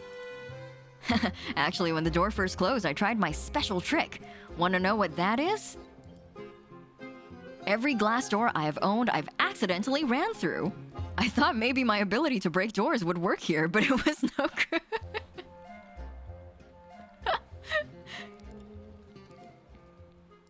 I'm glad that even Nini is at a loss for words. Is everything all right? I couldn't answer a single one. Wait, not even one? I mean, I guess I could understand if you messed up one or two, but... No need to feel bad. This is stressful for all of us, right? Your brain's probably switched off or something. More than usual, that is. Where Mikhail would usually react to Sev's poorly timed joke, he looked away. I guess so. Let me...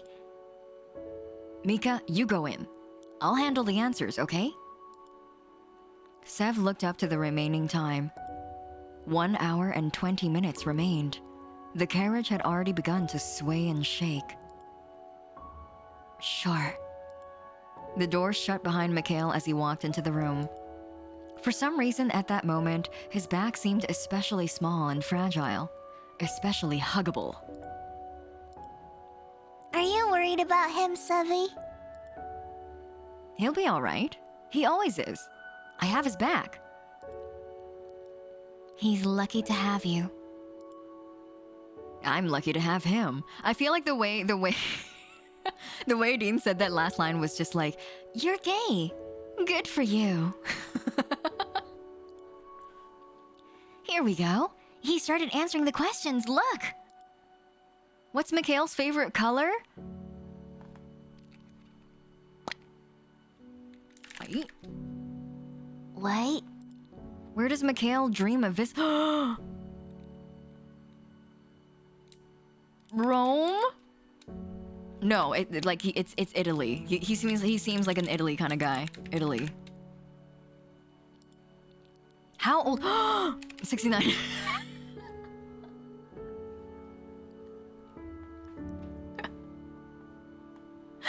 You can't ask me a question that You can't ask me a question where it needs a number and expect me to say 69. He's probably like 22. He's baby man, little baby man. He's got a middle name? I didn't even know he had a last name. Doofus.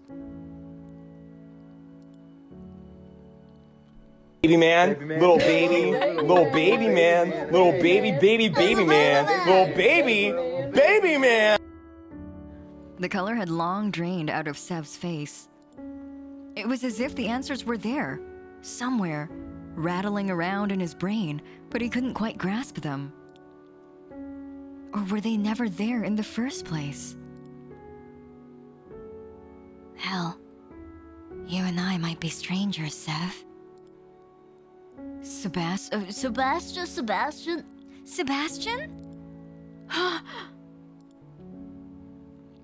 At some point, the door had slit open, and Mikhail had stepped out.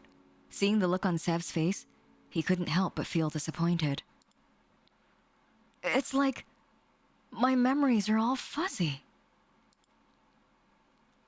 The numbers, they say 1 hour left. We're running out of time. Nini, Listen to me. I want you to go in there and answer those questions as simply as possible, okay? But what if I don't know how to spell something? You'll be okay. You're a smart girl. Just try your best. I can't ask any more of you than that. Okay. before anyone could argue, Dean had already guided Nini to the room, and the door had slid shut behind her. One by one, the questions started popping up on the screen. Dean considered each carefully, taking her time to answer each attentively. Just answer her favorite word. Nini's favorite word. It's probe. Decimated? Yeah, just answer with all the new words that she learned today. Minutes later, the door to the room slid open. For the final time, and Nini bounded out. Did I do okay? Dean smiled warmly, gently stroking her hair. You did fantastically. Look! Oh, that's not her. Look, the screen's changed. On it was a single, simple word. Live. Live? I would say that's our code to continue. Sev, will you do the honor? Yeah.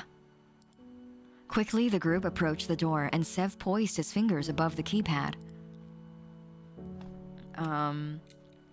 Live. The door opened wide with a groan, much faster than the last one. Nini and Dean led the way, and Sev followed after them. Mika? Sorry. There's nothing to...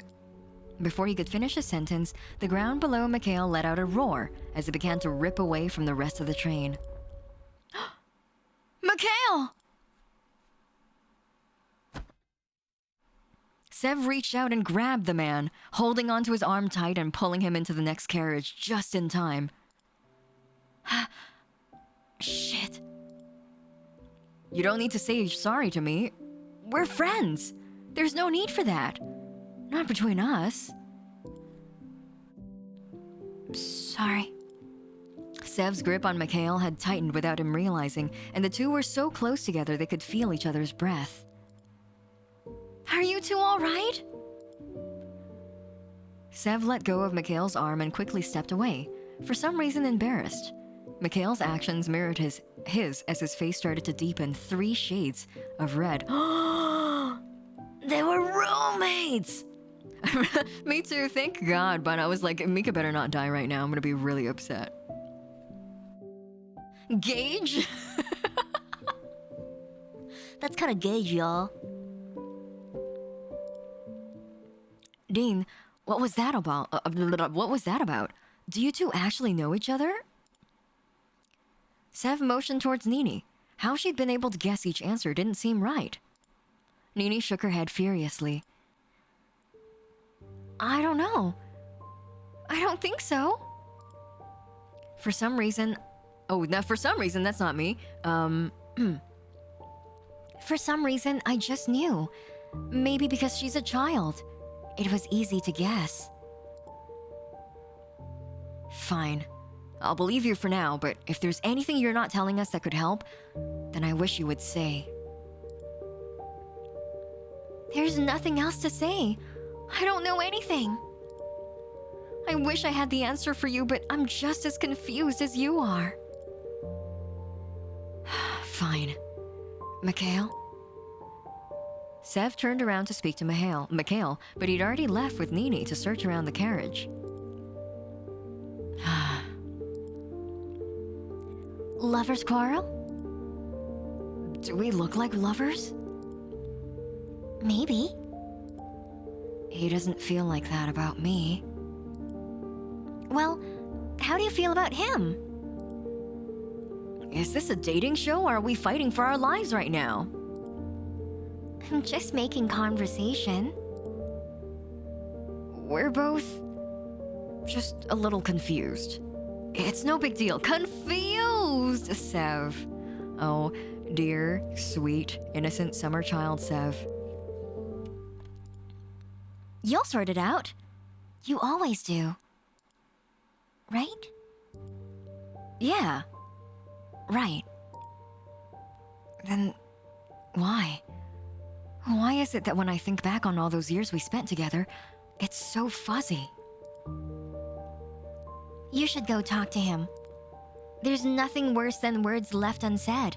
There will come a time when you won't get a chance to say them anymore. Oh, this is so sad. Thanks, Dean. And sorry for the interrogation earlier. Dean shook her head and smiled warmly. You can never be too careful. I trust you, so I hope you can trust me. Take your time, Verdi. We'll catch you up afterwards. And hello, Macabre Dulwich. Welcome. How are you? Yeah. Sev turned away from Dean and cast his eyes over the new carriage. Compared to the other two, which look suspiciously more like regular pedestrian trains, this carriage was somewhat more bare. This train's super fucked up. It's got like different carriages every step of the way. If there were ever seats, they'd long been ripped out. It seemed more like a carriage designed to carry cargo. I guess in this case, we're the cargo.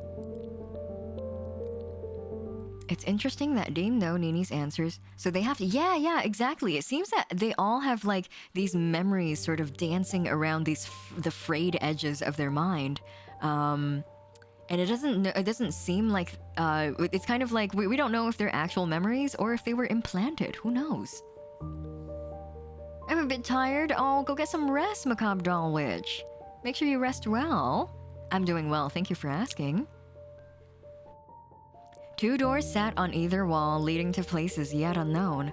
It seemed like neither Nini nor Mikhail had opened either door yet, and they were mostly caught up with chatting while searching around the new space. We're really far in the... Where are we in the flowchart? Oh, we're in the... Oh, first carriage, second carriage, third carriage, fourth carriage. I see, okay. Sev rubbed at the back of his neck awkwardly as he stepped closer to the two, who were crouched down. Surprisingly, Nini had a smile on her face, while Mikhail was looking flustered. Don't worry, Mika. You must still be sleepy after waking up. It's okay to forget things sometimes. My name is Mikhail. Like, there was one time my brother forgot me at the park, but he said it was an accident, and then it came back later. And my grandma, when I stayed with her for a while because mommy and daddy wanted me to go away, she accidentally left me at the supermarket. But then I found my way back. What? Nini! Nini!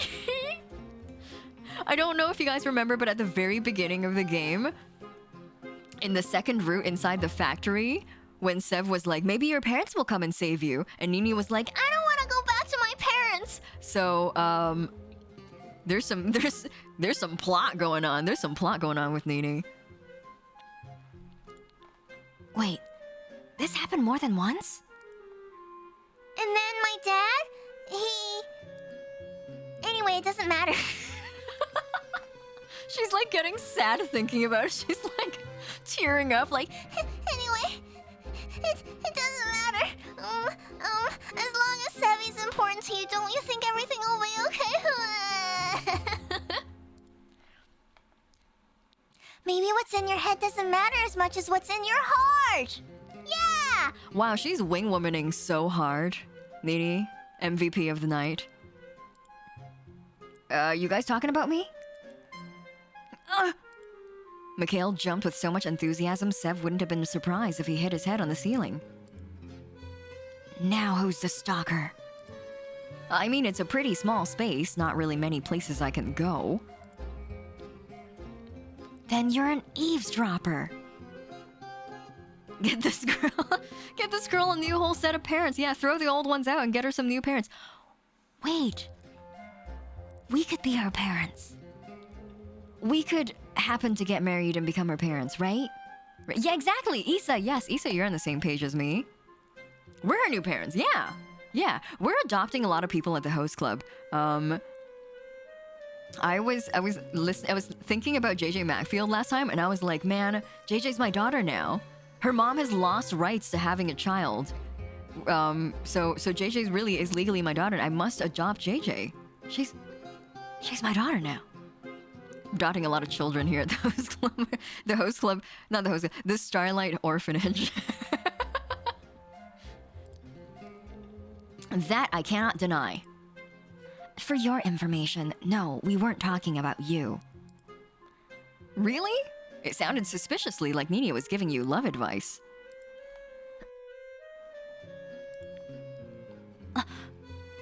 Love? Shut up, just go away. Fall out of the train already, okay? Alright, fine, if that's what you want. Sev started walking backwards, straight towards the door that led to a straight drop. Well, it was nice knowing you, Mika. You too, Nini. No, Savvy, don't! Ignore him. He just wants attention. Boo-hoo. No one loves me. I love you. Oh, Nini's so sweet. Oh man, Nini's our child. It is law. We have adopted Nini. Misukimi90908. Thanks for the follow. Welcome. Yeah, Fish, it's all about found family for me. I don't want kids, but I want this one. And this one. And this one. We love having only daughters.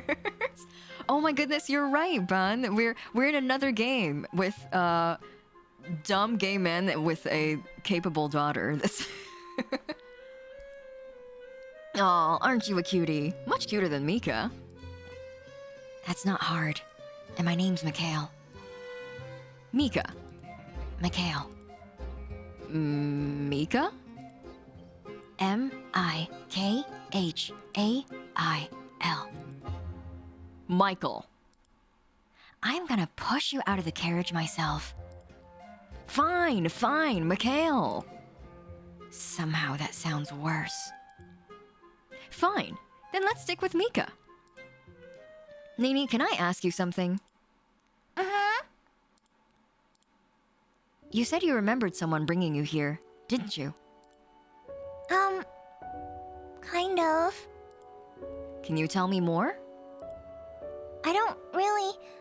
It's, like their face was kind of blurry. And then I fell asleep.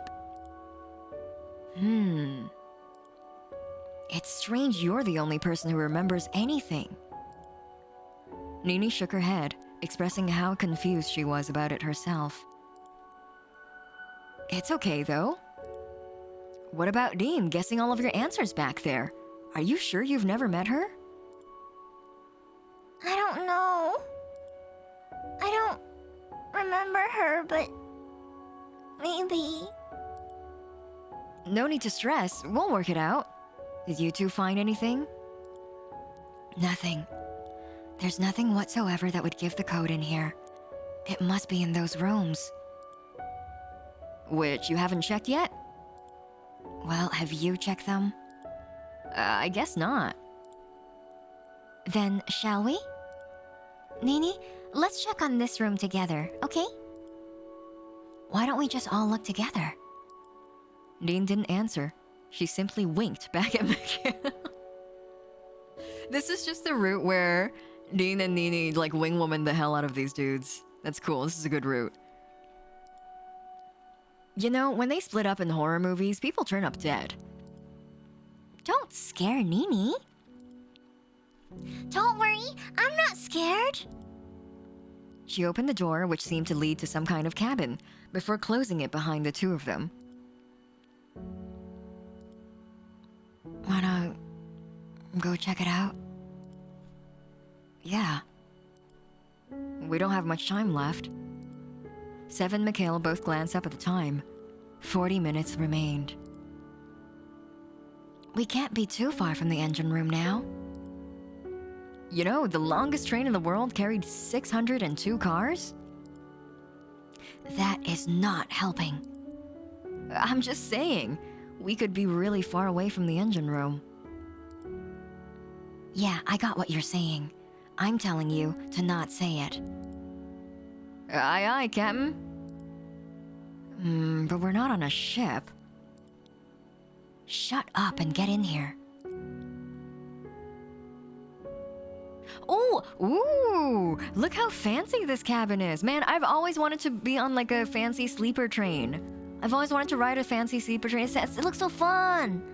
The shugga shugga shugga as you sleep. It sounds so fun. The room inside was cramped, as to be expected of such a small space, but immaculate. It seemed as if the two men had stepped into another world when compared to the bleakness of the carriage they were just beyond the door. Fresh roses sat on the desk. Even from a distance, Mikhail could smell them. I thought it was gonna say fresh roses sat on the bed. I was like, who's trying to set up these dudes? Hello?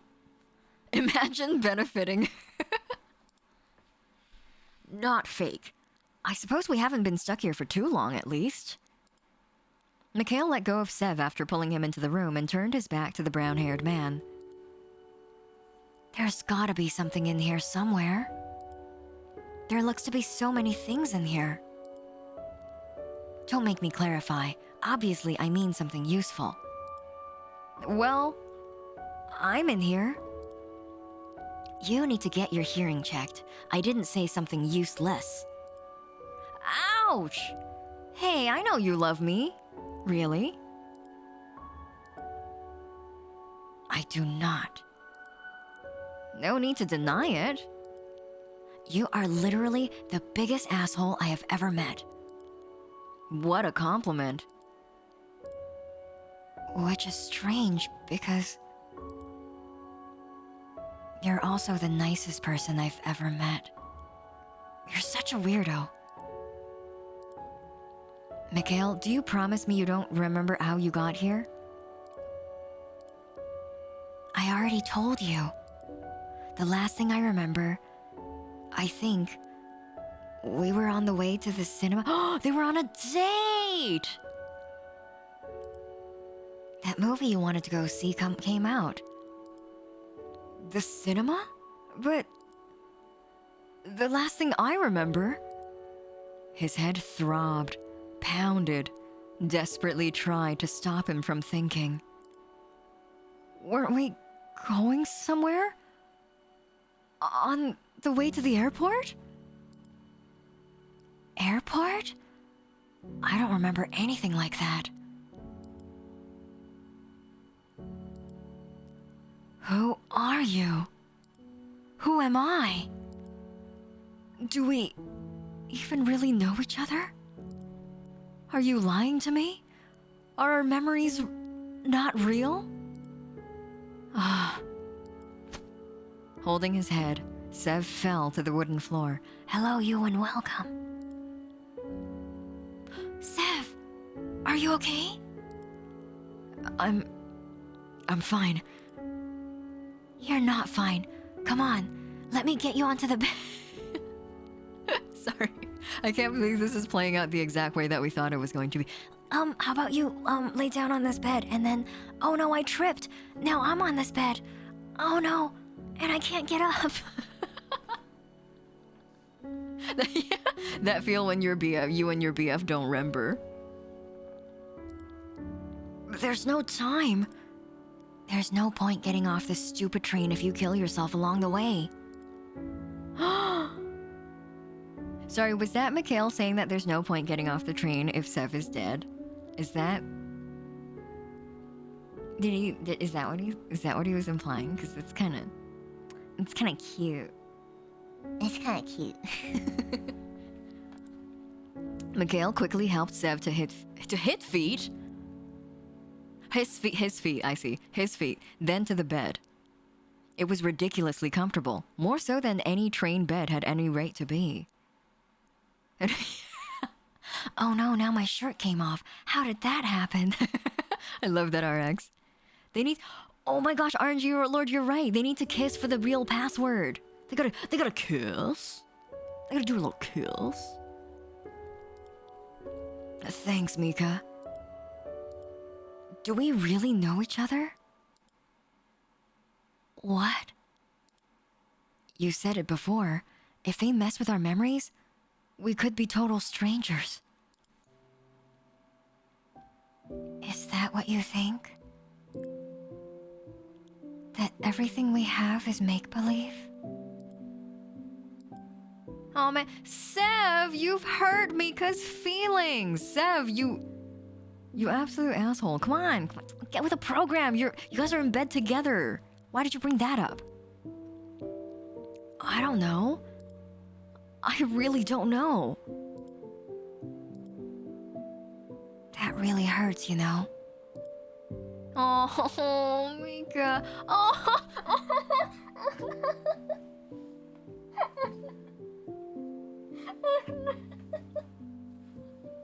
Oh no, this is so cute. Oh, this is so cute. How do I hide the text box so I can see more image? Oh, this is so cute. Ugh. Ugh. Oh my god, this is so cute. Oh, Fish, thanks for the hydrate. All right, let's stare at this picture for a little bit while we drink. Oh my god. Oh, this is so cute. I can't believe we called it Flint. They really are cuddling. Try right click.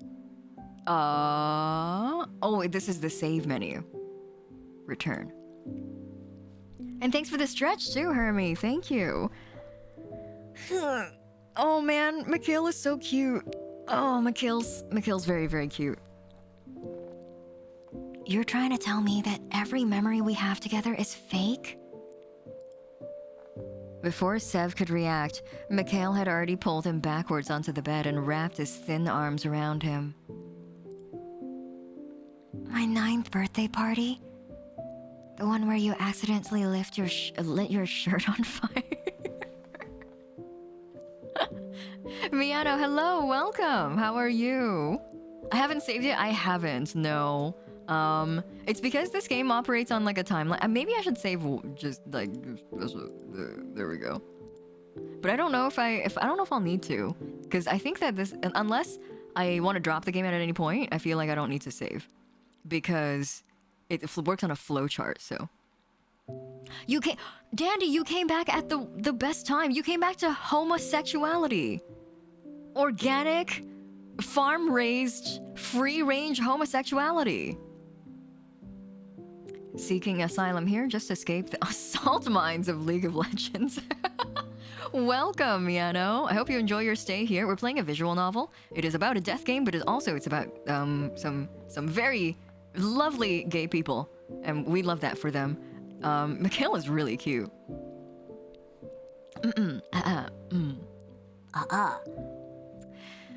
My 9th birthday party? The one where you accidentally lit your shirt on fire? When we graduated from high school and you tripped over in that puddle? Mika, after my mom died, and you stayed with me for a whole week. I didn't mean... None of that is real? Oh, this is really cute. Oh man. Oh shucks. Oh shucks. This is really cute. I'm sorry. What did you say about there being no need for sorries between us? I don't want you to say sorry. I just want you to say you're wrong.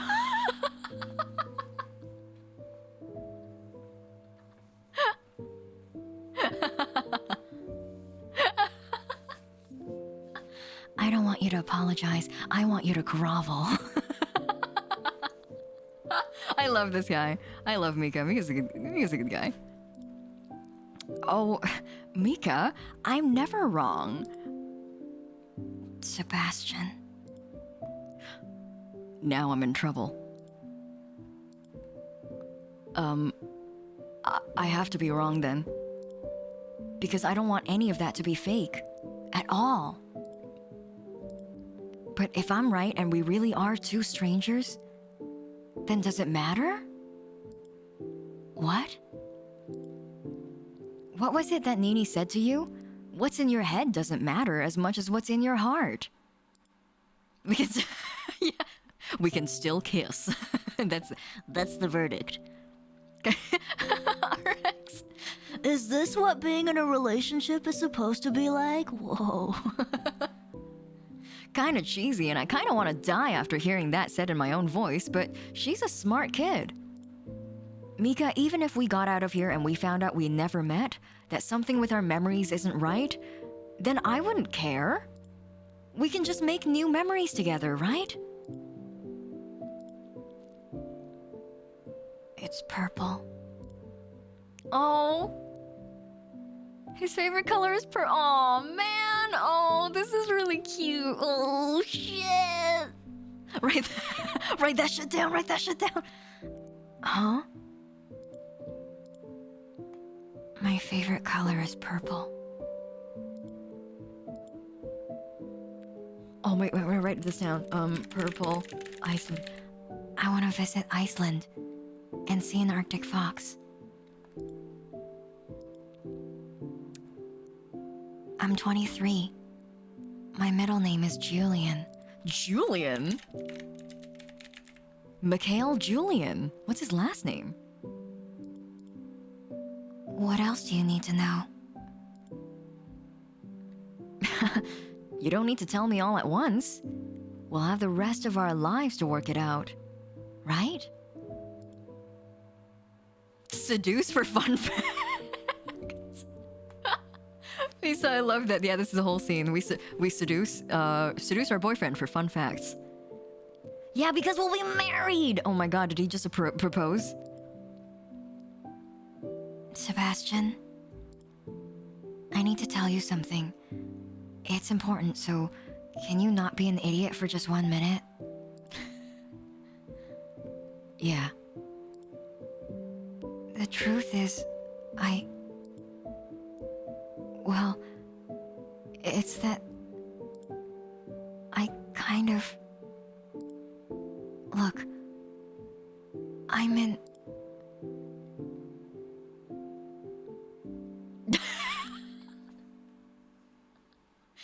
Get Nini out of this room! Wait!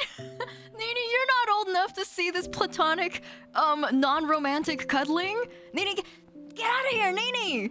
Get out of here! It's... The truth is, I'm in lesbians with you. Savvy, Mika! Oh. Dean quickly covered both of Nini's eyes. She flailed around, trying to be free of her hands. As Mikhail and Sev both jumped out of the bed, Dean instantly turned around, either truly embarrassed or feigning it enough to be believable. Are you two decent?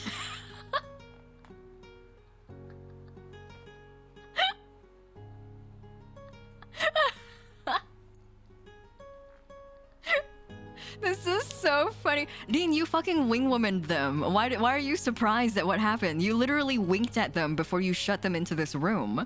Why are you shocked? They're just cussing a little. They're just being cute. It's fine. It's fine. Are you two decent? We never weren't. Really? It seemed to me like you were canoodling in bed together. Not the canoodling. It's not like that. Of course not. Nini, go back into the other room.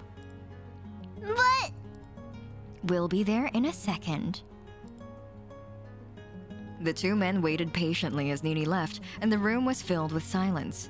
Whether she would scold them or not, they weren't sure, but they felt like two schoolboys in trouble. Yeah, they were gonna do a lot more than canoodling if you didn't butt in. Exactly, good version. I'm sorry. I didn't realize we don't have the time to be wasting. Didn't they have like 40 minutes left earlier? What? I'm not upset. What if Dean's like, no, I'm not upset. No, I'm just gonna take a seat here, pretend like I'm not here. Continue, keep going. That's okay. Just go back to, I know you were, I saw that Sev was laying down and Mikhail, you had your arms around him. So just go back to, just keep doing that. Just pretend like I'm not even here. Keep going, continue. Please, don't let me interrupt you.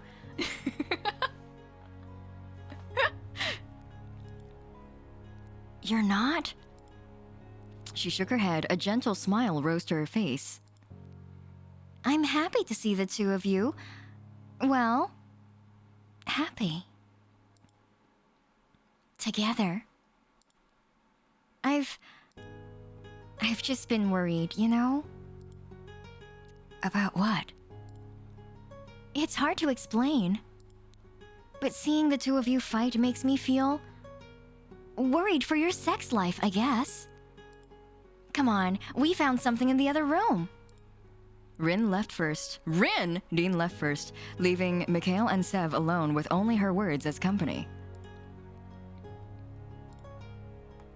She's actually really nice, isn't she? I'm not gonna lie, I thought she was about to put us both in our places. We didn't do anything wrong. Just a little canoodling. Apart from waste valuable time. But that's fine sometimes, I guess. Maybe more fine when our lives don't hang in the balance, though. Oh, before I go, what were you about to say? It's nothing important. It can wait until we get out of here. Let's catch up with Dean and Nini then. Oh, he's never gonna get a chance to confess. Mika, if you miss out now, you won't get a chance later. Looks like the lovebirds are finished. Mean, what's a lovebird? It means... Well, you see, Nini, a lovebird is actually a type of parrot that's native to the forests and savannas. Right, that's definitely what I meant. What did you find?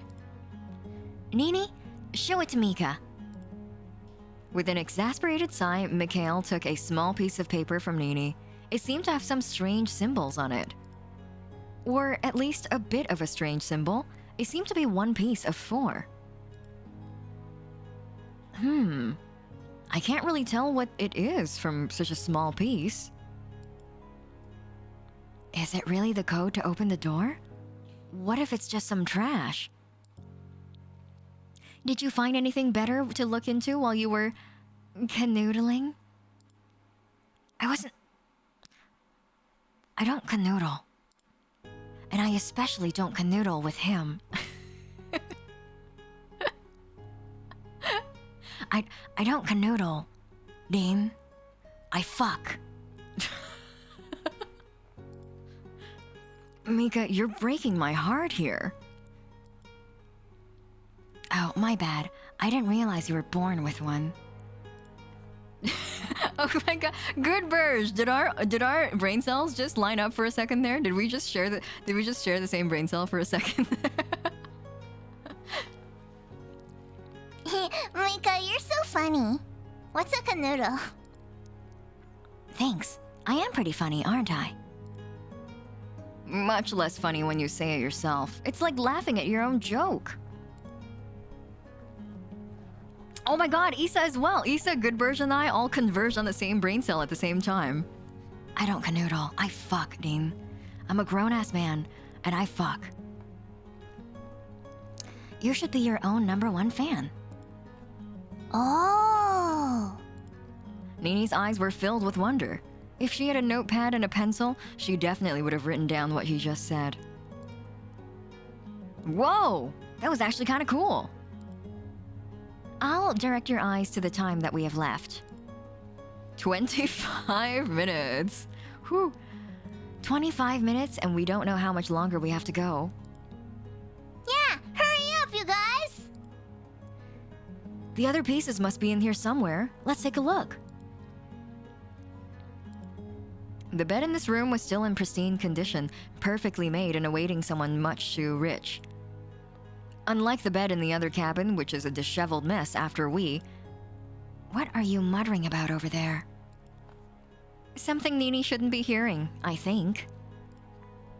It's fine, she's over there on the other side of the room. I was just comparing this bed, so perfectly made, to the one in the other room after Mikhail pushed me down onto it. His strength was immense. Oh. That's not how it happened.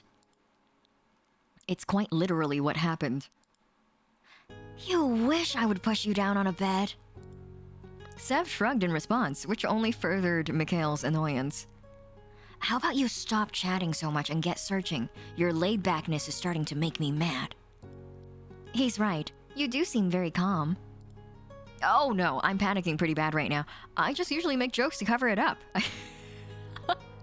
It's my way of dealing. Oh my god, that's the lore. It's real. Instead of fear farting, he feared bad jokes. All right, fair. So easily accepted. Oh, here, I found another one. Dean pulled another piece of paper out from the pillowcase and showed it off to the others. Yay! Dean! What are you guys talking about over there anyway? Rainbows, unicorns, you know, all that good stuff. Oh, I want to join in! I want to join in! Maybe when you're a little older, Nini. Aww. He's he's stinking up the room with these bad jokes. I feel like Sev would probably be also really funny if we replace all his bad jokes with just fear farting. This feels like a Nat Geo show, but instead of zebras grazing in the field, I'm watching I'm watching a well-adjusted gay couple bicker, but in a friendly way. A comfortable-looking chair sat beside a small table, and on top of it, absolutely nothing that interested Sev in the slightest. Still, he searched around the area and came up with nothing. Until he felt under the table, where a piece of paper was taped to it. Who does that? Tape something to the bottom of a table. Whoever put us here, obviously. Touché. Right. The desk to the right of the room was relatively bare, minus the large bunch of roses and a lamp. While Mikhail busied himself over to the other side of the room, Sev quickly checked the drawers. A Bible? Does anyone actually read hotel Bibles? A notepad? Hey, Nini could have used this a minute ago. And something that was sticky to the touch that Sev wanted to try to forget instantly. Oh no! Oh no, gross. What are you touching? Ew. I don't want to know, but I don't want to think about it. So I'm gonna expel this memory from my mind and never use this hand to eat ever again. Well, while you're busy fingering that unknown substance, look at what I've I don't like the concept of finding something sticky and gooey in the same drawer that you find a Bible. Looking awfully proud of himself, Mikhail held a slip of paper between his fingers. Yeah. Oh, by the way, look at this. Sev held up his hand. And when Mikhail peered in closer, trying to find what he was looking for, he wiped his palm against the dull-haired boy's face. What the hell are you doing? There. Now I fingered the unknown substance, and you've had it all over your face. We match. You just wait, Sebastian. Karma will get you, and if it doesn't, I will. I think that's everything. The group gathered around the small coffee table and set their scraps of paper down. Sev quickly rearranged them until they formed a certain pattern. A QR... Wait, okay, hold on.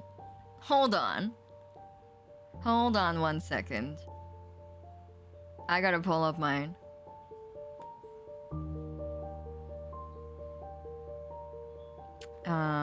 Where's my... Oh my god, where's my camera? There it is. What does that say?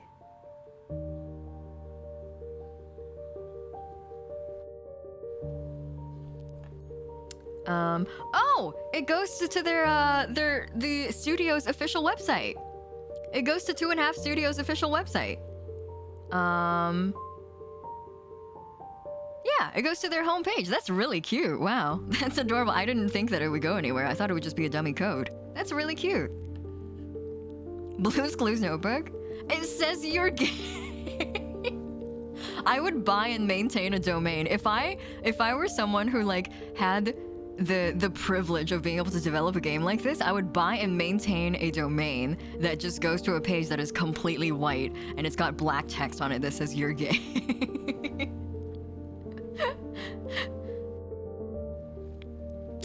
A QR code? Does anyone have a phone? I don't own one. I think mine was taken. Mikhail paused in his search as he felt something in his pocket. Oh.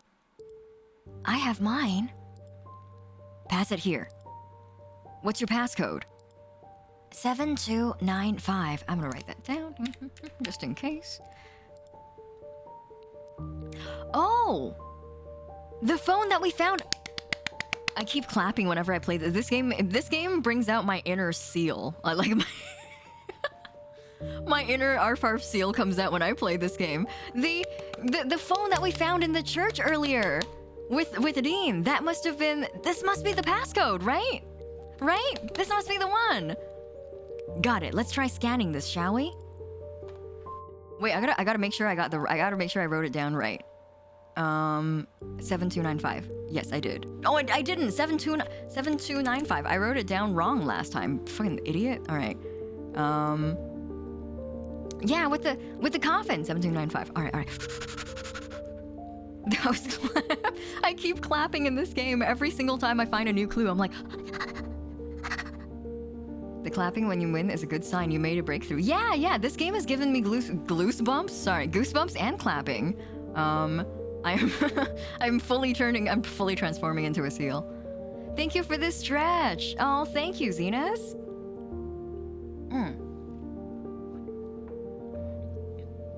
Do you think Mikhail was in the coffin? Perhaps. Yeah, perhaps. Hey, you know what? This is also a really good sign. They're boyfriends, but they don't know the passcode to each other's phone. I feel like that's one of those. Ooh. Clapped too hard. That's me. Zenas, hello, welcome. That's one of those things where, like, if I'm in a relationship, I would really prefer if my significant other doesn't, like, push me to, like, reveal my passcode, because, like, phones and devices, they're pretty personal.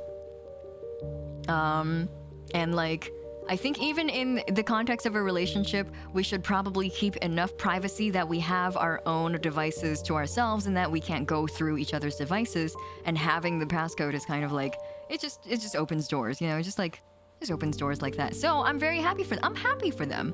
I'm happy that Sev doesn't know Mikhail's passcode and that he asks him for permission to go through his phone. I love that. Stop, imaginary boyfriend. You're gonna see my saucy VTuber porn. No, not all of my VTuber porn, please. A website instantly popped up for a company Sev has never heard of. On it was a single word. Gay. Oh, together. Oh, wait. Survive, live, together. That's the answers for all the doors we've passed so far.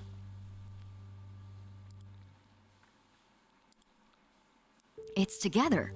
Come on, let's go. Oh, good birds, you're right. Sev is the kind of boyfriend to ask for your password and then take a selfie and then make it the background without telling you. That's cute. That's really cute. That's kind of gay.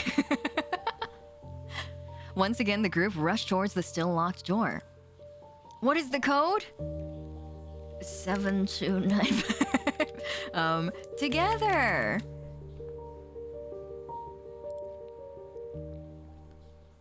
What?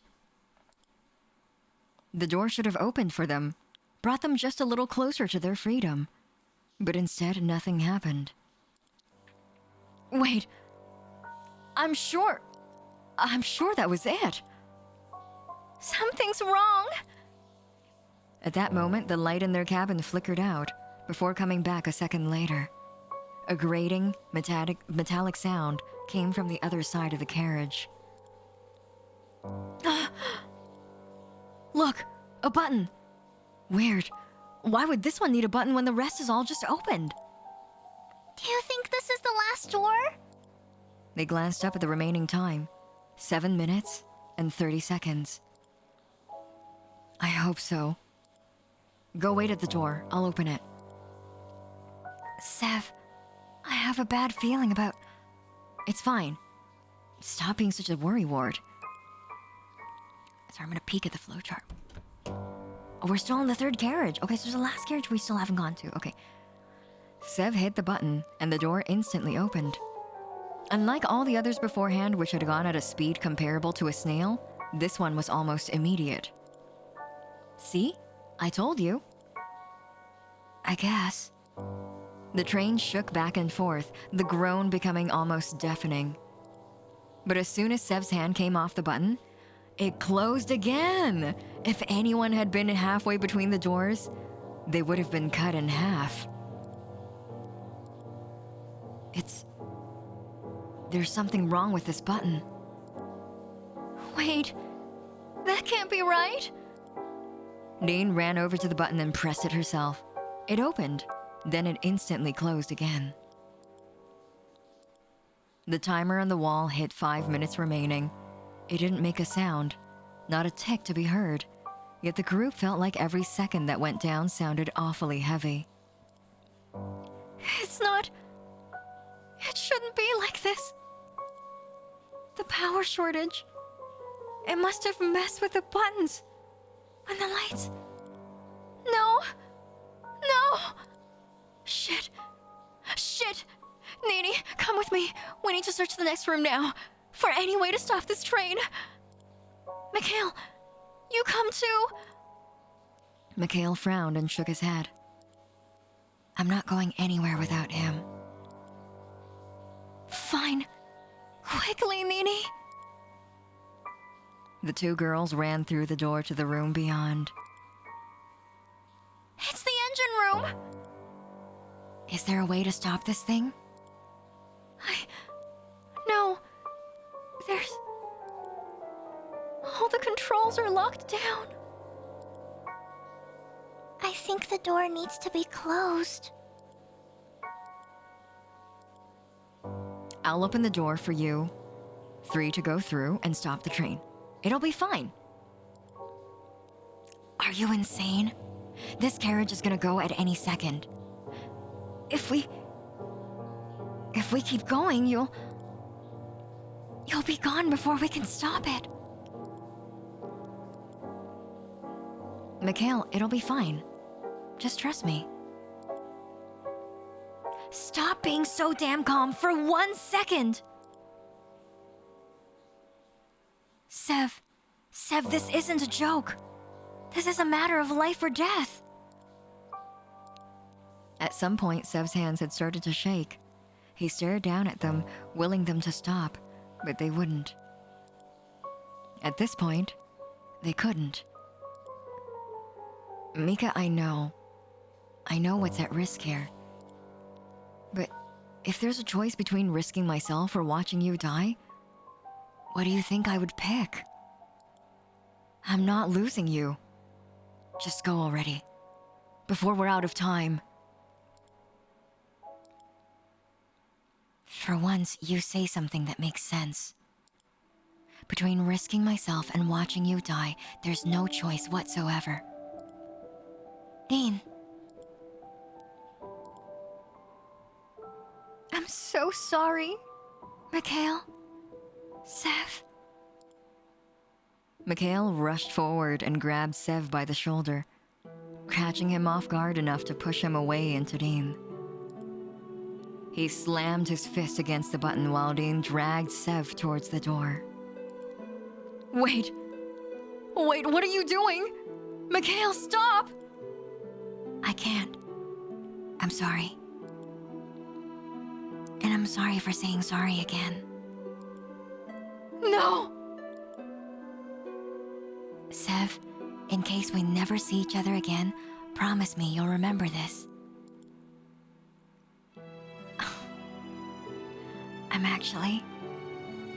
I'm really in love.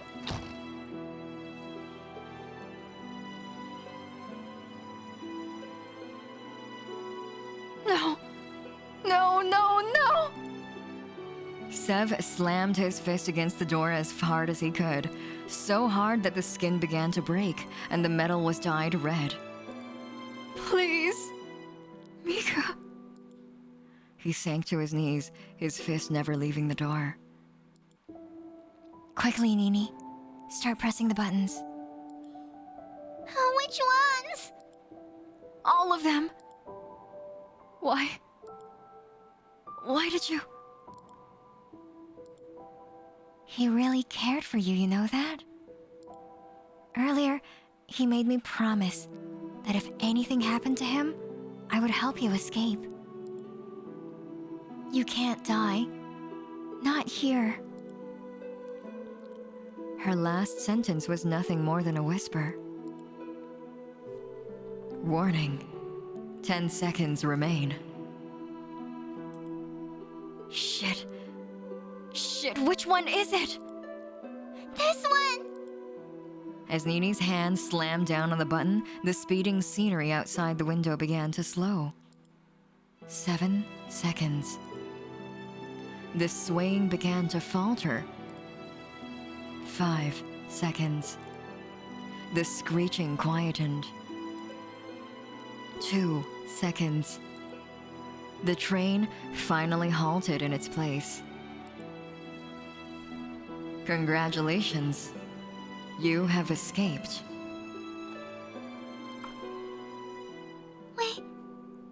We did it! We need to open the door, Mika! I'm sorry. You didn't deserve this. The door to the previous carriage opened. But beyond it, instead of facing the inside of a steel beast, the sky was beginning to break over the horizon. Oh man, oh, we complete. That was the route. That was the whole route. We did the whole route. Oh, but man, look, we unlocked every other route here. Which one was the one with the cathedral? Oh man. Oh, Mikhail didn't even get to confess. He didn't even get to say how he truly felt. Oh man, this is why you shouldn't have dragged your feet, Mikhail. You already had him on the bed, dude. Where's the one where Mika? Oh no, is this gonna be one of those where Mika keeps dying and are we gonna keep watching our boyfriend die? Oh man, this sucks. Wait, okay, the game refuses to show me my mouse cursor. This is really cool. It's really cool of you, game. Can I see where I'm clicking? Okay. Let's go to this one. I remember this one because... Oh, this is... Okay, yeah. This is the cathedral one because I remember the passcode. I feel like the passcode is the one that... that I remember the most. I mean, I don't know where these routes stopped, though. So this one stopped because we didn't have a light. Okay. Okay, let's go to this one. Let's go to this one. Oh, it's the clown music. It's back again. Oh, thank you so much, Fish. Thank you so much for the hydrate in this stretch. Oh, and Fumaru from earlier, too. I missed that hydrate. Thank you, Fu. Whew, okay.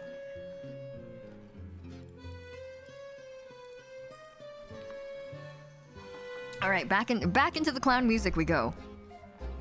What, a second code? I can't even find one. I know it, bitch. I remember this. A QR code? Does anyone have a phone?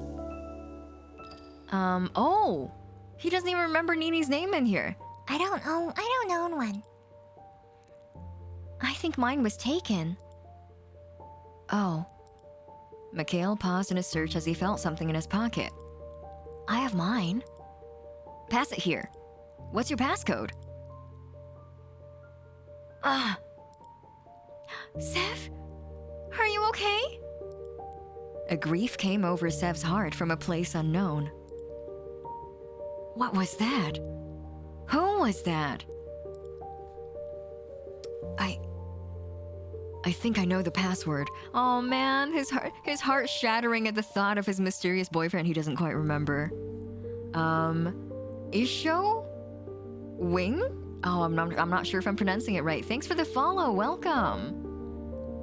If you guess my zodiac, I'll give you a shout out on my Discord. I would rather you not shout me out on your Discord, but I can give a guess. Are you talking about like animal zodiac or are you talking star sign zodiac?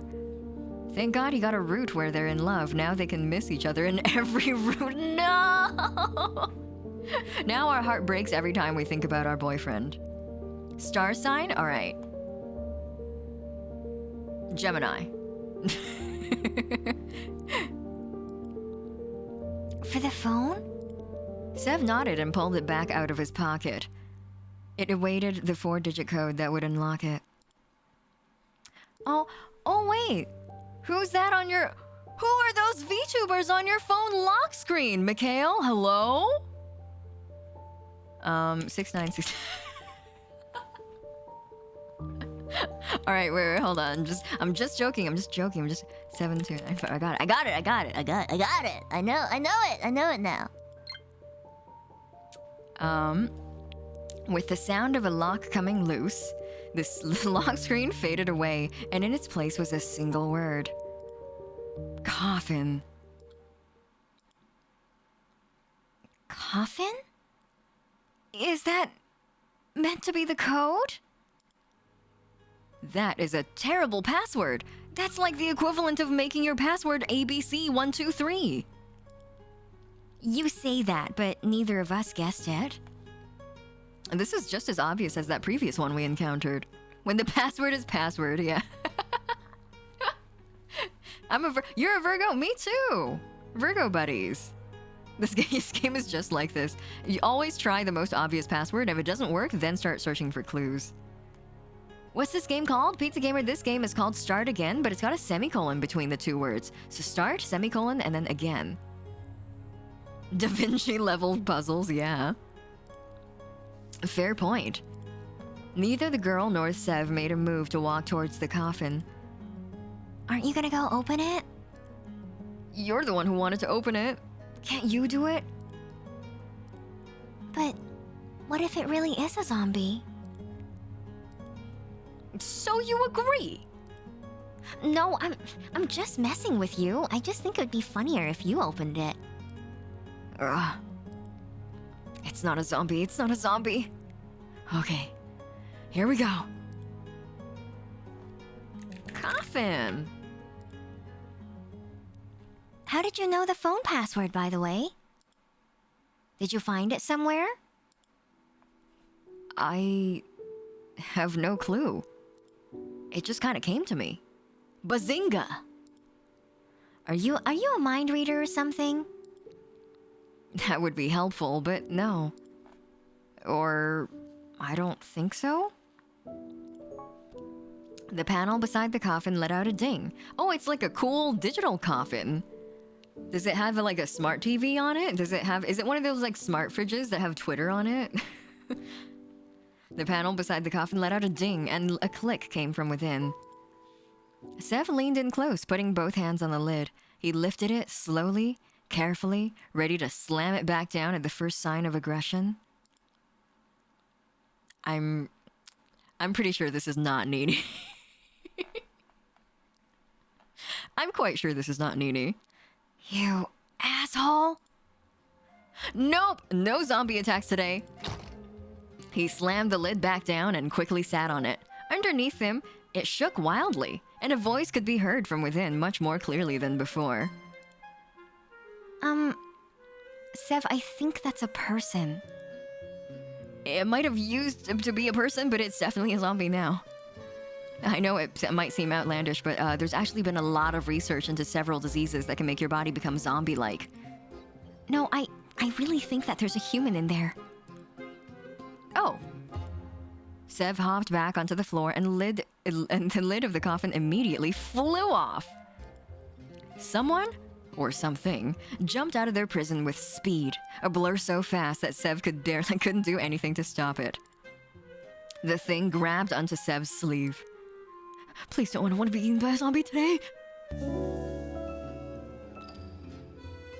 Oh, there he is! It's our boyfriend! We found him again! Cowboy Go Yee Yee 253. Thanks so much for the follow. Welcome. Maybe she learned a new word. What if... Oh no, that's so funny. What if we lift the lid of the coffin? It's just like, you asshole! He's so stupid. I love him. Boyfriend acquired. That's right. Ding. They revived him. We revived him. He came from a coffin. How do we put him back together? What the hell are you talking? Are you blabbering about, asshole? Wait a second. Sebastian? Sev stared into the face of the young man. He was probably in his 20s, with dual-colored hair and a matching outfit to boot. He stared and stared, waiting for his brain to kick in and tell him who it was.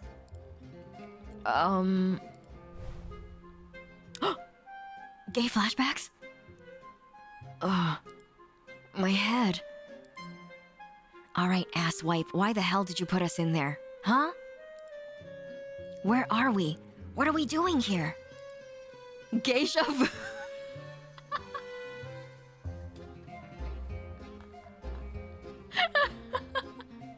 Backhand, that's so good. I'm having a geisha vu. Oh man. Oh no. Oh god. Wait, I gotta look at where. Okay, so there's another shit ending here. We might have to run into it. First of all, asswipe is a shit insult. Second of all, I didn't do anything to you. In fact, I think you should be thanking me, considering I just let you out. Thanking you? Oh, that's rich. Get fucked. I'm not thanking anyone. I am gonna put you back in there. You are not. Sev grabbed the man and nearly picked him up when his companion finally raised her voice. Okay, that's enough. Stop fighting. What's going on here? Do you two know each other? No. Unfortunately. Wait, what? This asshole is probably the one who brought us here in the first place. Speak for yourself. Sev wouldn't... Sev? Oh, are you his girlfriend or something? No, we don't know each other. What's your name? Mikhail. And yours? Oh, child! Oh, she helps her remember. Name? Me? Yes, your name. My name is Din. Wait, do you know her? Do you know Dean? The little girl shook her head. I just know that Dean is Dean. Okay. Did you come out of the coffin? Leave her alone. You probably put her in there too. Look, I don't know what your problem is, but we're all stuck here just the same. Did you hear that voice? Telling us we only have 2 hours to escape? Sev looked away from Mikhail and instead to the new arrival. Now, what was your name? Nini! I'm 8. Well, Nini, that's 8. And it's nice to meet you. My name is Sebastian. If you want, you can call me Sev. All the really cool people do. And you look like a cool person. Nini's face brightened up immediately. Okay, Sev. I was in the coffin with Mikhail. Mika? Shut up. You shut up. Enough. That's enough. Look, now that we all know each other, we need to trust each other. Trust this jerk? No way in hell. What's his problem? I don't even know him. I don't think so anyway. We're already under 1.5 hours left. There's no time at all. Whatever. Then what do we do? To be honest, we were hoping the way out would be in here. Sev nodded towards the coffin. It's a coffin, not a door. Oh shit, my apologies. I've always had a problem telling the difference, you know, both wood, big, and they open. My bad. Mikhail rolled his eyes. Why don't you go ahead and check out the doors then? Since you didn't seem to be bothering trying, I think I will. Mikhail turned away and one by one tested each door. He then picked up the loose brick and threw it at the window, which simply bounced back and hit him in the chest. Oh, Mikhail! Why does Mikhail keep owning himself like this? Sorry, dude. Yeah, he's a piece of bastard for sure, Verdi. But a lovable bastard.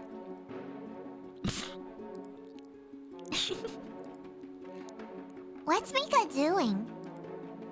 Making a fool out of himself. Given up and filled with embarrassment, he made the walk of shame back to the trio. How did that go for you? Maybe you want to try the coffin again? There's a clue hidden here somewhere. Excuse me. This place is huge. It could be anywhere. Excuse me. Mika, Sev, Nin. What is it? Nini pointed back into the coffin. There's a word written up in there. On the lid. Could have told us about it, Mika. Don't call me that. And I couldn't see it before. It was really... Oh, It was really dark in there. I was scared, but Mika told me some funny stories so I wouldn't cry anymore. it says underneath. Underneath? so we have to search under something. Oh, under the pews, maybe? Let's split up and look around. Quickly, too. Nini followed behind Mikhail like a lost puppy, although he didn't look particularly upset about that. Dean's a really pretty name. It is. Do you think it's your real name? It feels right, so I guess it'll do. Anyway, how do you know Mikhail? We did it! We need to open the door, Mika! I'm sorry. You didn't deserve this. What? Oh, who was that? I really don't think I do. But he recognized you instantly. Have you lost your memories too? I don't think so. Wait, how do you know if you've only lost some memories? If you can't remember which memories you've lost? That's a good question. Either way, he does seem upset at you. A full pang ran through his heart. Yeah. Maybe I should go bug him? That doesn't seem like a good... With a spring in his step, he bounded over to the man who looked like he walked right off a set of a black and white movie. Did you know that they invented color televisions back in the 1950s? Is that a joke? A pickup line? I just thought maybe you didn't get the memo. You got a problem with how I dress? Nah. Nah? Sure sounds like you do. Nah. Is there something that you want? Yeah. Well, hurry up and say it. Oh, I just wanted to say hi. And ask why you seem to hate me. How did you get us out of that coffin? Oh, I used this. Sev held up the phone, his new prize, only to have it nearly snatched away by Mikhail. I feel like Sev is a professional when it comes to bugging Mikhail. Like he's got it ingrained in his body language and his muscle memory. Like he doesn't even need memories of Mikhail to know how to bother him, and that's really funny. Where did you find that? Just kind of over there. Well, it's mine, so I'd appreciate you giving it back. Only if you say please. Please. Pretty please. I'm not... Say pretty please with cherries on top, Mika. Mika. Why does it hurt when she says that? This scene is so funny, but this line hurts so much. Oh my god. I am not doing that. Fine, then I'll settle for you telling me what your problem is with me. You left me when I needed you the most. Happy now? Nice to know you forgot about me so fast. Mikhail grabbed his mobile before Sev could argue. Any luck over there? I might have gotten a chance to search if I wasn't being harassed by a certain someone. How Nini pointed back at the coffin, unsure of herself. That's a great idea, Nini. Let's find out. All four braced themselves to push as if their lives depended on it, and all four nearly fell flat on their faces as it pushed to the side with ease. Hiding under where the coffin once sat was a rectangular hole that led down into complete darkness. That's foreboding. Sev kicked a rock down the hole and waited for it to hit the bottom for longer than he would have preferred. Ladies first? Scared? No. Well, a little. I mean, that's a long drop, and it's kind of dark. So, how about you go first? Get your ass down there. Aye, aye. Sev took a deep breath and then slowly made the descent. Cold clung to the metals of the rungs, chilling Sev to his core. Every step downwards took him further into the darkness, which soon consumed all of his vision.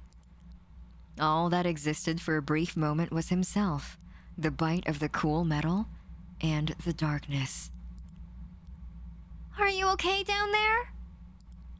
At this point, Dean's voice sounded distant and foreign, as if it was from another time, from another place. I've fallen all the way down and broke my leg. Help! Oh no! Don't listen to him. He can't take anything seriously. Down, down, down, and down even more, until finally he saw a dim light below him and his feet touched the ground. I'm at the bottom! It's safe, so start coming down. Nini, you go next. It's so dark. Don't worry. Sev is at the bottom, and he'll catch you if you fall. Just go slowly, okay? Okay. In record speed, Nini reached the tunnel below and was helped down from the rail by Sev. Dean joined them a minute later, and finally, Mikhail started the descent. Don't fall! I have no plan to. But you don't usually plan for things like that to happen, do you? As he hit the final rung, Sev put his hand out to help the man, but it was swatted away with annoyance. Finally, with all 8 feet on solid ground, the four regrouped.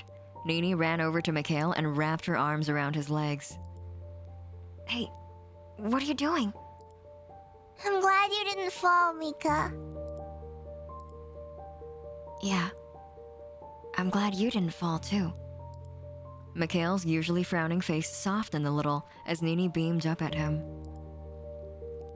Hey, Dean. Yes? How do you think Nini knew your name? Dean looked away and shook her head. I have no clue. Do you think you two knew each other? If we did, why would she keep it secret? Good point. You don't think she brought us here? Maybe. But she's a good girl, so I hope not. Me too. What are you two whispering about? Oh, we're just talking about you, don't worry. Hey. Only good things, I promise. Ah! Are you okay? Dean jumped to the side, clutching onto the oversized sleeve of Sev's jumper. I'm okay. I just thought I saw something move in the shadows. Are you... What the fuck is this? Hello?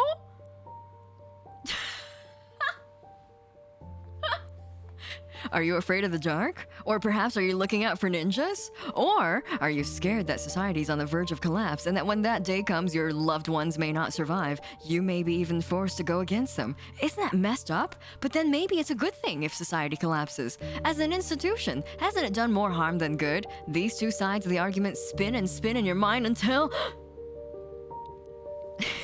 He's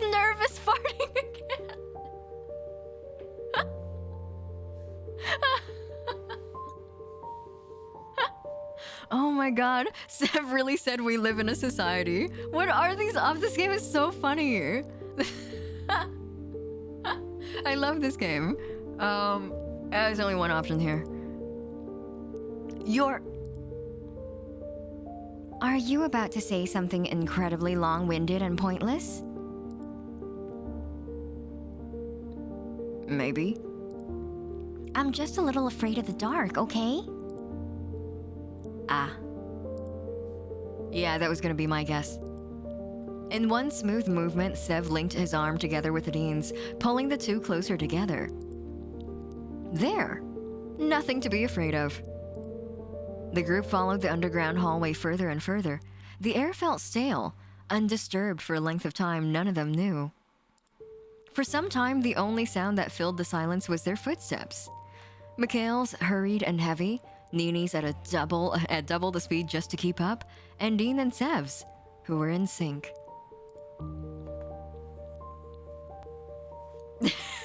私はいかねば赤子のように泣いてね。泣かないよ。せめてね、多分さ、今夜最後までできないと思うので、多分泣かないと思うよ。吉田さん、今日も良い一日を。バイバイ。来てくれてありがとう。Yeah, exactly. Well, maybe you should hold hands with me, because you're all holding hands. The path seemed to go on forever. Time was ticking down steadily and surely, until finally they found what they were looking for. 2 doors. We should stick together and check each in turn. No, we'll take this door. Come on, Nini. Mikhail! As the two walked through the open doorway, it automatically shut behind them, instantly cutting them from vision. He really doesn't like you. Can't say I'm much of a fan of his either. Shall we then? Not many other choices, I suppose. The pair took the door to the right, as decided by Mikhail's rash decision. I bet Mikhail is mad because they're holding hands. I bet Mikhail is like, But what if I held hands with him? I bet Mikhail's just mad because he's holding hands with Dean, and also because he doesn't remember him. I bet he's really pissed about that.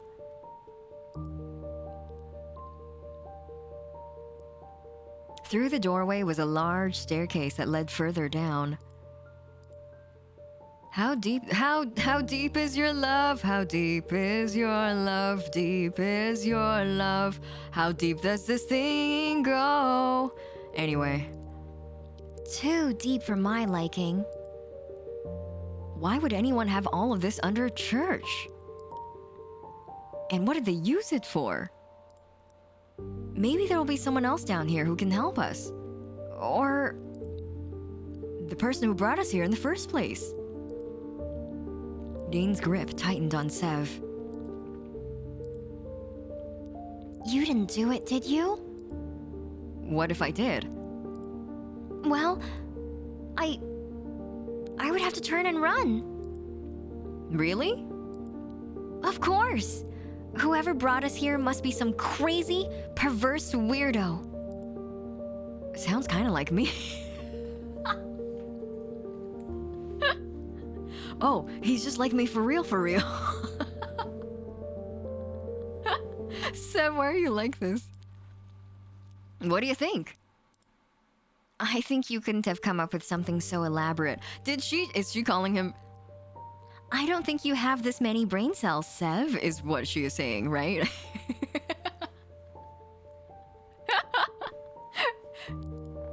Ouch.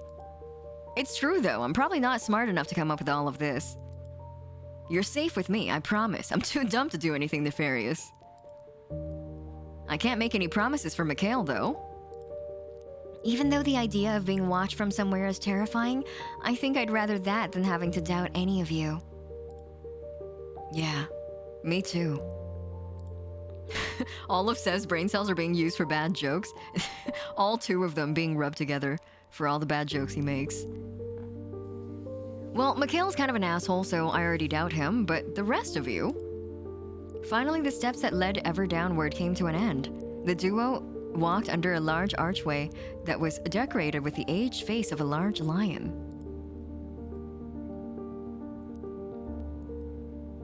An empty room. Hey, would you look at that? The room was relatively bare. A light was bolted to one wall, flickering and leaving creeping shadows over every surface. Each tabletop was completely bare. Whatever the room was once for and whatever once sat on these tables was long gone.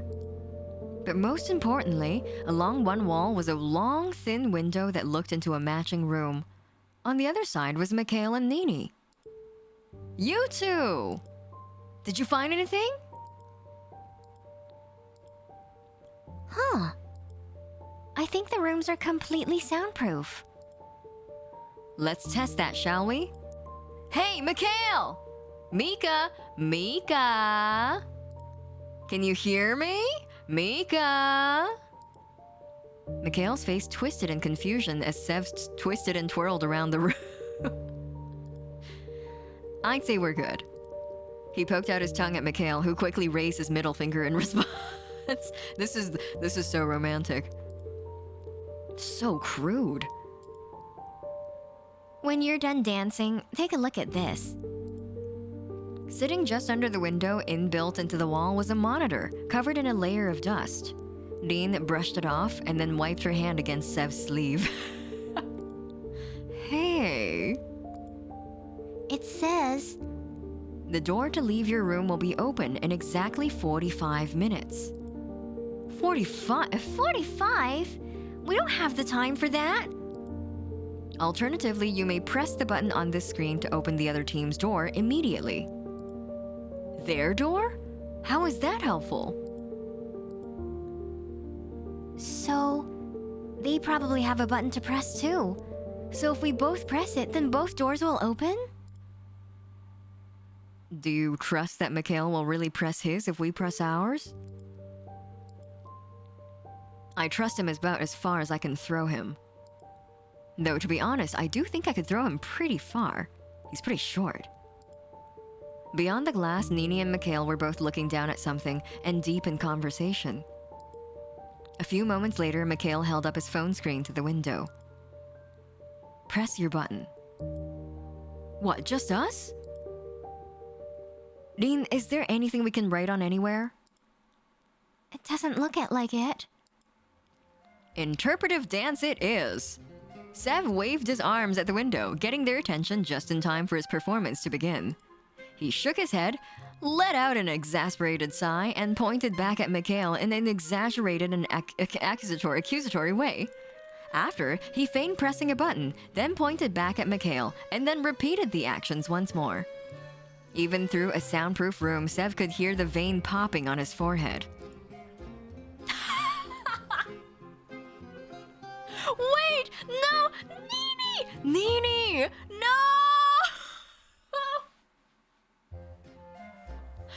Nini is having Nini's being taught so many terrible things just by hanging around these terrible adults. Mikhail turned back to his phone, typed angrily for around 20 seconds, and then shoved his screen back at the window. On it was language so colorful, it almost made Sev blush, but it all boiled down to something like this. Push your button, or I am going to break down this wall and make you press it. Once again, he busied himself typing. Just trust me. If he doesn't press it, would Nini? I would think so. But I don't know. Then what should we do? It's up to you. Whatever you decide, I'll have your back. And what if I really was the person who locked us all down here? Wouldn't I made a bad decision on purpose? How do you know you can trust me? Dean simply shook her head. I remembered a few things. Really? She nodded, hesitating to continue. It's really hazy. Whenever I try to think too hard, my head starts hurting, throbbing. It feels like there's lightning behind my eyes. But I remember a house out in the middle of a field, far away from any city. And I lived there with my father. That sounds nice. He would take me out to play in the fields. He'd let me practice makeup on him, even though he could never get it off. He'd play dress up with me, and he'd play the princess so I could be the queen. Dean clutched the front of her dress tightly. And you remind me of him a lot. So, I trust you. I don't think that's misplaced. He must have been really good looking then. And smart, and funny, thoughtful, generous, kind, reliable. Okay, I get the idea. Oh, good. With a smile, Sev turned back to the monitor. To press or not to press? Can I trust him? Press it! Don't press it. Flowchart. Where are we? We are here, I guess? Okay. If we're gonna get some... That's what I was thinking. I was like, what if... hear me out, okay? I mean, I don't think we're gonna get to finish this game tonight, so unfortunately I may have to end it after this route, but I'll take this route to its very end, and then we'll do the rest on like another stream. I'll either guerrilla one, or I will schedule one for next week. Yeah, me too, I'm super invested. Okay, wait, but hear me out though. My theory is that Dean... Well, I mean, it's not my theory, it's my guess from her flashback just now. I feel like Dean might be the time skip version of Nini, who maybe so like our theory from earlier, which was like Nini we're gonna adopt Nini. We're a gay couple and we're gonna adopt Nini, but for some reason Mikhail dies, because Mikhail always dies, and then we had to raise her as a single parent. Just us, just us and our bad jokes and our fear farts. Anyway, that's my wild game theory. Let's press the button. Let's press it. I trust Mikhail. Trust is a strong word, don't you think? Something very hard to win. I don't trust Bin, but I'll choose to believe in him this time. I guess. Feel free to convince me otherwise. I could honestly go either way. If you want to believe him, then I will too.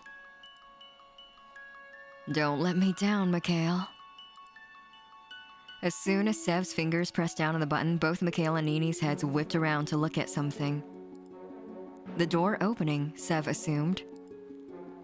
And without missing a beat, Mikhail and Nini were gone. Well, he let me down. Who would have guessed? Yo. Oh! I never doubted you for a second. How? I don't know what your instructions were, but ours said we had to convince you to press your button without pressing ours. A game designed to test our trust. Wow! That's nefarious. That's terrifying. And I knew that we could trust you. Shut the fuck up, Sev. You're such a bullshitter. That's a bad word. You're such a crapper. Doesn't really have the same impact, huh? I don't care. If we're done with the sappy trust crap, then let's get out of here. Sev glanced at the remaining time.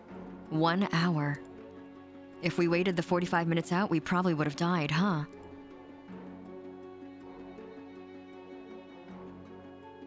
Another long tunnel. How original. Mika! Mikhail bent down low enough for Nini to whisper into his ear. The further we go, the more worried I am that there isn't really any exit. Dean, can you come with me? Oh my god. Nini, she's wing womaning again. Oh my god, she's wing childing. She's not yet a woman. I'm not a girl, not yet a woman. She's wing childing. She's being a wing child. Come on, come on!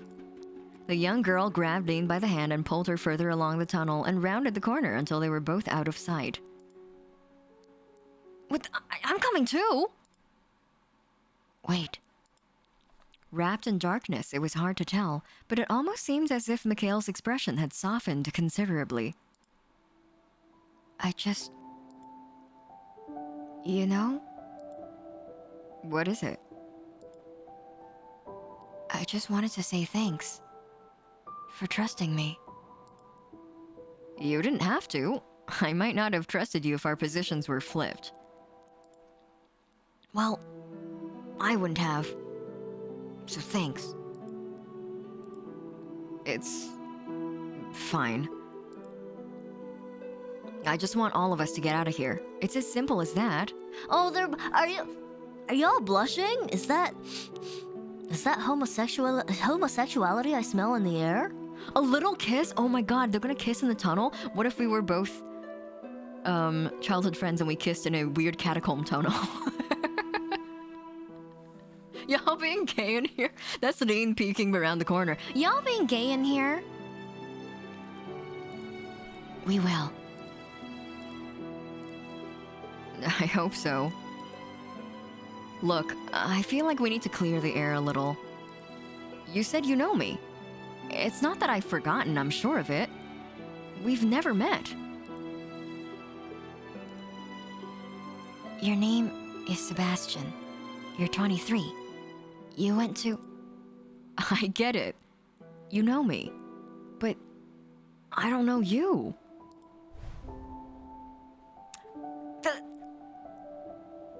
It's the déjà vu. That's impossible. Why do you hate me then? Specifically. Do I really have to say it? Well, I'm not a mind reader, I don't think.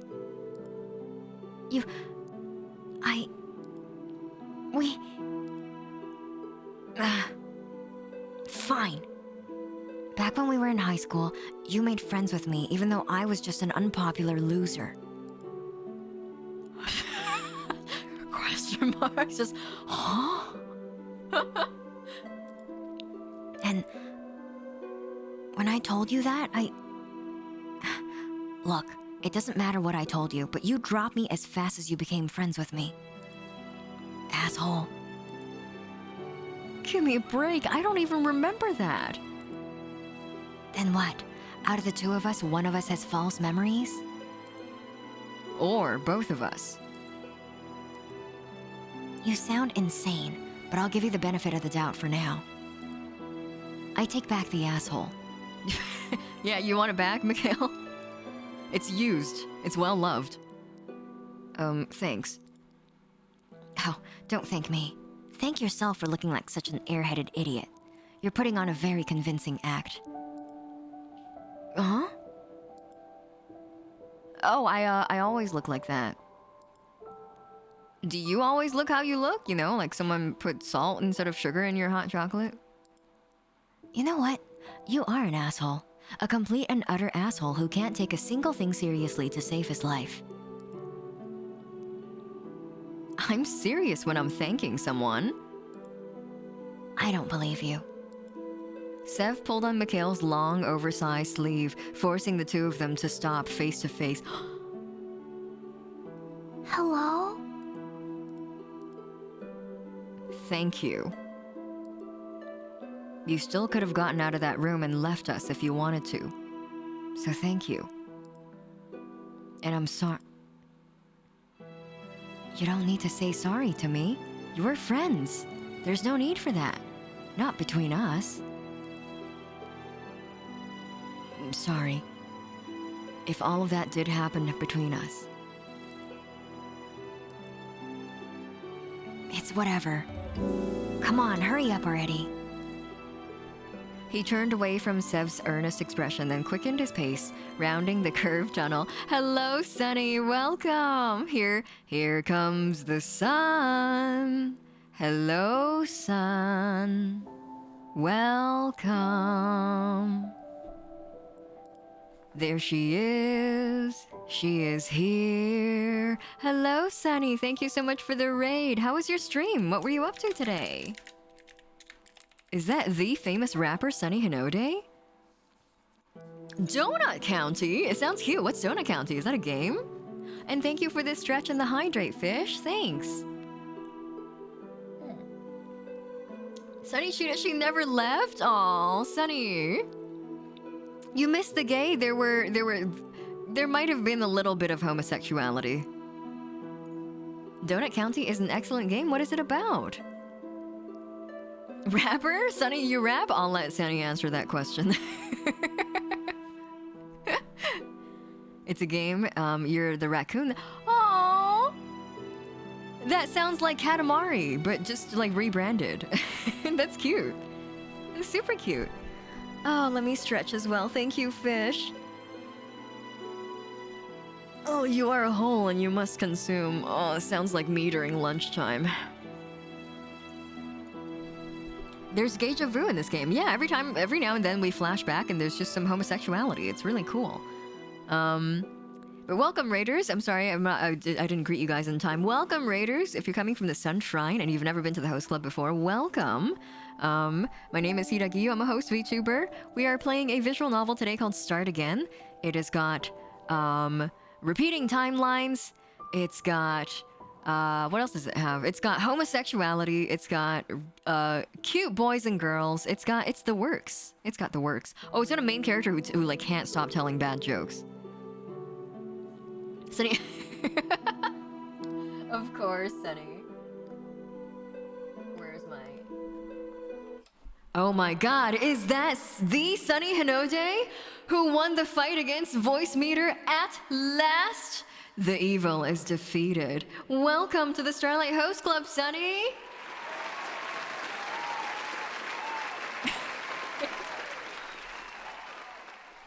Thanks again for the raid, Sunny. I hope you had a good time with Donut County. I was hoping that we could finish this game today, but I don't think we can. I'm gonna try to get halfway through. This is how far we are right now. I'm gonna see if I can try to get all the way through this route. I might not be able to, because it looks like there's a roadblock stopping me here. But I'm gonna try to get as far as I can in this route, and then we'll stop, and then we'll come back for more homosexual death game. So that's our plan for today. I was really hoping we could finish it today, though. I really want to know the end. Oh man, I really want to know the ending. Mo homo. What happened just now? We made Mikhail really flustered just now. Oh, that's right. Okay, so we put our face up to Mikhail, and he was like, oh. He turned away from Sev's earnest expression and quickened his pace, rounding the curved tunnel. Hello, Kaya. Welcome. How are you? Nini? What are you muttering about? Not even a you're welcome? Shut up for a second. Then he saw it. Wait! Hold on! What's going on? Nini on the ground? And Nini standing next to her body? Mika! Sev! Did you? No! Mikhail frowned, speeding up into a jog. What happened? Nini blinked hard, trying desperately to stop herself from crying. We were just walking and she suddenly collapsed. I fucking killed her, Mikhail! Nini decimated her! Really? Really? What were you talking about? I can't tell you. She accidentally ran into my knife, Your Honor. It wasn't me.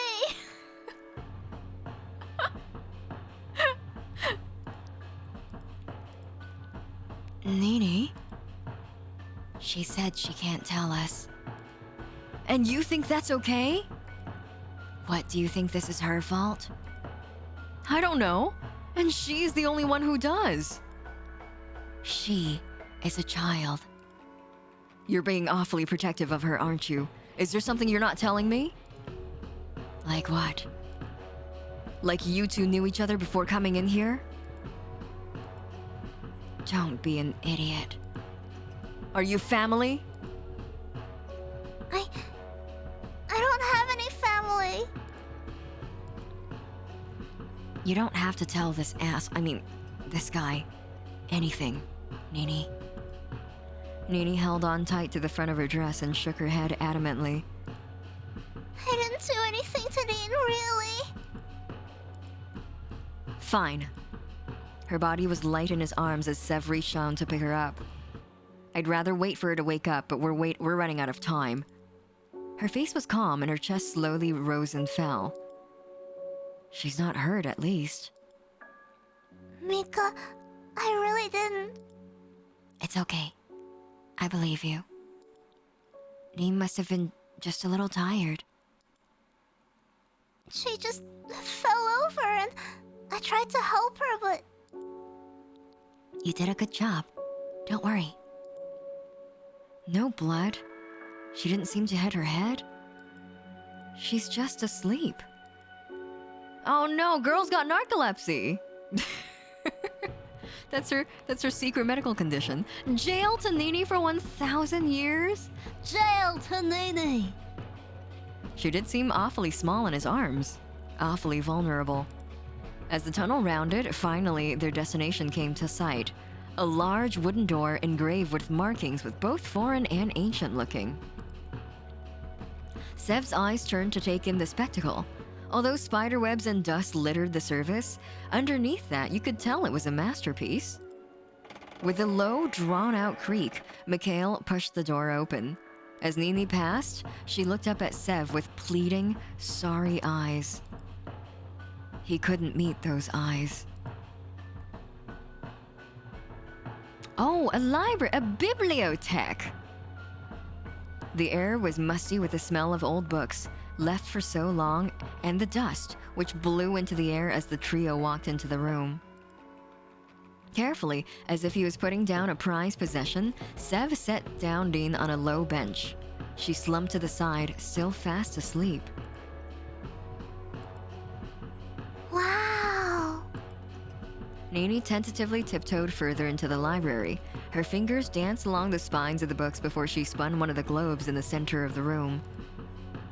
Her gaze traveled ever upwards, landing on the ceiling that was decorated with paintings of all kinds. Of glorious battles, of love, of peace hard won. What is this place? A place someone wanted to keep secret, that's for sure. Be careful what you touch, Nini. It's okay. It's safe.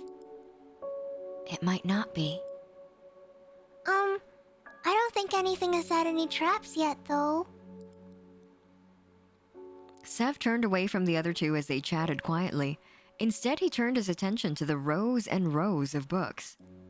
Some were so dated, the titles could no longer be read. Others weren't even written in languages he recognized. Just what is this place? Scientific books of studies long lost to mankind graced his vision, knowledge that no man should have. Peripatetic chronology. Huh. Watch out! His head whipped around at the sound of Nini's outburst. A blade was an inch away from her throat, protruded from between two books directly in front of her. What happened? I just wanted to look at that book. As soon as she tried to pull it out, it just sprung at her. Not that you would care. Don't be an idiot. Of course I care. So you're done blaming a little girl for a grown woman collapsing? I was just worried about her. I know. You're not worried about how you'll make Nini feel? If you're not here to apologize, then hurry up and find the way out of here. Fine. Please don't fight. Once again, Sev walked between the rows of books, this time more carefully than before. Where is it? What do we have to do to leave this place? And who put us here? As the minutes ticked down, so too did Sev's anxiousness to start to rise.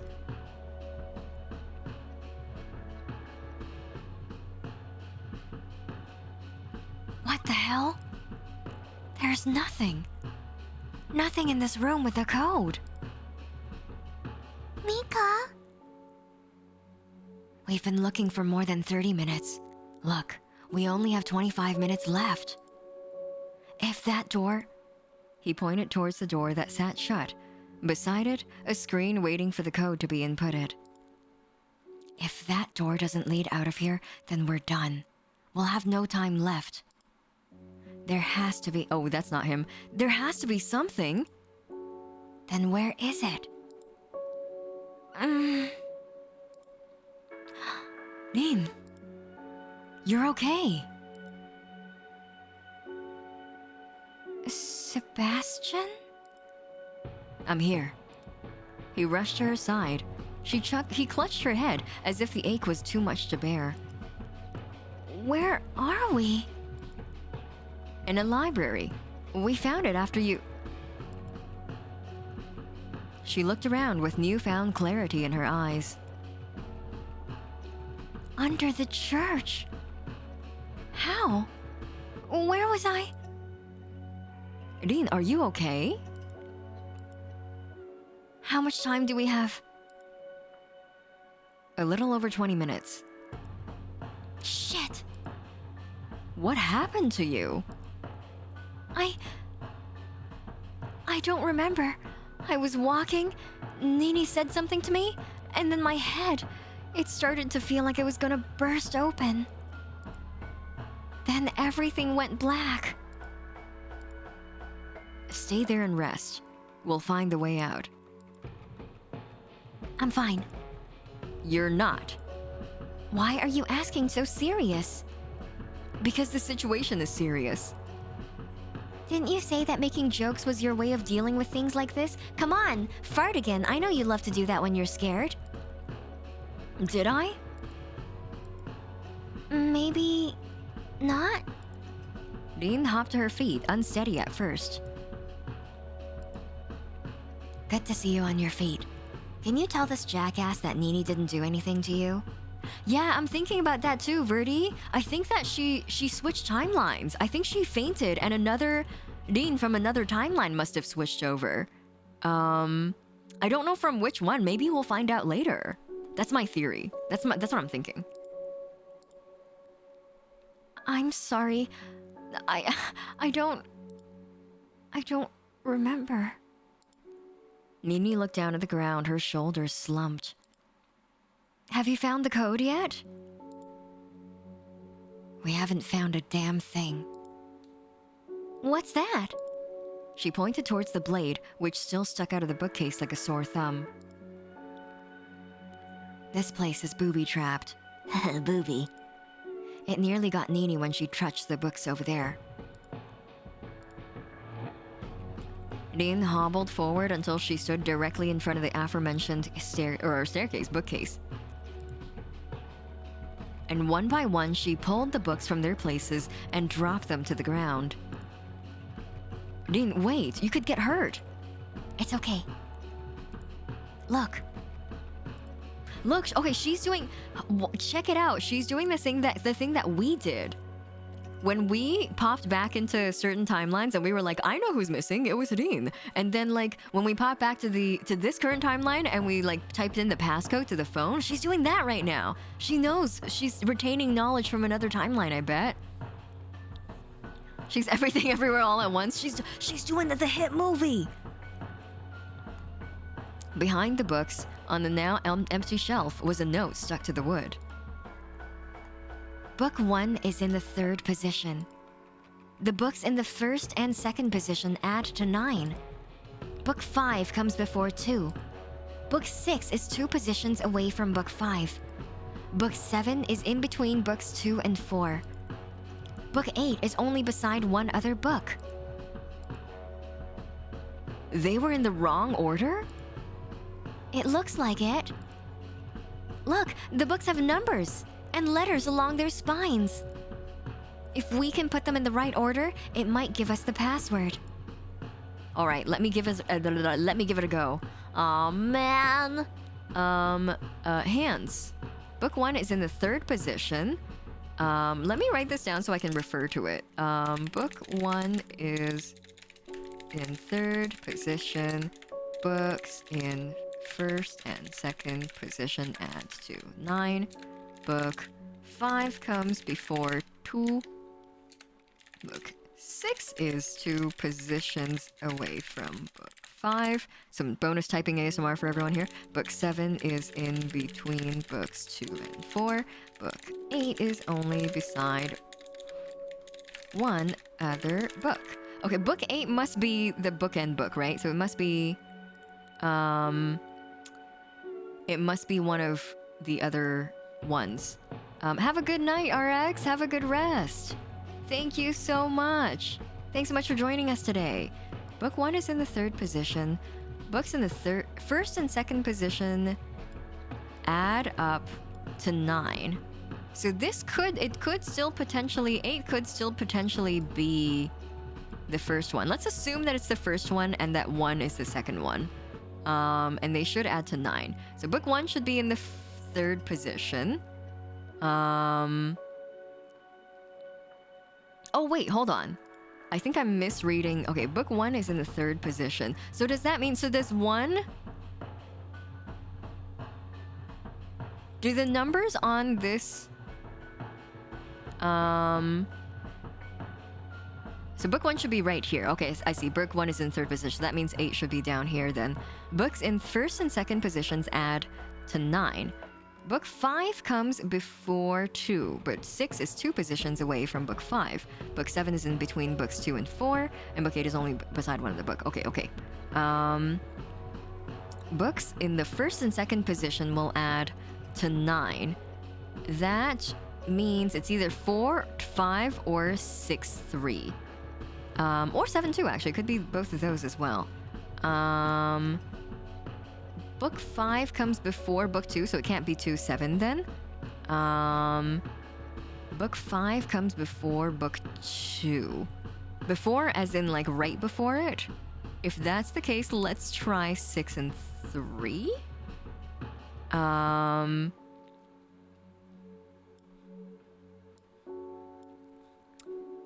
Book 5 comes before 2. Book 6 is 2 positions away from book 5.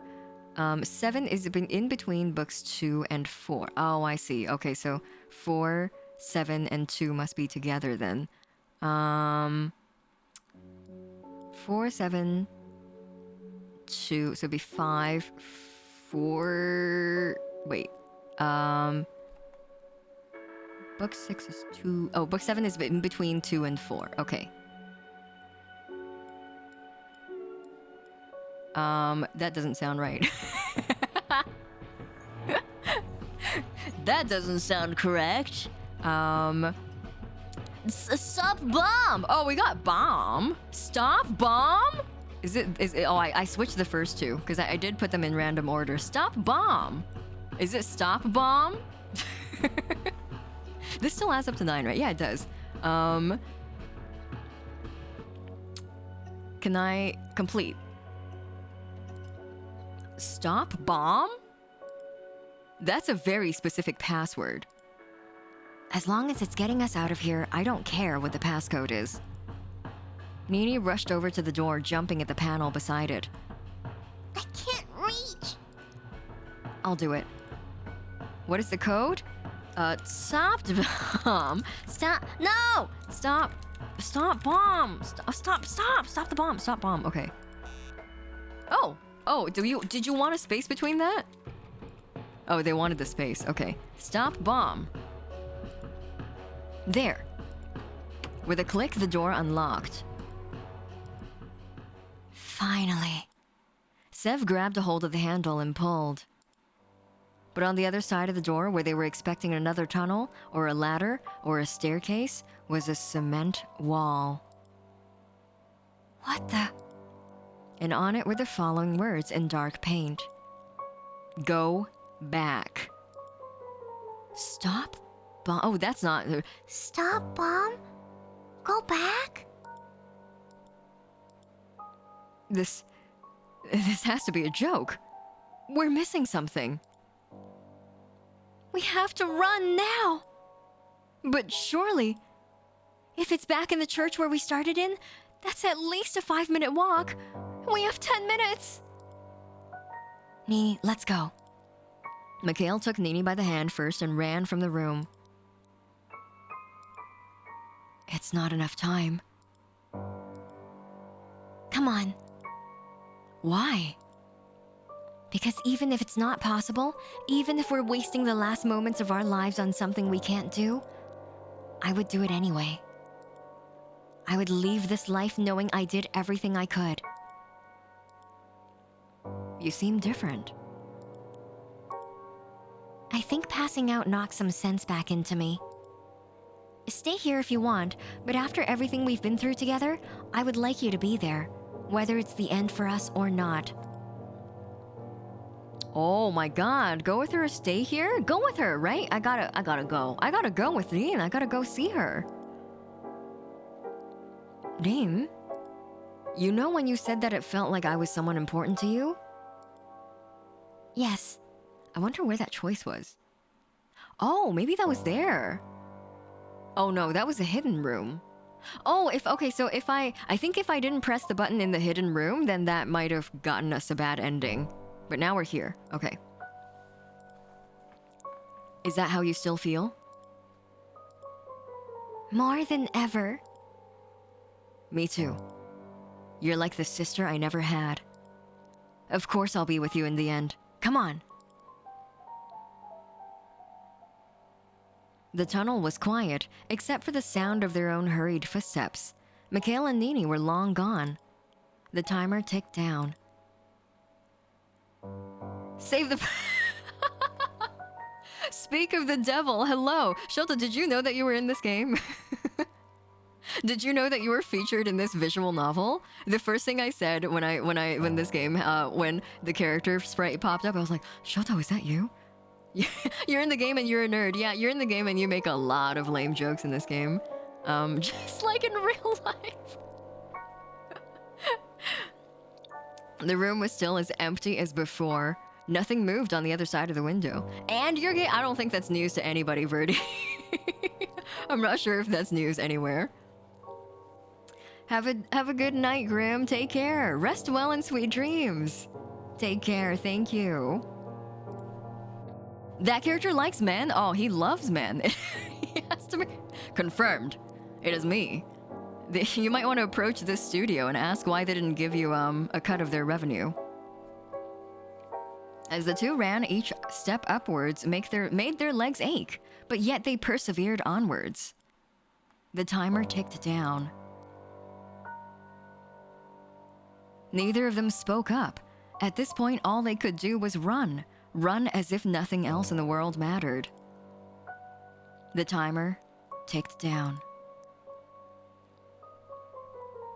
Each rung was cool to the touch, already having forgotten the warmth of the previous hands that sat upon it. This part is really nicely written. It's really lovely. They climbed up, faster and faster as the timer ticked down, down, down steadily.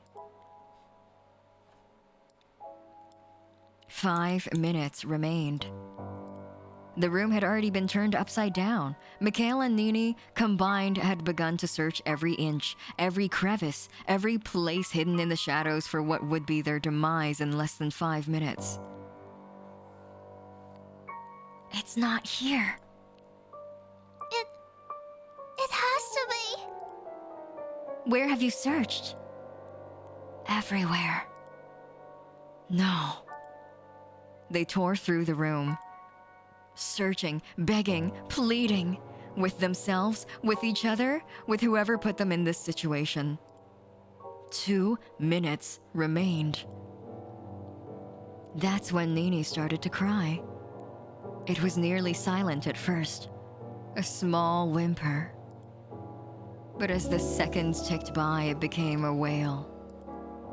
I wanna go home. Please. I'm sorry. It's over. Not yet. You said I would leave this life knowing I did everything I could. We've done everything, and we failed. Even if we found it at this point, does anyone here know how to deactivate a bomb? Come with me. She led Sev by the sleeve, approaching the spot where they had met nearly 2 hours ago. It feels like it's been longer, doesn't it? Like we've known each other for a lifetime. Oh, Slasher, thank you for the follow. Welcome, Slasher. Yeah. She put her hands together in prayer. Whether she was praying to a god or a savior, or for both, he would never know. When I was younger, my family abandoned me. That's how I got adopted by my father. You remembered? A little bit. Yo, Nina's Nini. Nini keeps getting abandoned by her family.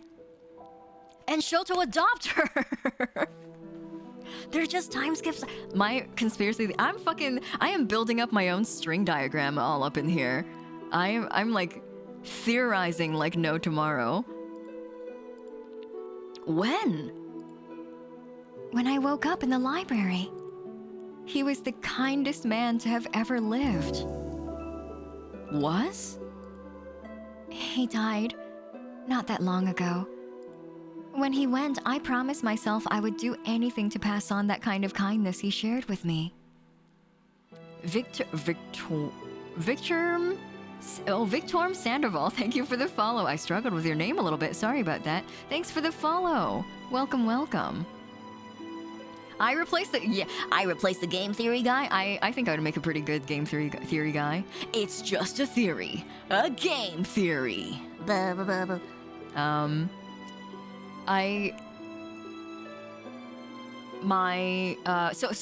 So earlier when we played the final route, or not the final route, but when we played the train route, Mikhail specifically said, "You are the biggest asshole I know, and yet you are also the kindest man that I know." So, hello?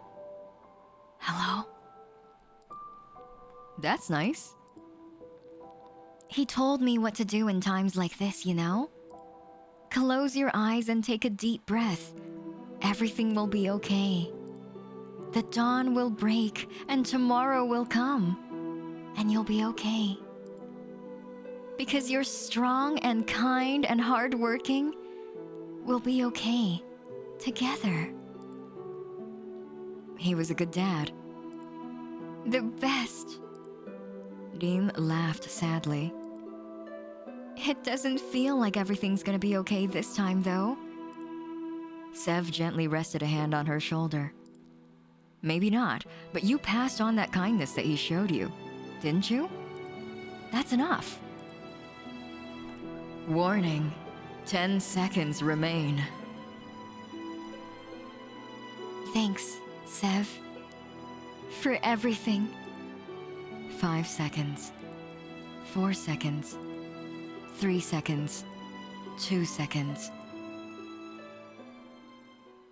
Goodbye, Dad. She remembers. She remembers! 'Cause she woke up. She woke up from her coma thing and she remembers. She knows. She knows. I swear to God. I swear to God my theory's true.